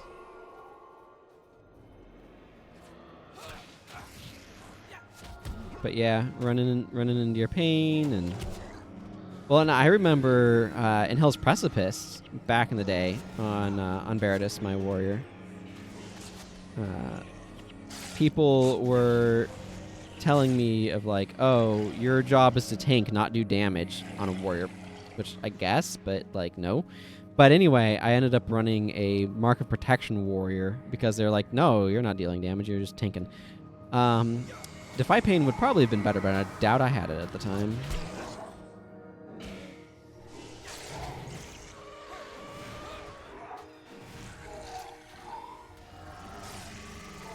Oh man. AoE days with minions, so good. Healing Hands was great. Healing Hands is still a fine skill. I think Healing Seed is marginally better in most circumstances. But Healing Hands is great. Yeah. Well, I still have the old templates. So if we go, not all of the like, there was some intermediary one, but right here, the old warrior, the paladin pre-build that you got when you're making a PvP character. 8 healing prayers, 10 strength, 12 swordsmanship, healing hands, mending, restore life. Sprint, sever artery, gash, galera slash, final thrust. Some of these don't work anymore. The Phi Boon Healer doesn't work anymore because healing, or Divine Boon no longer affects healing prayers. Yeah, there's a lot of nostalgia in them. Paladin is definitely the one that's most nostalgic for me. Some of them are just really perplexing. Yeah, the EW pre-builds, I have those in a separate folder. Those are the old ones that preceded the EW pre-builds, which are generally, the EW pre-builds are generally better. Those old ones, you know what? We can talk about them some. I'm waiting for enemies to show up. That seems like a reasonable plan.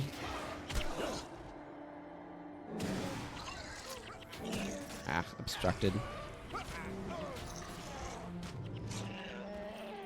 Yeah. There's some sweet builds back in the day. Okay, Droknar. Droknar Stonepate killed Prince Rurik, for those who do not remember. He's a real jerk. A leader of the Stone Summit.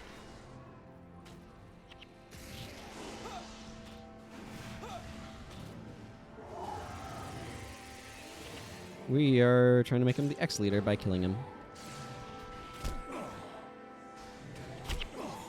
Okay, could somebody tell Jalis Ironhammer to stop dying? That would be great.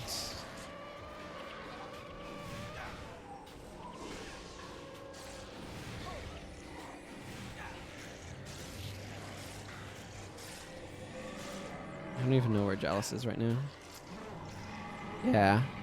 The penalty for trespassing is death. I don't think I did that at all anywhere near right.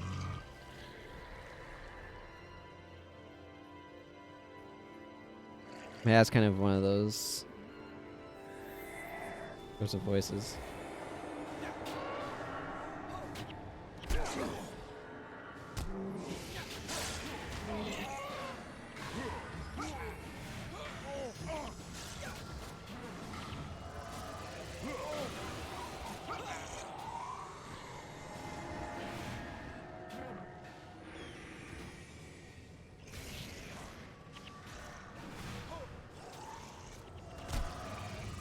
Oh, that was a good epidemic.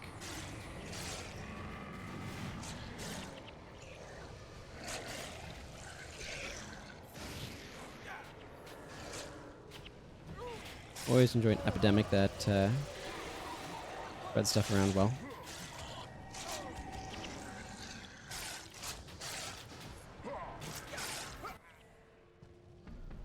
Okay. You guys chill here. I need to go get these enchanted torches going. It's true.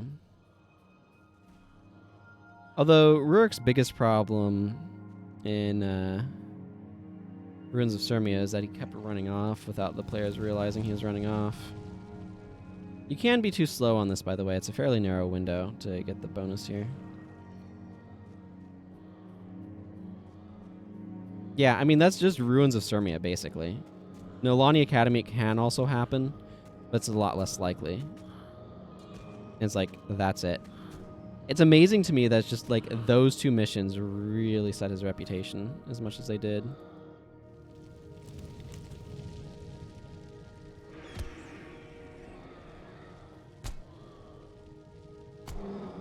Yep. Good old Ruins of Sirmia. Oh my goodness, how much Giant Stomp do you guys have? And some Devastating Hammer, just to make sure.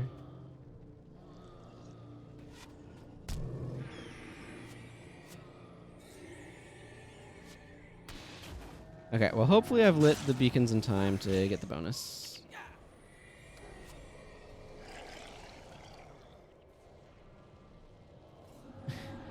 Yeah.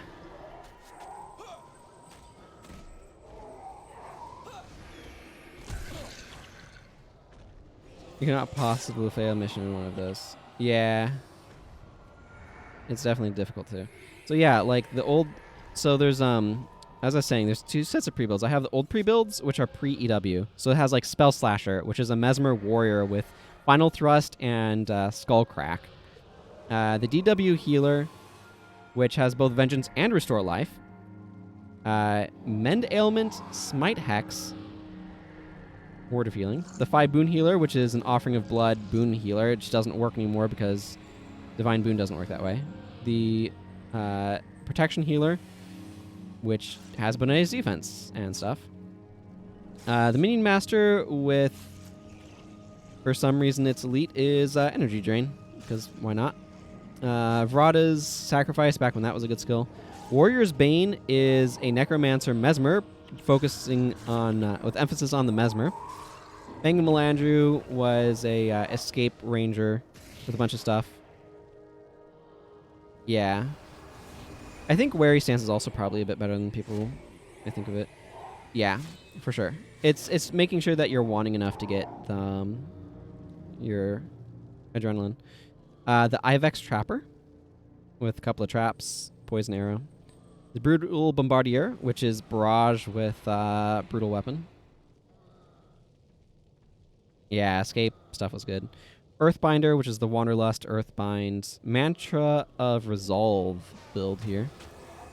And I think this was back when Bloodsong was in Communing and not in Channeling Magic, because I think it got moved at one point. The Soul Spinner, which is your Restoration. Nothing particularly exciting there. The Abominable Snowman with Devastating Hammer and Mighty Blow and all that good stuff.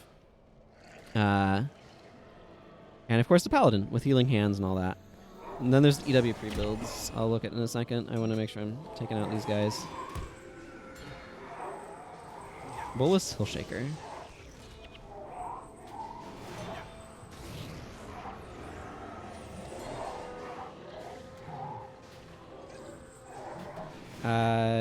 Yeah, Rip Enchantment would have been a good idea a little while ago, in fact.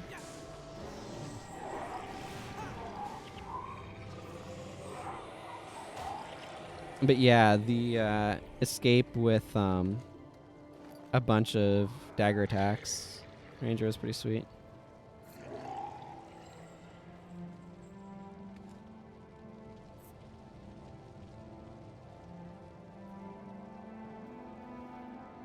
Did we have a bunch of...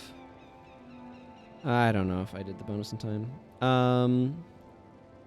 And then we have the EW pre-builds, which is when they're like, our pre-builds are terrible. Let's have EW, Esoteric Warriors, I think was the guild, make a bunch. So this is where we got the Hot Stepper, which is like an Aura of Displacement Assassin with like this whole combo chain of Golden Phoenix to the Knockdown to Falling Spider to Twisting Fangs and some condition passing off.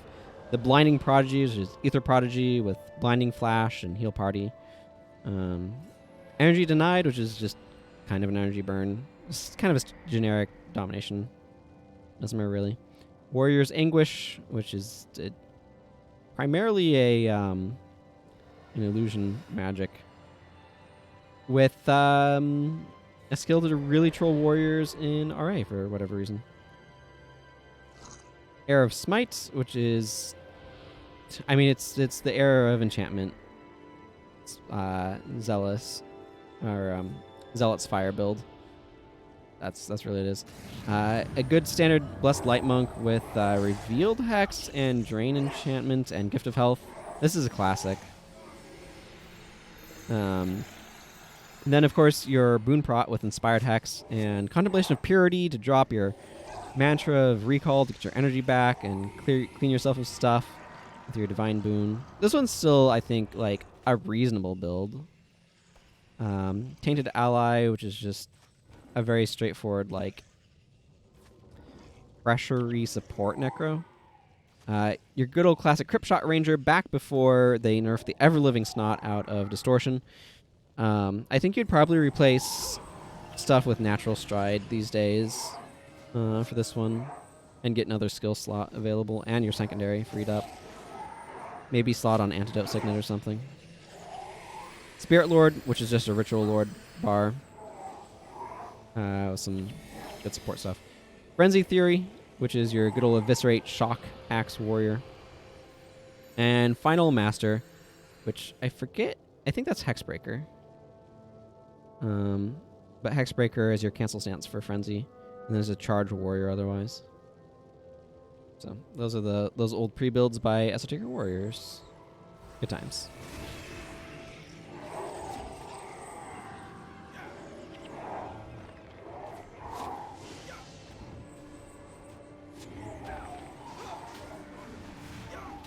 Yeah, I gave us something to do while waiting for this mission to end.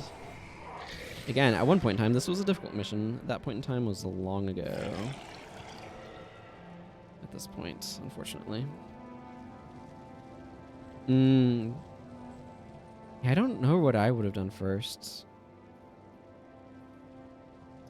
Kind of a fun build. Like, they gave you a hint of like what you could do with the dual class and a dual profession system. All right, of like, hey, here's some useful things from the elementalists that you might want to use on your warrior to like snare enemies and run faster and stuff. Get even tankier.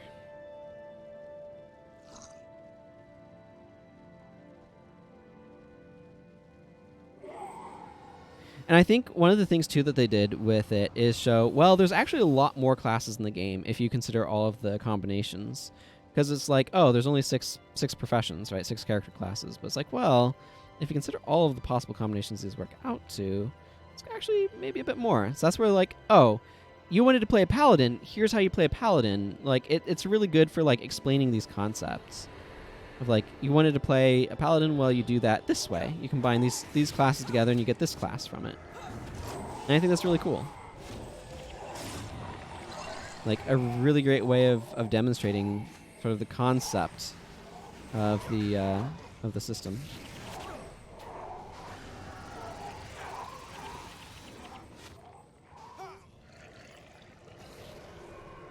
I understand why they went away from it in Guild Wars 2, but I really like the dual class system, the dual profession system in this game. Oh, so I could have captured life transfer here if I wanted to. Argyris. The Scoundrel. One name for him. These Mersat bosses tend to be aggressively tanky.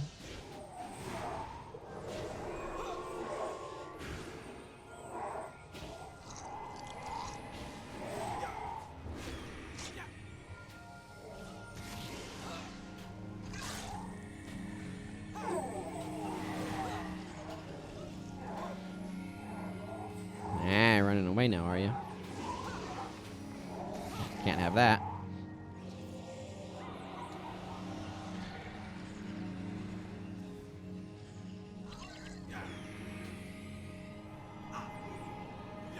Builders to this day remains the most complex game you have played when it comes to skills and builds. Yeah, I've heard good things about Path of Exile, although I've never played it myself.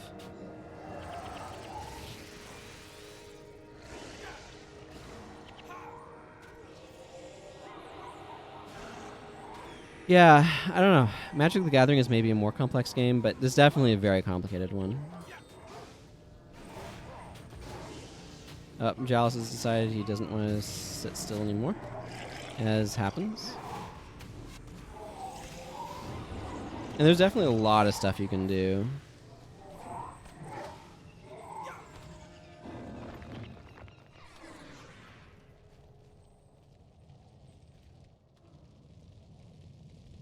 I hate it when Jalis wanders off from his location just because you then have to start keeping track of him. And he gets himself in potential danger, and I really would prefer he not do that.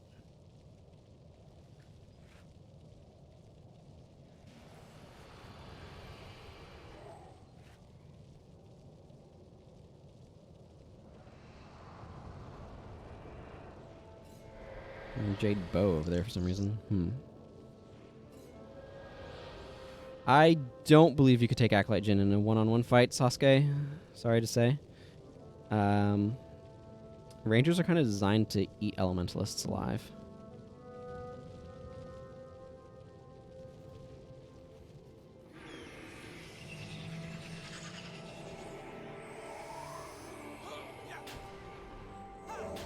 Maybe if you're set up the right way.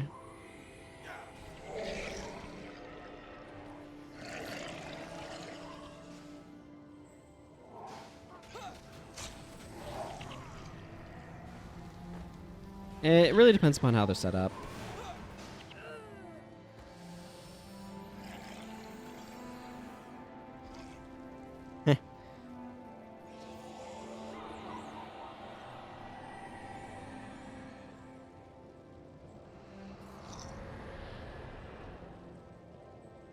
See, the real question is, what builds are they running in the in Magni's tournament?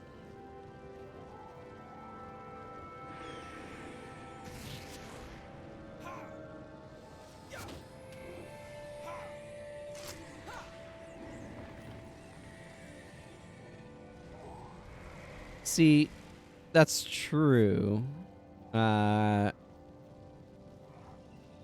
But what if Broadhead Arrow?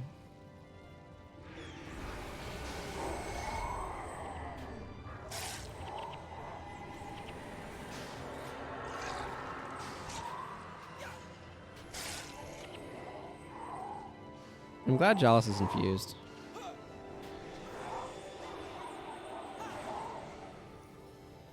I mean, Rangers aren't that affected by Deep Freeze Maelstrom.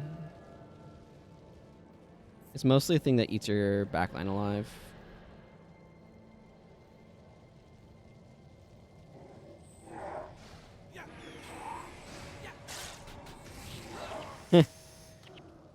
Yeah, Glyph of Concentration, Mantra of Concentration also can work.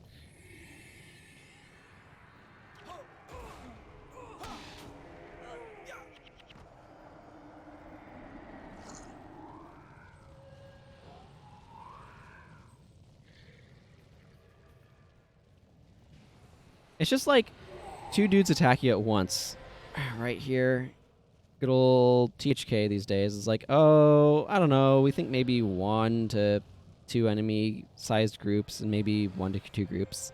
That should be threatening, right? I don't know. I'm pretty sure I could beat Mersat Elementalist without my party, so...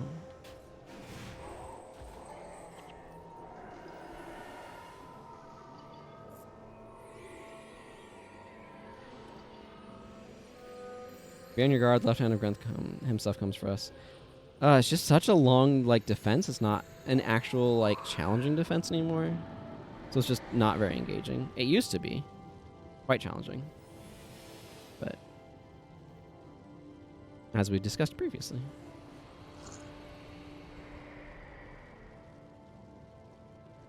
Just Mersat Elementalist just chillaxing over there.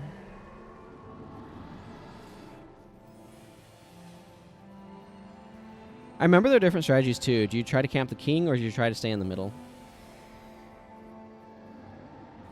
Back in the day. How do you do this mission?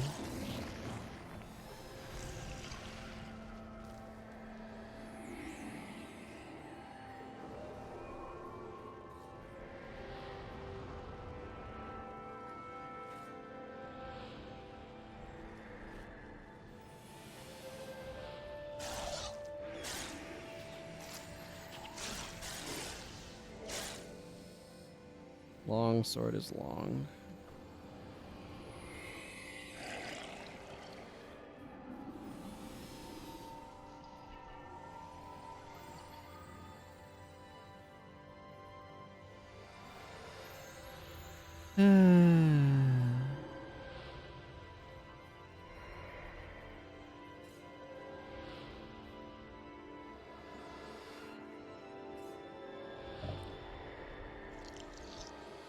No, I wanted age. How long have we been in this map? 29 minutes.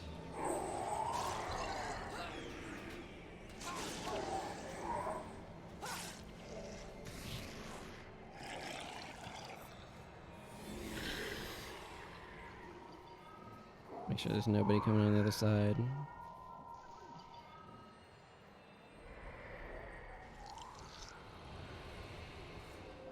Take my Lightbringer title track. Rank 5 Lightbringer on this guy from doing so many quests. Yeah, it takes way too long. We could potentially have been a bit faster in some of the earlier parts, but...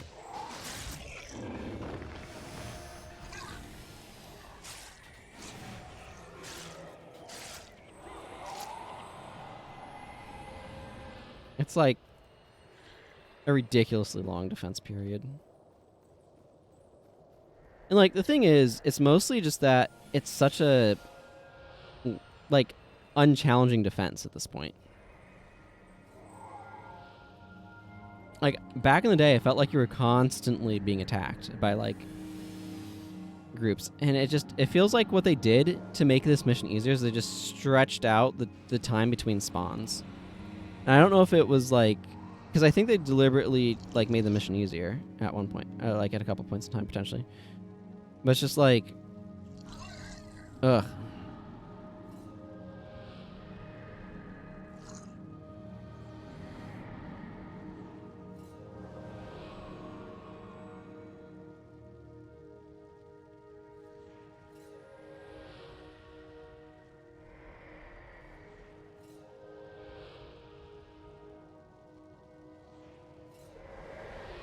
Okay, and here's a couple more enemies showing up.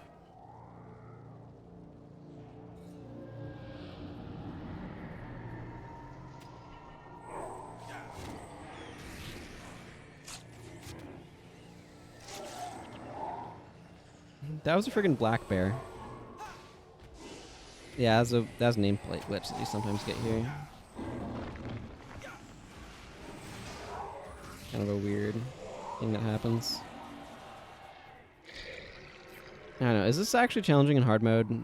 I feel like it probably is at least somewhat challenging in hard mode.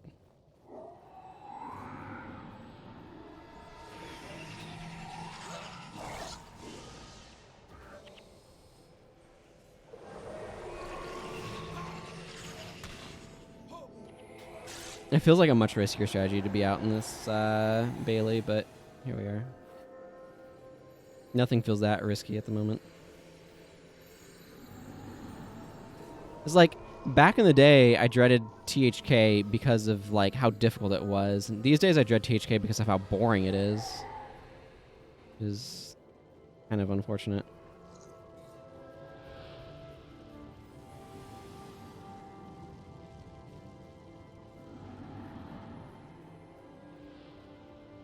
Just waiting for Confessor Dorian's group to arrive.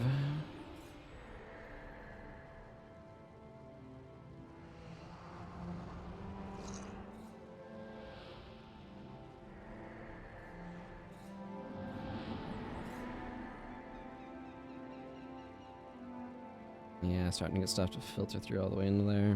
Not exactly something I'm thrilled by, but here it is.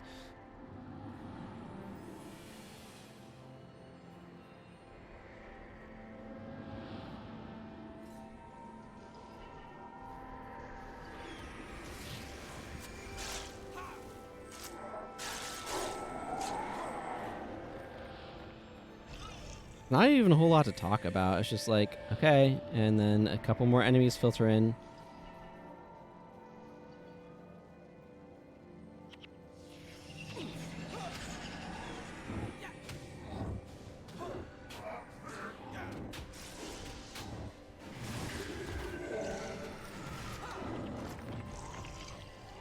And then easily die.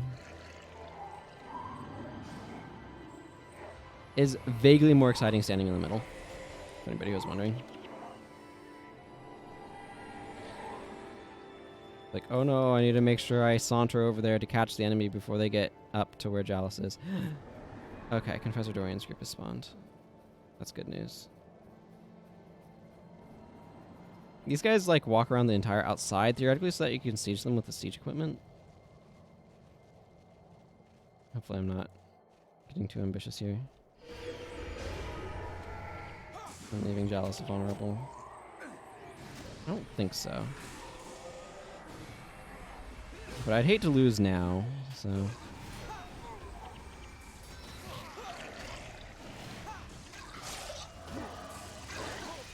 Confessor Dorian's also not a boss, he's just a guy.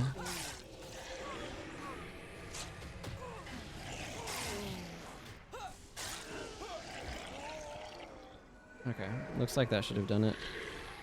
once that group's down, it's like, okay, you're done. There's a bunch of map to explore out here too if you're going for cartography. But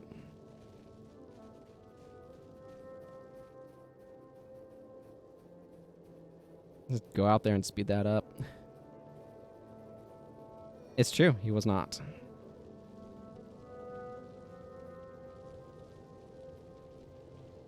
I don't mind that they did that.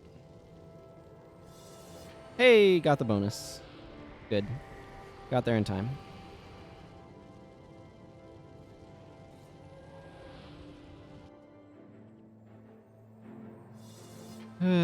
Boy. Perhaps a small cottage by the beach somewhere in Easton. I'm gonna take a screenshot of that because it's funny. Oh, and then Vizier Kilbron is like here again. He showed up briefly in a cutscene once we took the place, and I don't know. Not even death will save you from my wrath. If you will allow me this indulgence, King Ironhammer, perhaps the Confessor can still be of some use to us. Yeah. Okay, that's enough of the cutscene. If you want to see the full cutscene, you can find it on my channel in the Prophecies Slow Playthrough I've YouTube heard channel. much of you. It's linked down below, but I'll just do this here. If you want, you want to go find the cutscenes. Oh boy. Okay. I'm just gonna pop to the guild hall and like clear out my inventory, and I'm gonna just run ads while I do that, or run some ads. An ad break. Whew. Finally to the Ring of Fire Island chain. Which is exactly where I want to be.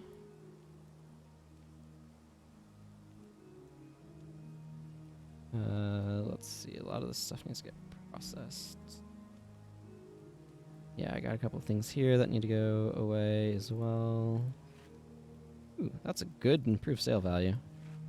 160 gold. That's worth 110 base because the improved sale value is plus 50. Stuff can get valuable here.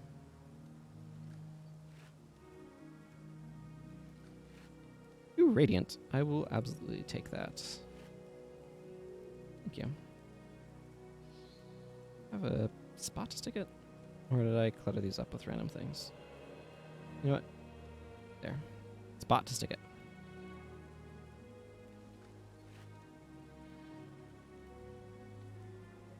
This White Reaver probably is wood, so I'm just going to ID it. And this FDS I'm going to ID as well.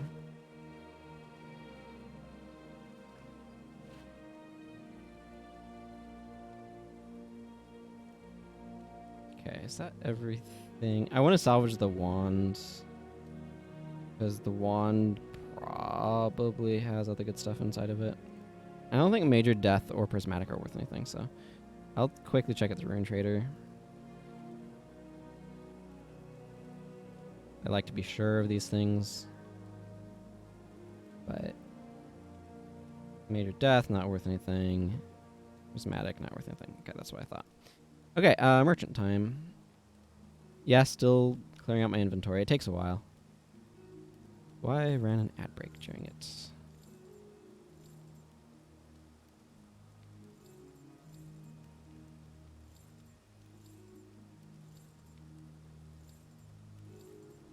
Yeah, I don't need those. That's worth a nice chunk of change. Cool. And salvage this for 6 more iron ingots. That'll work.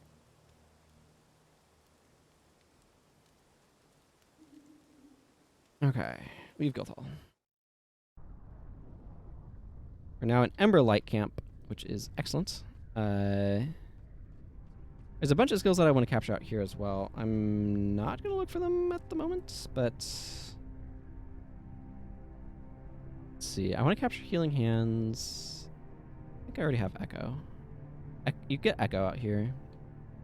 Level Renewal's not bad, but I'm not going Elementalist on this guy.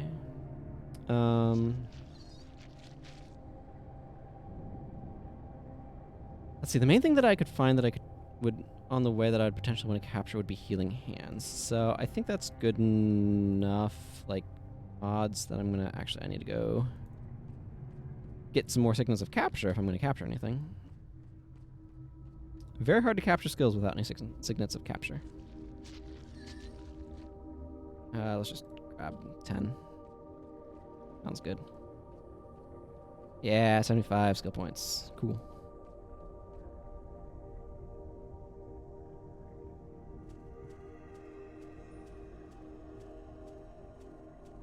There we go.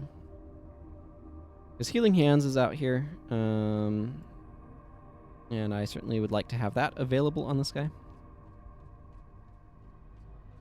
There's a bunch of stuff out here, but a lot of it's along the that side, the eastern side of the area. The direction I need to go for the primary quest is west, so there's some chance for like a couple skills off that way, but not while the effect is on.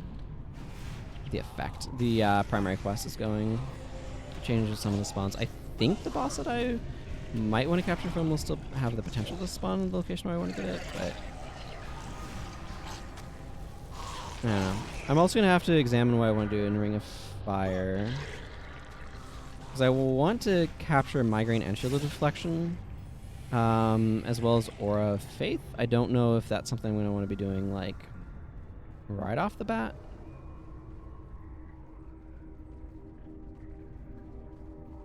Nope.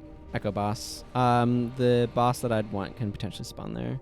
Can also spawn off that way, so I might go check that direction first. These Ether Seals are really annoying. They knock you down, and they drain your energy and enchantments. All of which kind of suck to have happen. Yeah, I might go this way just to see if the boss will something or another spawn. It's a an Etten. Yeah, good old. What's that? Johnny Cash, I think. References? No. Yeah, Johnny Cash.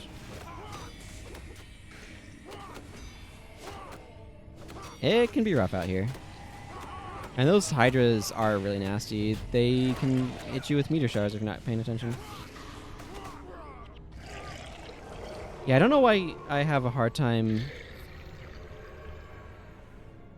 trying to keep my brain straight on that.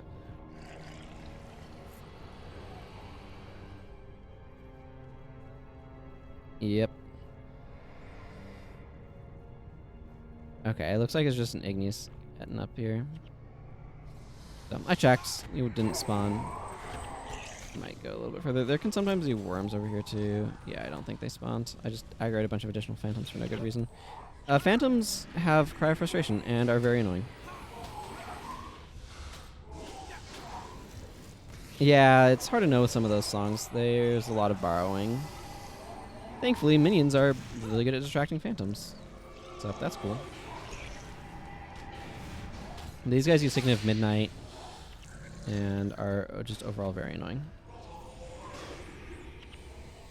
I think you can get Martyr out here too if you want. I don't think Martyr is a skill that I'm likely to use on this character just because I have Pottery Signet as an option that doesn't lock down my secondary.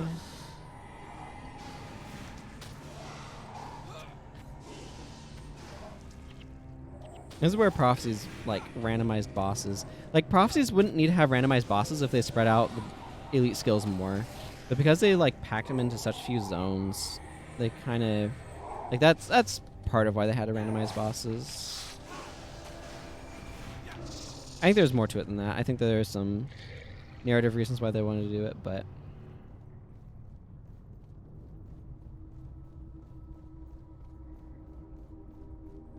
Or like gameplay stuff of like, oh, you got this elite.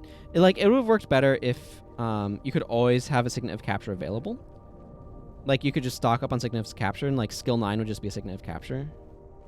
That you can, oh, Rule Browbeater's over there. Okay, so I can still go get it. That's cool. But it's the fact that you have to deliberately bring Signet of Capture and It makes it so that way just randomly, like, being like, oh, I can go capture a skill off this boss that I just happen to come across. It's just not a thing that people did as much, I don't think.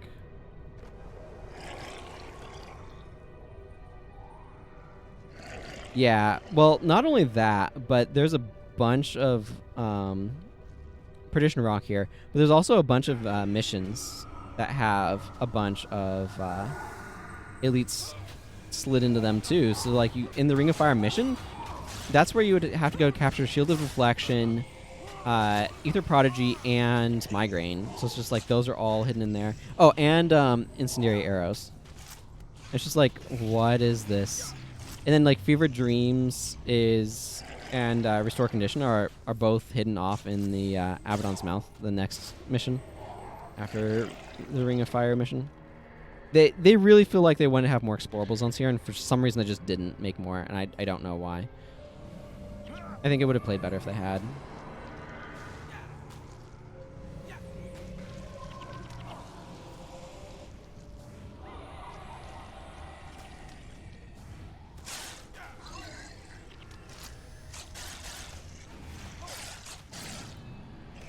But yeah, this map has an absolute ludicrous number of elites in it.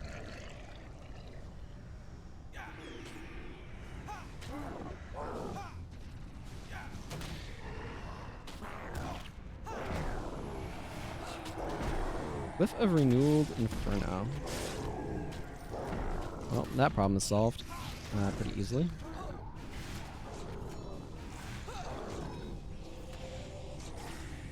Okay, I'm happy to actually be able to pick this skill up.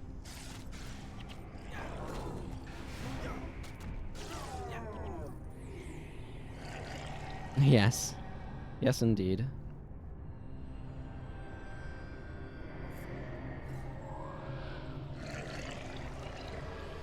There, now I have access to healing hands.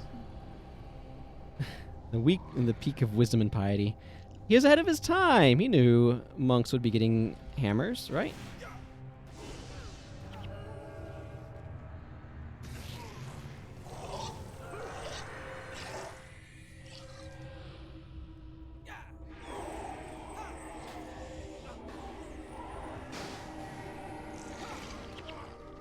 I still feel like Healing Seed is better than Healing Hands a lot of the time, just because the AoE nature of it.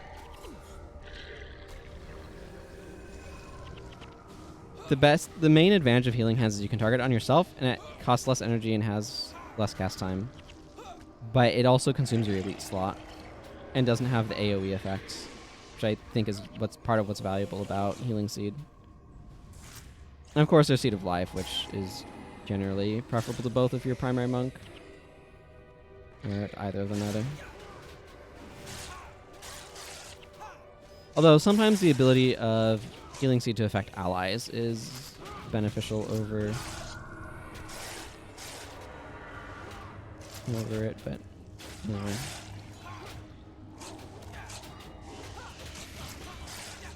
The Inner Council Boulevard. Inner Council, I don't know, dead. And then there's Cuthbert. These guys are always like a little...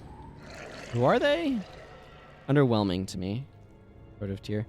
And this dialogue here kind of is a little wonky, but whatever. Grumby. Ahoy there! But the man will pay the coin to keep my mouth shut and my boat docked, unless they say otherwise. What can I help you with? I'm impressed. You destroyed the Inner Council like you were swatting a fly. Your bravery inspires me. I'll accept no more of the mantle's coin. Take me to the Ring of Fire. I couldn't. They'd burn my home and stuff, and my spirit in one of those evil statues. It's like...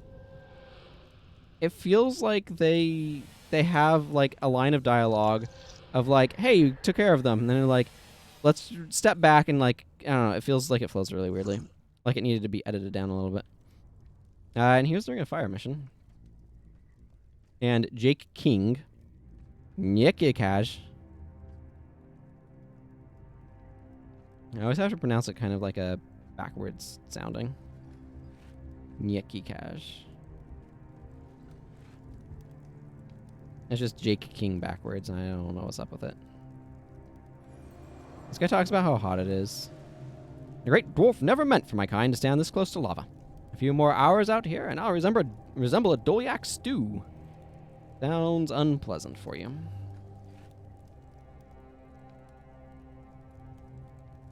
Ooh, an unidentified non-max FDS. Worth a lot of gold. Not very good, though.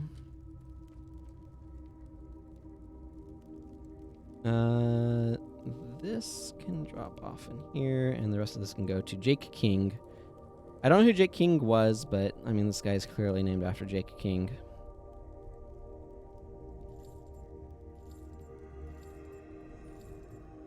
So, you know. Here we are. Alright, so I want to take a moment. I'll do this mission momentarily, but I want to look up some capture locations.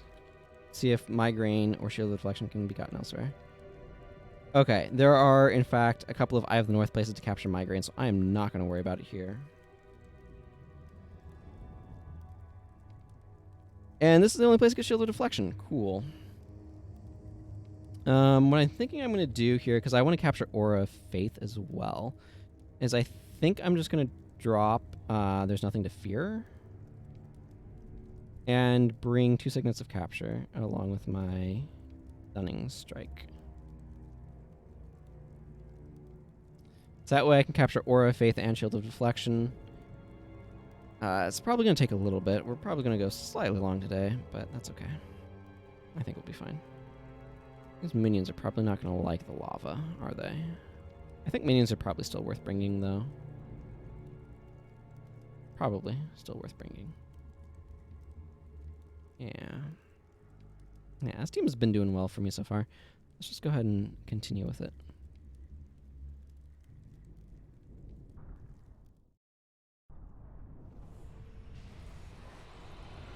Let's let Droknar Ironhammer lead off these Mersat. You cannot save him. He just wanders off to a corner and falls over dead. This mission can be kind of difficult. You can get infused again in this mission as well, which is handy. So I'll probably get a different, like... I'll get some other stuff infused, because that's the bonus, is to get infused.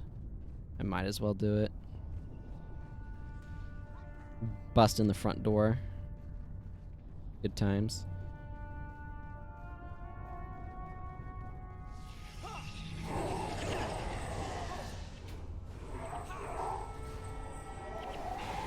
Thunderclap spam hurts a lot, by the way. So does E-Surge. And these Mesmers use E-Surge, so...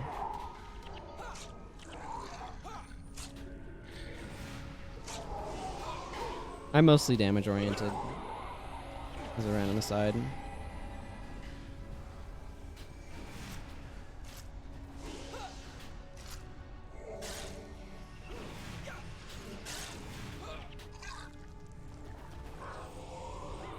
Maybe I don't want weakness on me. Maybe I'm not going to keep it there. Leave it there. Same idea, really, in the end. No, yeah. This part I remember just being something that could just take a team apart at the beginning. With the way these Jade usually come up behind you. And it could be a real trial. This part up here is a lot easier if you have a flat bow or a long bow or something, because you could actually just stand up here on the edge and snipe that because of the height, like the ranged height advantage and stuff. But you know, I'm just gonna go down here and attack this Aether Seal.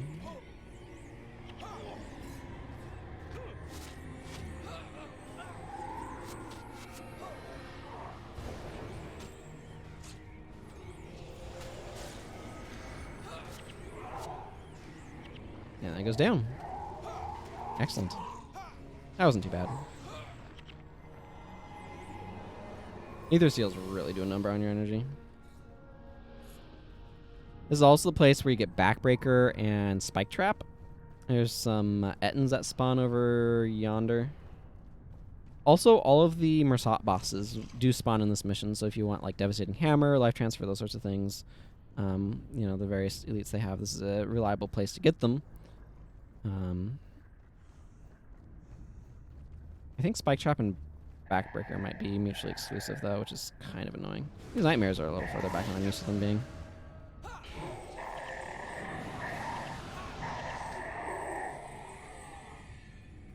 Okay, Volg Painbrain. I legitimately... Okay, there's a Spirit of Primal Echo, so that's got to be the Ranger Spike Trap boss. Primal Echoes make Signets cost 10 energy, which sucks, so...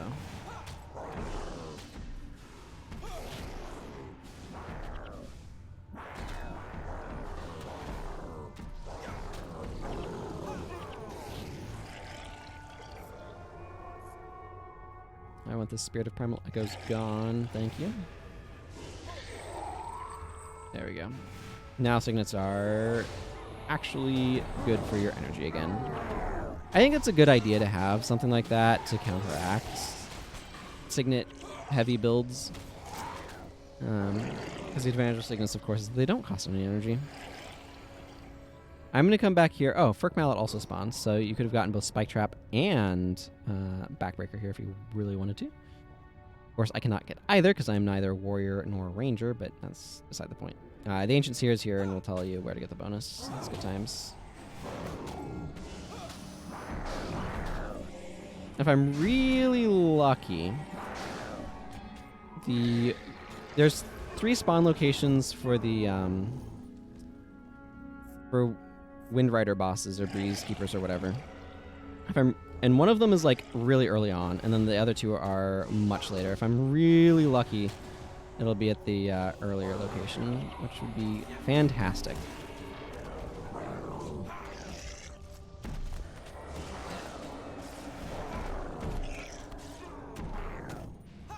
There we go. Got Firk Mallet down. Presumably this is the same Ancient Seer. We meet again. I've tracked another Eidolon, because it says we meet again, right? From the Iron Mines of Muladun, or just across the water in Mineral Springs. Which the one in Mineral Springs I think is the only one inexplorable. But I've tracked another Eidolon to this location. It feasts on the arcane energies of the Mersat Towers. It lurks underground, wallowing in the residual magic. But if the towers were destroyed, the creature would reveal itself. Destroy the Eidolon and bring me its essence. Its guts. Really is what that comes down to. Cool. Monster guts. Put a point in prop prayers. Now it's time for us to walk across some lava. Lava, in this game, sets you on fire and cripples you.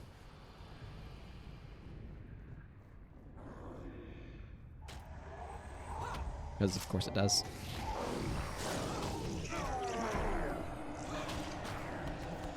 I remember back in the old days when Avatar of Melandria made you immune to conditions and you could just walk through lava like it wasn't even there because it couldn't affect you.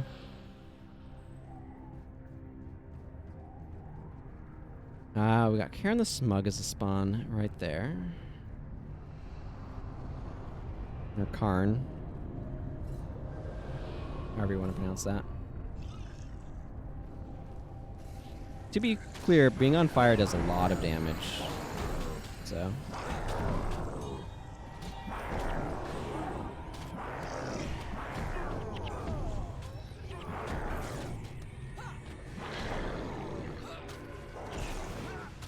Yeah, it was a really cool and powerful effect.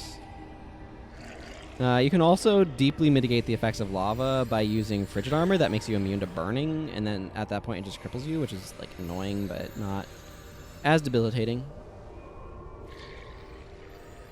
I need to give Sasuke a moment to recollect some energy. Yeah, it's a good way of handling it. Makes it for a very different sort of effect, but an interesting one. In fact, everybody needs their energy back, so I'm just gonna like chill here a moment while that happens.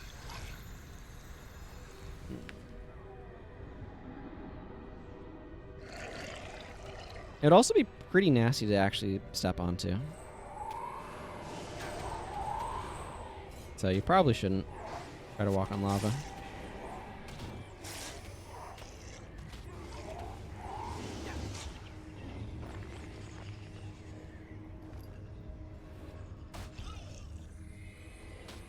This side of the Ether Seal attackable? Okay, it is. Good.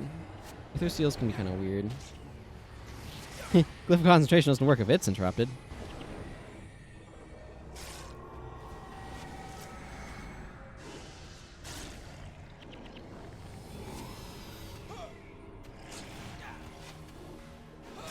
Of Concentration makes your next spell uninterruptible and ignore the effects of daze, I think. But obviously if it's getting interrupted, it doesn't function, so. Manta Ray of Resolve is a better way of trying to deal with interrupts, in my opinion. But, you know, you got choices. Okay, so the real question is which Breezekeeper... Hey! Grun Galesurge, I think is the exact one I wanted, so... I'll obviously need to double check. Because I could be wrong. But if it is the one I want, that saves me going through the back route, which is... an enormous pain in the rear end. It is fantastic. So there's two routes through here. There's the back route that takes you all the way through here and a bunch of lava pools and some extremely deadly, like just extremely deadly elementalist imps, as well as some really awful rangers. I'd rather not do that path. So having the boss that I want spawn in an easy to get to location is very nice.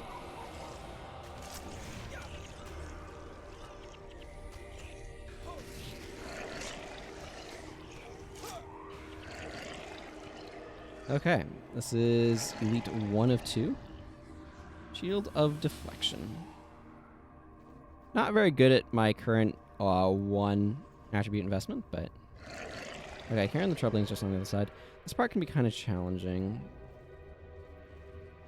But that means I don't have to try to go through the lava spitters and stuff to get it. I feel like the front door... Like, at this point in time, it's kind of a toss-up, which is harder. When... Prophecies was first out, and the lava spitters use, because they have incendiary arrows, when that was a preparation that made your bow attack set things on fire and interrupt them, I'm pretty sure the back path was way harder than the front door.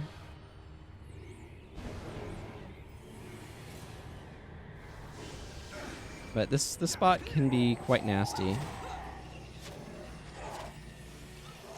Because you are getting attacked by a bunch of Mersat and stuff. And then these ether seals are draining your ability to defend yourself, and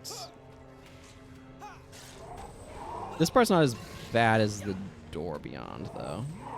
Also, there's all these jade, which don't leave corpses that I can make minions out of, which is a little disappointing. Okay, this is mostly just me, but I'll take this door on. Chodu's boss.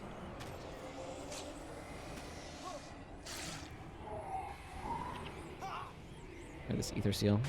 So there's 4 ether seals here. There's 4 towers. There, and then there's 2 ether seals guarding the gate, and then there's 2 more towers on the other side. But the towers on the other side are like facing the wrong way, so it can be really obnoxious to try to get through. And Acolyte Sasuke is getting absolutely wrecked here because he's relying on enchantments to manage his energy, and what happens when you can't do that? Well, you don't have any energy anymore. Because those towers are like -1 energy regen and a pulsing effect that like drains 2 energy like every second, so they are really, really nasty. Okay, I think we're in a good enough spot.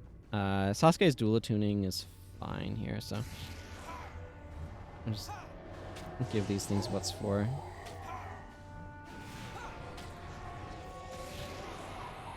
Ether seals aren't too bad when they don't have the effect on them. It's the effect that is a real problem.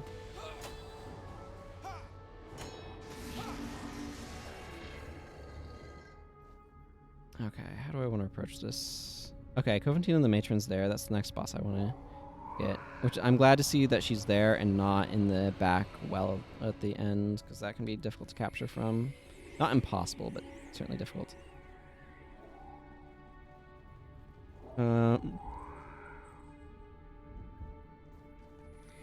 Okay, one of the things that's tricky here is the ether seals are actually on the other side of the towers. So you actually kind of have to like run through in order to be able to actually hit them. But I think we're being mostly ignored over here, so that's good.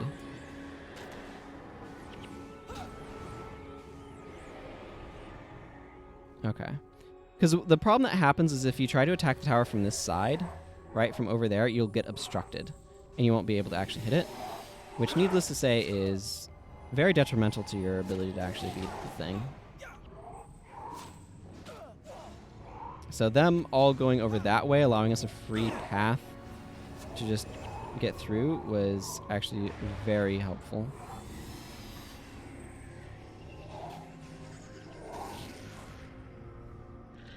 And you can see right now, like, Karen the Troubling's getting obstructed, so I need to actually have these guys come over here if I want to be able to effectively hit this guy.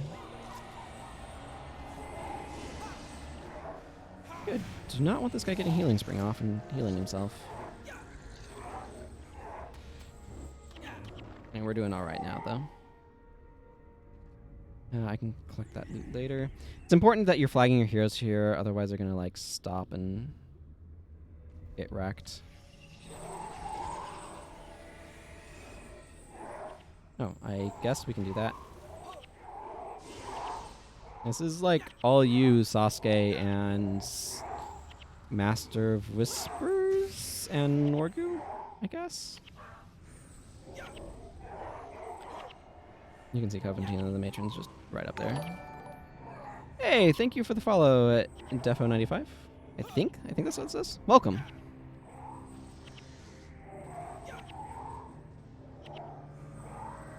I mean, she's gonna die eventually. She's not out healing this.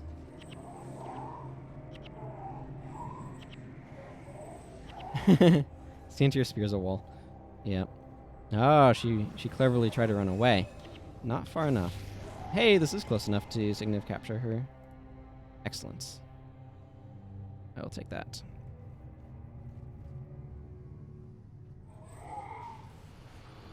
Alright, well, let's go get this ether seal.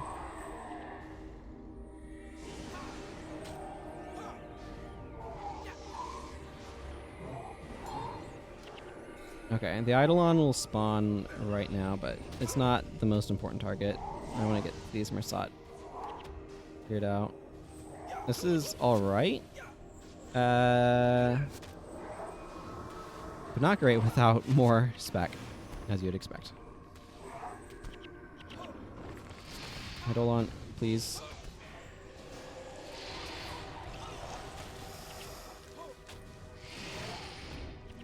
Okay, Spectral Essence. We'll be grabbing that in a second. I want to clear out the Mersat here first. They're causing me problems. Naturally. As they do. That's the thing that Mersat do, is cause problems.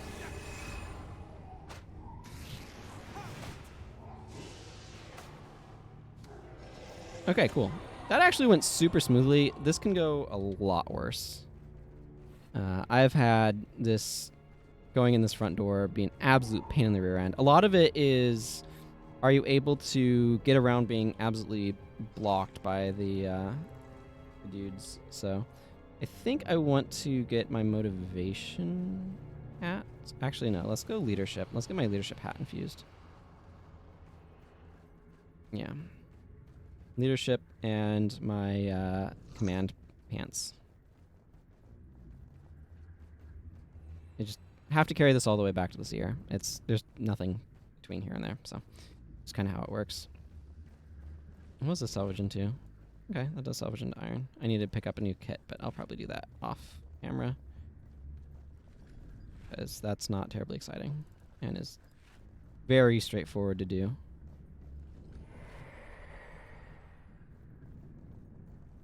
I could actually just grab the one from the bank and refresh the bank one, but I kind of want to use up some of these, I don't know, inscribed secrets or ancient artifacts. These corner coins can go towards ID kits.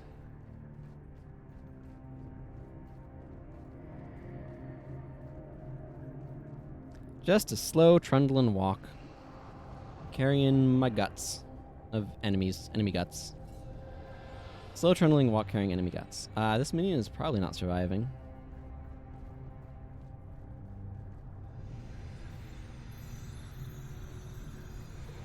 We'll get there. But hey, I've got 3 protection prayers elites added to the pile now, so that's cool.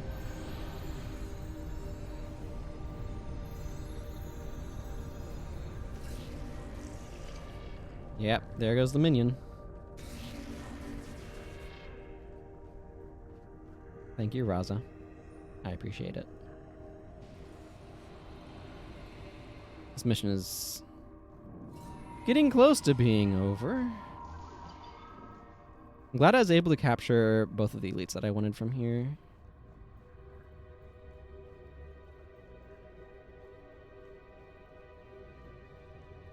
Spike Trap is significantly easier to capture elsewhere because it's a core skill. Thank you.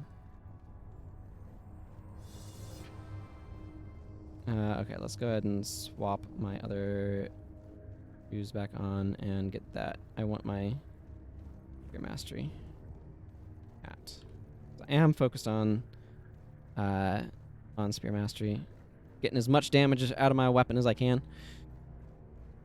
So I'm no warrior with 7 weapon stance. I am extremely happy with where that one boss spawned, the Shield of Deflection boss. That spawn location was extremely convenient. Because if it had spawned somewhere else, that would have been very annoying. As it easily could.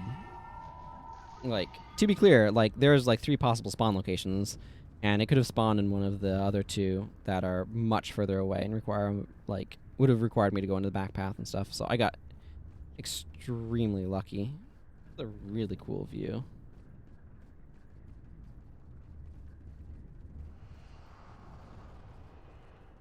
This is a neat area. Like, look at that. Taking some screenshots because they're cool looking. This game has a really strong sense of aesthetics. It'd be really neat to see this stuff like reimagined with higher res textures. Even just that, even just higher res textures. It'd be nice to have nicer models, but higher res textures would help a lot.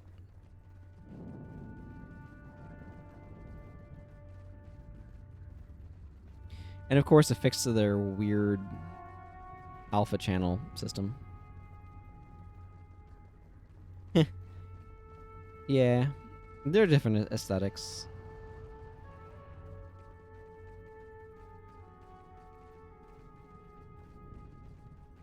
That is for sure. Okay, give me this holy rod and push the... I don't know, this is a lever, everyone. I don't know why this is a lever or how this is a lever. It looks like a button to me, but I don't know. What do I know? The Mersat say it's a lever, so I guess it must be a lever.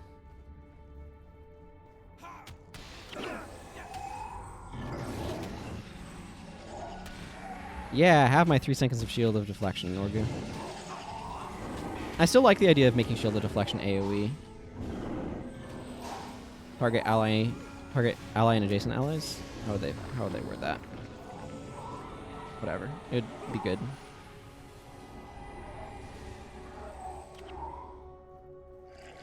And make it feel way more elite worthy. Ah, we got Might of the Ill-Tempered on the bridge. If you want Thunderclap, you can get it off of her? I'm assuming? I don't know. I don't know how you tell the names, what they are. I'm just assuming here.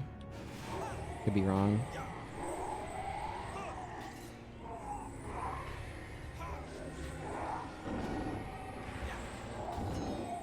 I mean, in their defense, the Titans are a huge problem.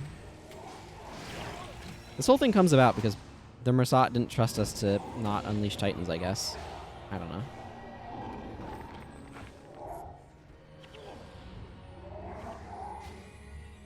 I mean, technically, they're keeping the Domain of Anguish sealed away.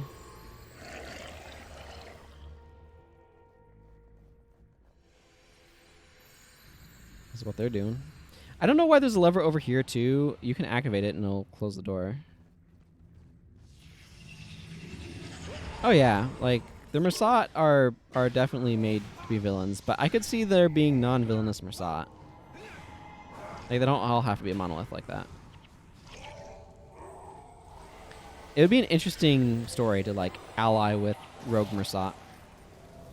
That should be the Mesmer boss down there. I believe you have to kill all of these guys to end the mission, so if you want this, the elite off of the one in the middle, you can just take them down and then go get it. If I remember correctly on how this works. Did I just daze a thing? It certainly happens way too much. Differing opinions is a human trait. Oh, man. Yeah, so now I could capture energy surge from this if I wanted to. I don't know why this is already here, but it is. It's for the end of the mission. It certainly complicates world building to give a variety of traits to things.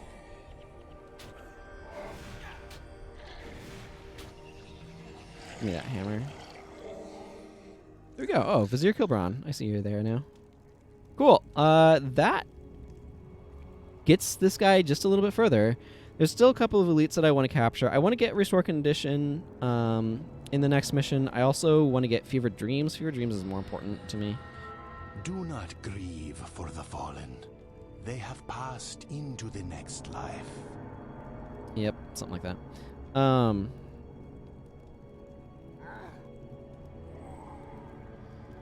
So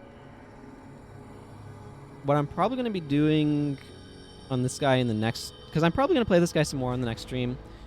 Probably finish out Prophecies. Somewhere in the rift, deep within the great forge, Droknar Ironhammer begins his long journey to the Hall of Heroes. Godspeed on your journey, brave dwarf. May the heroes of old call out your name when you join their company. Indeed. Droknar has given us a gift. The gift of his life. Let us not squander it. They really made his prophecy is eyes stand upon out. us. We make for the teeth of Abaddon's mouth, for the door of Komali.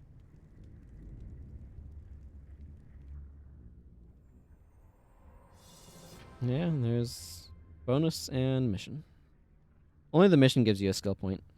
Unlike mastery rewards in the future campaigns, which give you both, or like each level gives you stuff.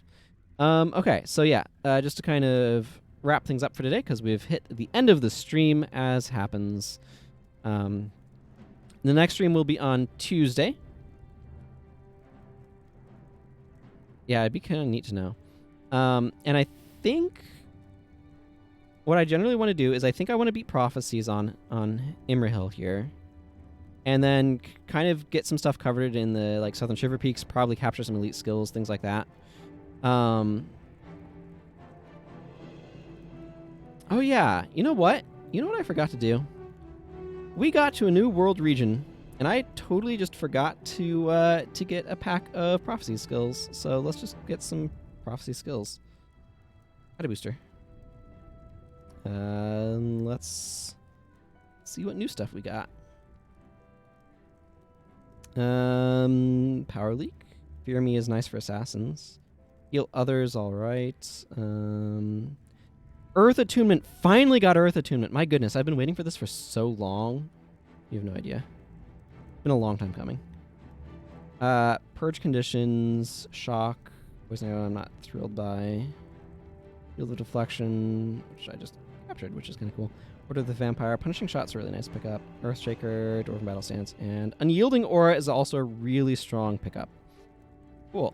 As well as like additional copies of other things. So make sure I have the League saved. Cool. So yes, like I said, I want to finish off Prophecies on Imrahil here in the next stream Tuesday. You can see the schedule down below. So for things like when I start, I think the schedule tab actually has it set to your time zone. And then I'll be doing around stuff in the Southern Shiver Peaks to get set up for starting working on Staros Furnace. Once I do Staros Furnace, and probably the Gwen bonus mission pack. I will head to the Eye of the North slow playthrough, so that's going to be fun. So those are kind of the general plans in the future. We'll see how everything kind of comes together, but that's kind of what I'm planning. So thank you all for watching. You can follow the channel to get notified when I go live, which I should definitely remind people of. I also have Discord. You can go there. Sometimes we have fun conversations about builds and things. But I also have a channel there where I make announcements when I'm about to go live as well. So thank you all, like I said again, for watching. And until next time, everyone, take care and goodbye.